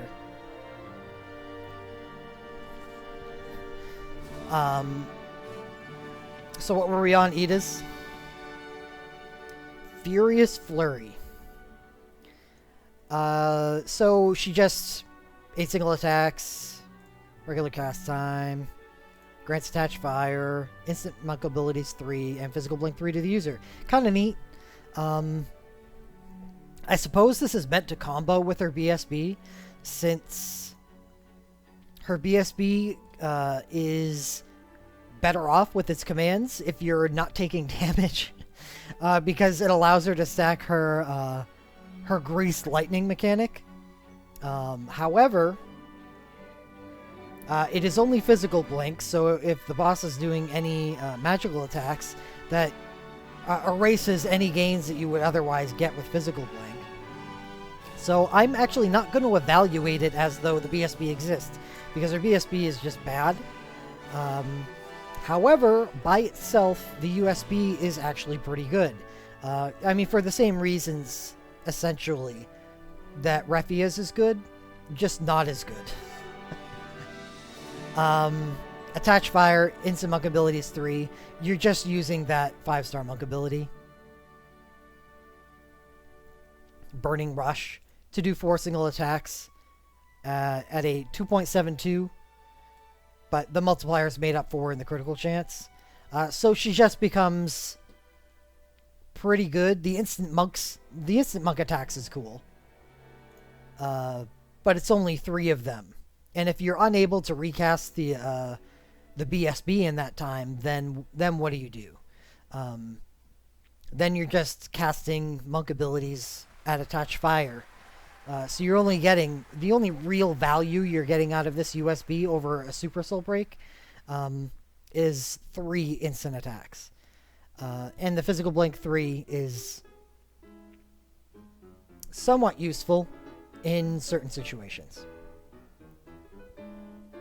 I believe that this isn't that powerful by itself, but it was meant to combo with her BSB.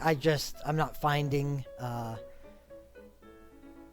enough threads that connect the two to make it worth it, unfortunately.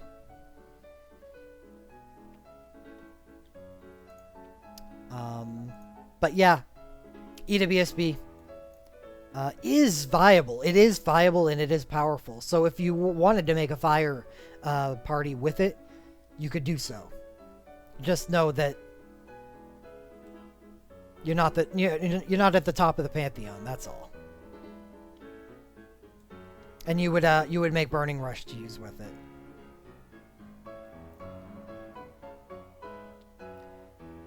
Oh, Alpha no BSB. This is a weird one.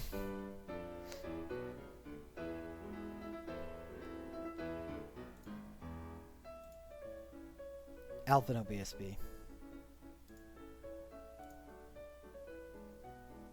Or USB, sorry. Terraflare. Grants attach wind and X Dreadworm Trance. I can guarantee you that global DNA will not allow us to have anything that is named that awesome. Unless, please tell me that was in Final Fantasy XIV. Please tell me so that they're required to give us Dreadworm Trance. Oh, God. It's so good.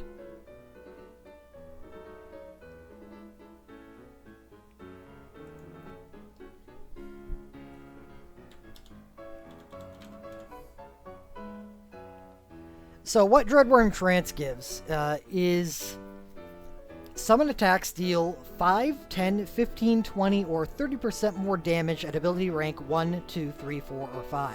So, what you're supposed to be doing here is just using Tiamat. Unfortunately, you can't use the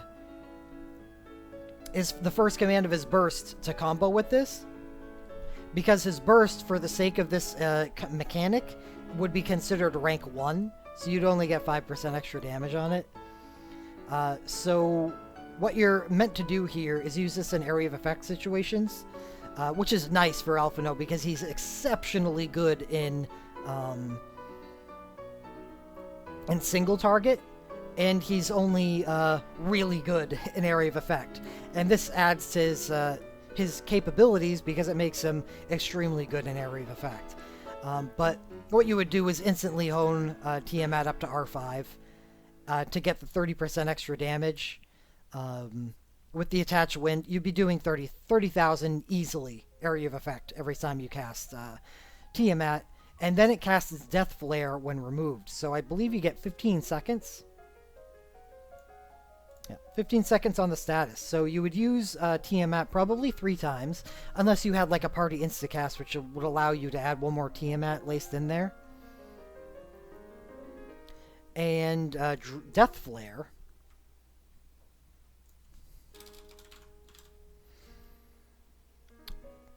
is a sort of chase ability that activates at the end of his Dreadworm Trance X mode. That does 5 group attacks that deal for 7% of the damage dealt with all the summon attacks you use during the duration. And it gives you Smart Ether 2 to the user to refill the uses that you spent on Tiamat. It's actually a really interesting ability. I don't believe 7% is all that much. Like, say you're using Tiamat 3 times, and you hit 3 targets, which is kind of the expected area of effect. So you do 90,000, 90,000, 90,000. That's 270,000. And 7% of that is, 23,000? 5 group attacks that deal... Is that 23,000 per group attack? If that's per attack, then that would do 50,000 more. And if that's the case, then this is just sick. This is sick.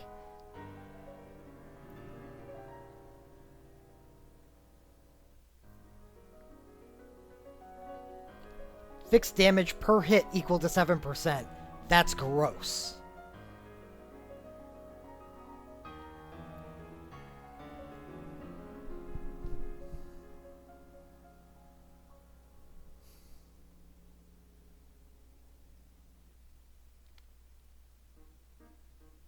So you could potentially, in the span of 15 seconds, deal, 270? Then, 5 more?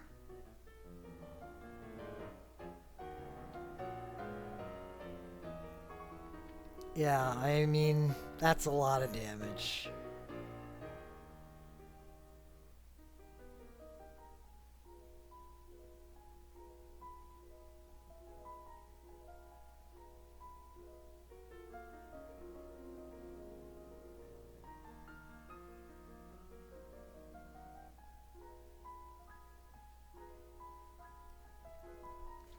I agree. Yeah, it was on a good banner.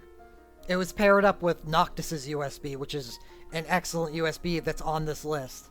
Yeah, it was a great festival banner. So, wow.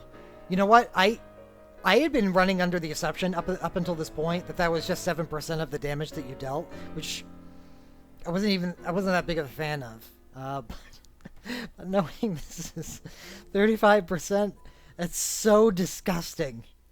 It's so disgusting. I'm actually kind of thrilled that this exists in the game right now. Woo. Yeah. Wow.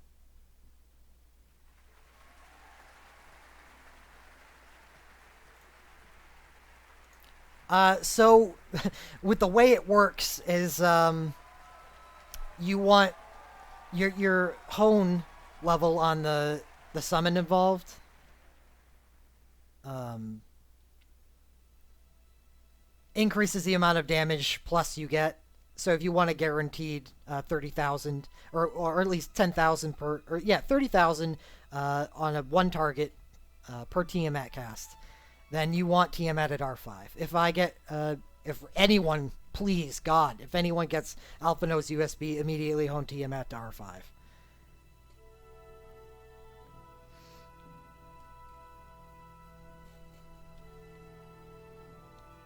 I think that's fair. I think I can do that right now.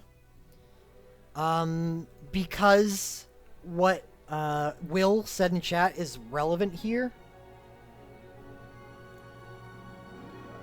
is that it is with both Noctis and Lightning's USBs, which all three feature on this event. So this will be something to... Don't look strictly at Lightning's because Lightning's doesn't debut here, but Noctis's and Alphino's do. So it's likely that we will see those paired up together again. Noctis...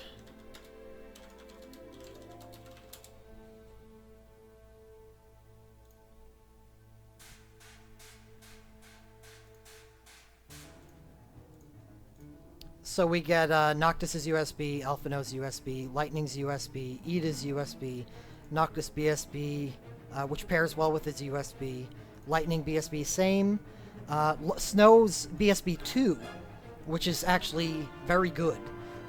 Notice the entry is attack and magic plus 30% and haste. Ida BS...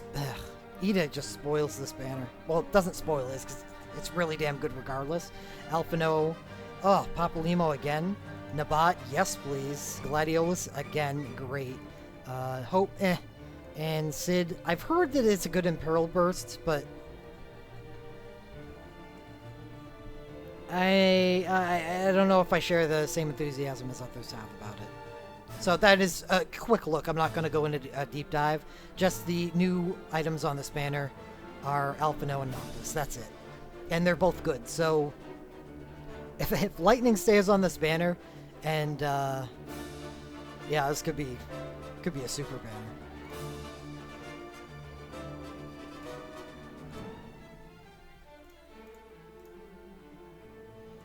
The banners are supposed to be 3 Final Fantasies per banner. Yeah, because of the console generation. And apparently each yeah. The banner's USBs should be identical to ours. Well, please don't think that. No, it's the next festival. The next festival has no Super Soul Breaks on the banners. They're completely Burst Soul Breaks, OSBs, and USBs. Themes do not have to stay constant. So don't, I think that's incorrect to think. We have had themed banners that appeared in Japan before on older events. This is before you started playing, before Greater 5 was introduced. And they ruined the themes of the banners and they were completely deconstructed. And we got other things instead. So don't think that the themes that appear on the Japanese banners are also going to follow suit and happen on the global banners. And that also applies to Extreme Festival, which had elementally themed banners. And we may not get the same.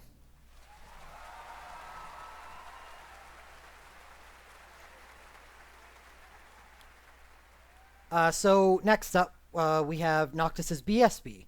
I have his BSB here. I know most of the stuff here, except for Rydia's BSB, are USBs, but Noctis's BSB is a little different in the fact that it supplies its own high quick cast capability. So we're going to go take a look at it.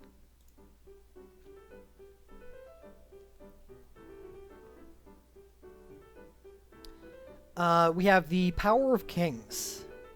It is instacast itself, and grants Combat King instead of an attached status, which is great because he's completely non-elemental based. But the commands are what's important here. is Noctis has Warp Strike, which does 2 single attacks for 0.95. Not a whole lot of damage, but it grants high quick cast 2 to the user. And really the point of this is to combo abilities. You could use the poor man's Omega Drive and full charge, and that would work well here because the high quick cast would reduce that to a manageable cast time. However, it is much better paired with Omega Drive. So that is the point of his BSB, really, is to pair Omega Drive with the high quick cast 2. And it's very similar to the way you would treat Noctis's... Not Noctis, Rydia's BSB2. Remember when you got the quick cast 2 on the first command, and you would alternate between that and the Ogopogo? Well, that's similar to how you do it here. And then you have an Ether on command 2. So, isn't that weird, I guess, that Noctis and Rydia are somehow related with their BSBs? And this second command actually has another effect that combos with his USB and his OSB, but we'll get to that in a second. But this is meant to be, ideally, in the best case situation, to be used with Omega Drive. And does a whole lot of damage. However, if you don't feel like using Omega Drive, you shouldn't feel like you have to, because Noctis has excellent soul breaks all around, so he will never have any difficulty using Life Siphon as just filler abilities, because he has so many good soul breaks that the more soul break generation you can get with him, the more damage he will do overall. He even has good super soul breaks. And if you have his USB, which we just took a look at the Alphino USB banner, then that is good with this too, as well as his OSB. And so next on the list, oh shit, I wasn't looking at the spreadsheet sheet that entire time, was I? I really, there wasn't much complication involved.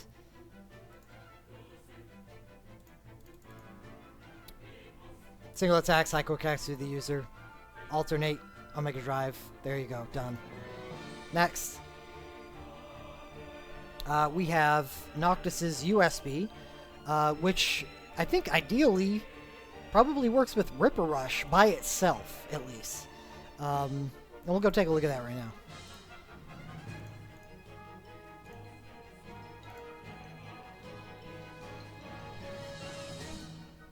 So his USB is a Waking Armiger, which grants staleness. You can tell it's getting late. Whew.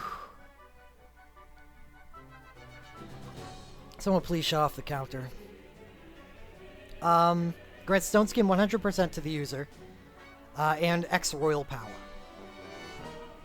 X Royal Power by itself is not one of the more powerful X modes. However, we don't even have to search for it. It's right underneath Dreadworm Trance. X Royal Power grants attack plus 30% and increases non-elemental damage done by 10%. And it is removed if the user doesn't have any Stone Skin.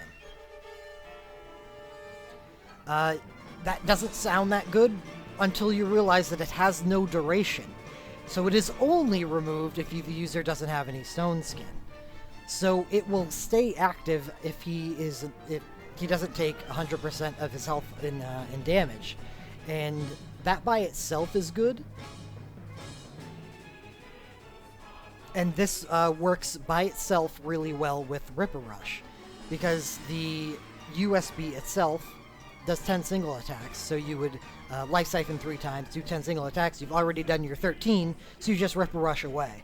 And he'll do a lot of damage, and then, you know, hopefully, by the time your Stone Skin fades, you have the Soul Break generation to just cast Awakening Armiger again and do it all over again. However, in the most ideal scenario, because of how great all of the soul breaks of Noctis are, you're going to want to be using this together, probably with an Entrust battery and a lot of Life Siphon usage, Oh, wait a second. Noctis has dual cast combat, doesn't he? Maybe you want to just Omega Drive. Yeah, I think Ripper Rush is really great. And if you don't have a well honed Omega Drive, then it makes sense. But I guess Omega Drive and Life Siphon would probably be best with his USB, just because of that dual cast combat. Just dual casting an Omega Drive is just it's really nice, and you don't have that capability if you're using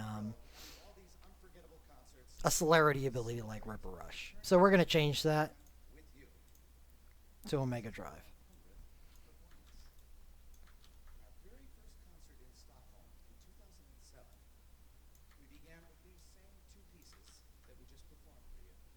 However, it doesn't stop us from the further combo of using his USB and his BSB, and probably his Super Soul Break or OSB, whatever you want to do. These together. Um, because the problem with his USB is that it doesn't give him that quick casting ability, while his BSB does. And what's neat is you don't need Stone Skin 100% to the user if to extend the duration of the extra royal power. You can overwrite Stone Skin 100% with a Stone Skin 30%, whether through his OSB or with the second command of his Burst Soul Break, and extra royal power will still stay active. So if what you want to do is use his USB and then immediately use his BSB and then alternate his commands here with High Quick Cast 2 and granting Stone Skin, it practically makes him invulnerable while he's doing this damage and keeping up High Quick Cast. I don't know if that is the optimal way to use him, because I kind of feel like I'd want to use the USB and then the BSB and then just do what normal BSB things and then go back and do the same combination. But there's so much weirdness going on with Noctis's things and how they work together that I would have to either test it or find someone that has all of this together and would be willing to test it with me. So I will be pulling heavily on the Noctis Final Fantasy 15 banner that is coming up in about 2 months, so can you mix in his OSB somehow? He gets a unique buff, doesn't he? Yes. There's that. Because his OSB works in the same way that his USB does. Oh, yeah.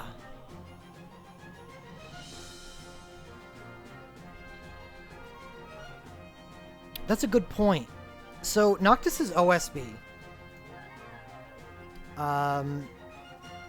is kind of like Orlando's, except non-elemental, where it does a 15.0 on cast. But instead of giving him Thunder God status, he gets granted Armiger and Stone Skin 30%. And as we see on the Armiger status,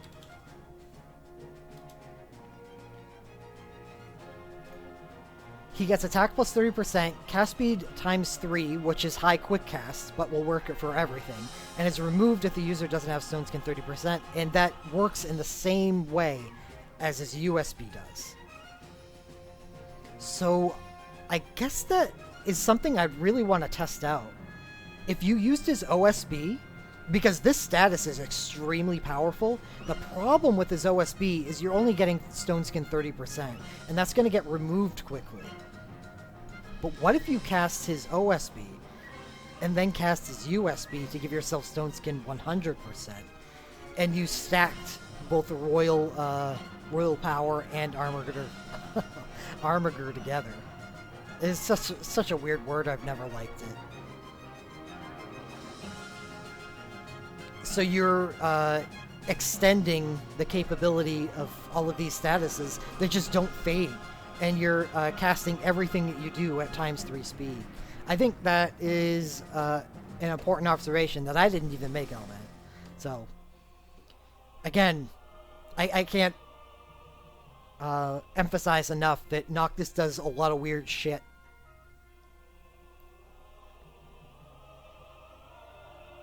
Oh yeah, I understand that. I knew that was a thing, Adia. Um, it's just I don't have any idea how viable any of this is. It sounds awesome. It sounds like Noctis is just going to be doing flips for the entire fight and doing a ton of damage at the same time. But I mean, in the case when anything weird shows up, you just don't know until you see it. But it just sounds, really powerful in concept and on paper, really good.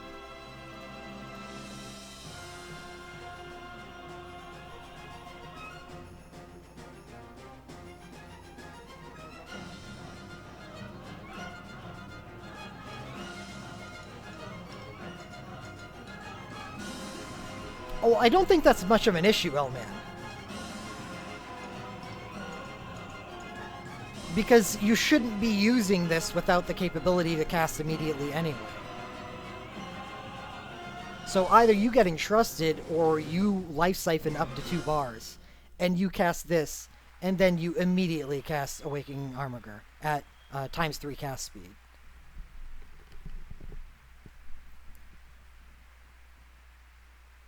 What was that, Craig Lurita? I feel like the Prompto event is better. I do not, because it keeps the good stuff, and that's personal opinion. You think Gladio's stuff is unexciting? I disagree. I prefer Gladio's things over Aranea easily. So I like both of the banners. I like the first one more because Gladiolus is on it and Aranea isn't. But if I roll on the Final Fantasy 15 banner with Gladio's stuff on it, and I get Gladio's things, then I will be able to say, okay, then I'm okay here. I will hold my Mithril and spend them on a banner I have less chance to get the dupes for Gladio on. It's nice to know that banner is there, like 2.5 months after, for that purpose. 2 months. For support BSBs, I don't know. I just think... I don't know. I like Prompto, I just don't like Aranea. I think she's just a bad Kayn. I love Prompto.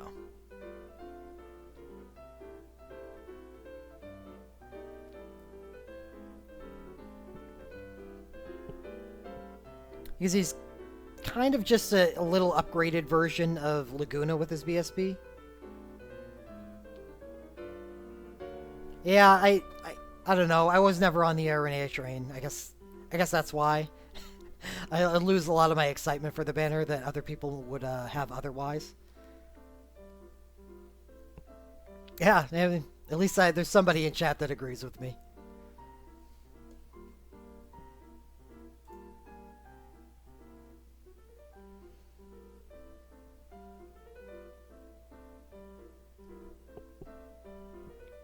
So we've explored Noctis's weirdness. I think it goes without saying that if you plan on pulling for Noctis's things, then you should probably be budgeting for Omega Drive. For 6-star crystals and stuff. Next up, we have Prompto's USB. So not that far away. And we did talk about it a little bit already. Prompto's USB trigger happy. Causes Imperil Lightning for 25 seconds. Grants trigger happy and quick cast 1 to the user.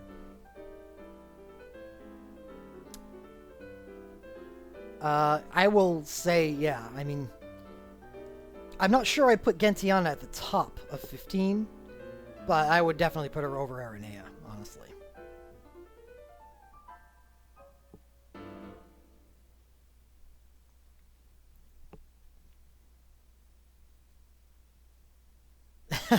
Yeah, it's definitely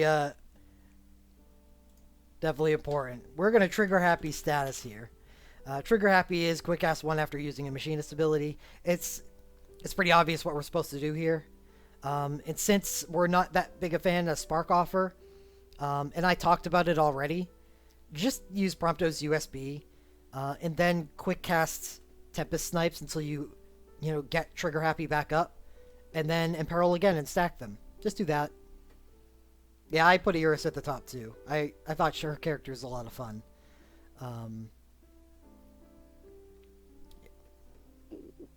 I agree with Will. I think Gentiana over Lunafreya, definitely. Uh, well, how did this turn into a Final Fantasy 15 waifu conversation? This is just a really basic USB that machine guns out Tempest Snipes and does Imperil Lightning instead of Reno's Attached Lightning. I think I prefer Prompto's more, and I think I'm gonna check this right now because we have access to two 6-star. Two 6-star Lightning Plus weapons, and one is a sword, that is Lightning's USB, and one is a spear, that is Kane's USB. And of the Lightning users, we have Prompto, who doesn't have sword access and does not have spear access. He is unfortunately limited to guns, bows, and daggers. Where elsewhere we have Laguna with his BSB does have access to swords, but no spears. And then lastly, we have Reno, which has no access to swords or spears. Unfortunate because Reno has the USB and so does Prompto. And Laguna only has the BSB and his USB is ice-based. So, a mismatch there, so we can't count a clear winner out of any of them. I think Reno is probably better than Prompto, but they do different things. I think Reno's more damage focused, while Prompto is more support focused. Let's put it that way. That's okay, Will. I'm anxiously awaiting the day we get some kind of content. And that's why I hope all the Iris lovers out there voted on the Final Fantasy 15 survey for a that World of Ruin add-on, so we can learn about some time skip Iris. Okay, so Prompto. I mean, I already went over pretty much. That's true, Ragnarok Buster.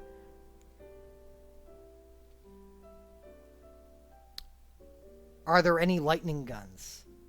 I guess that's important. Are there any lightning weapons at all, not just 6-star, that these people can use? Let's go take a look. It's important.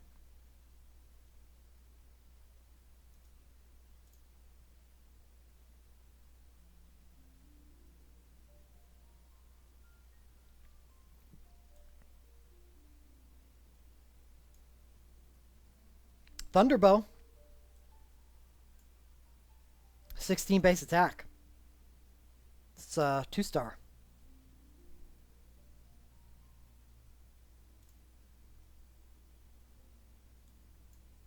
Spears, hammers, swords, the dagger resolve. And that's it. Yeah, it's really plus 88 attack on dagger resolve.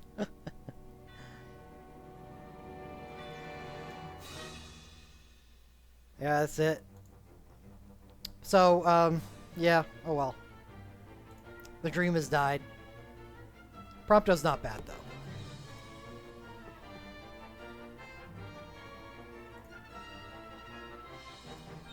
Oh, sorry. So we finally made it to the end. Does anyone have anything to add to our little list here? I also have a fully augmented dagger's dagger. So, is a pretty powerful thing right now for lightning mages, and I think all the Edge USB goers out there will like it.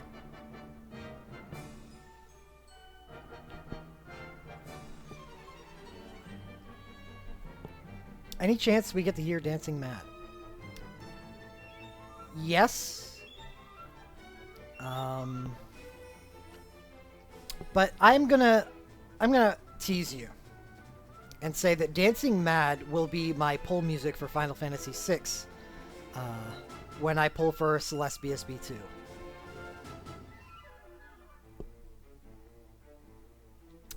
It will not be played tonight.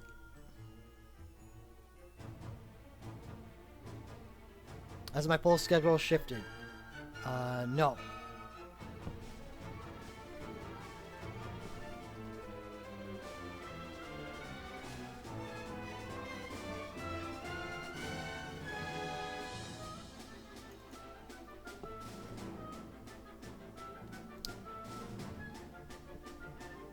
Eh.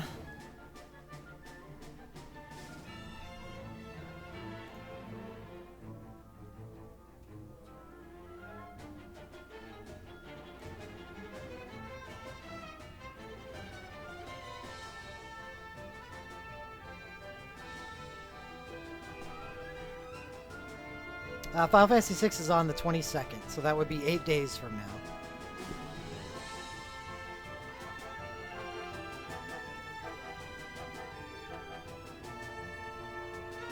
I don't know. I'll put that on the list because it's probably the polls may end up lasting longer than one song. But I don't know. I got really pumped when someone asked me what song I was gonna play during our Final Fantasy VI polls, and I was like, oh, you know what? Dancing Mad. I really love Dancing Mad.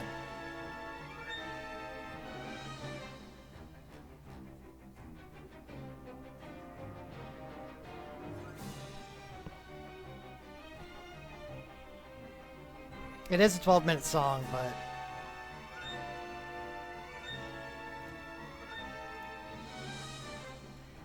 alright, if a boss is weak to earth and resists all other elements, will a burst that uses fire and earth do vulnerable damage or neutral? It will do earth damage. Earth vulnerable, yeah. It will always choose what would do the most damage. So in this case, the vulnerable.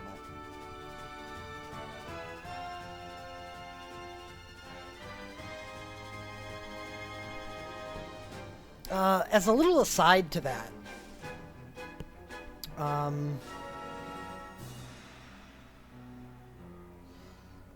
in a situation where something would be triggered by you doing fire damage,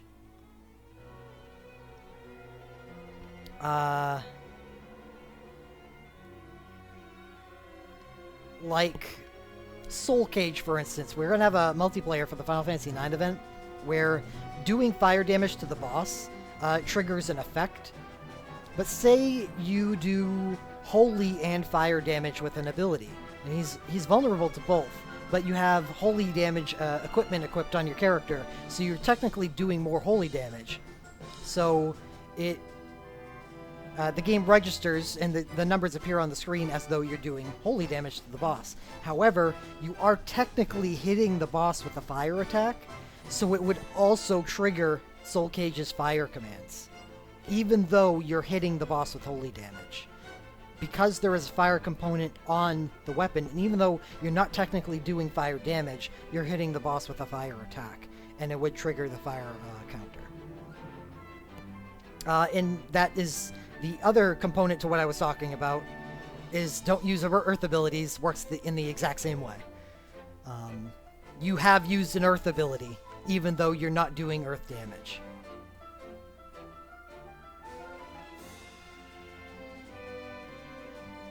Yeah, what everyone's saying, Dawn Symphony. The game will prioritize whatever is going to do the most damage. That's the damage that it's going to do.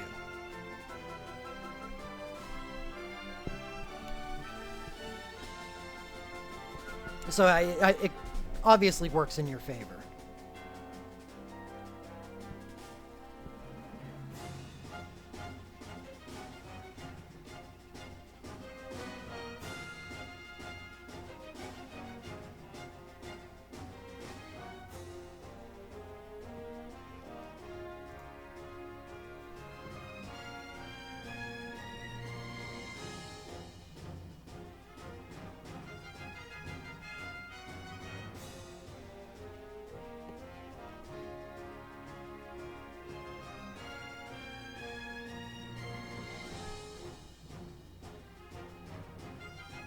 Yeah, it means even in the worst case situation, at least your abilities aren't going to be resisted because at least you're doing non-elemental.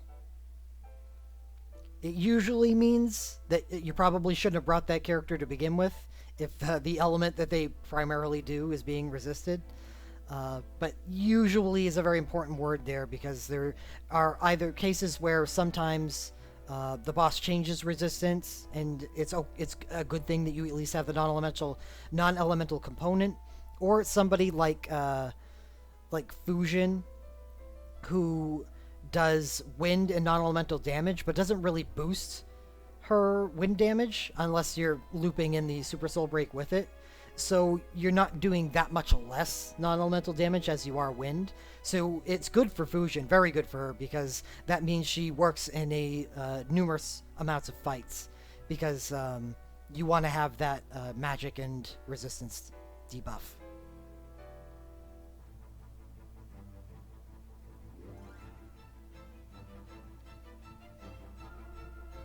Right, it wouldn't add together. You would just equip one or the other. It it benefits you to concentrate on one element, which is why it's a good idea if you've got a Sid Reigns BSB to assemble some dark gear, which is easy because his BSB is a dark fist weapon, and some holy gear as well. So a holy staff, a rod, and a holy robe. Yeah. Depending on which element you want to do. Normally going to be dark, but him being able to do holy damage as well is useful. Say if you're fighting a boss that's resistant to dark, and you still want to boost your damage output, you start gearing towards holy instead. Take a stab at, oh yeah, Final Fantasy X JP.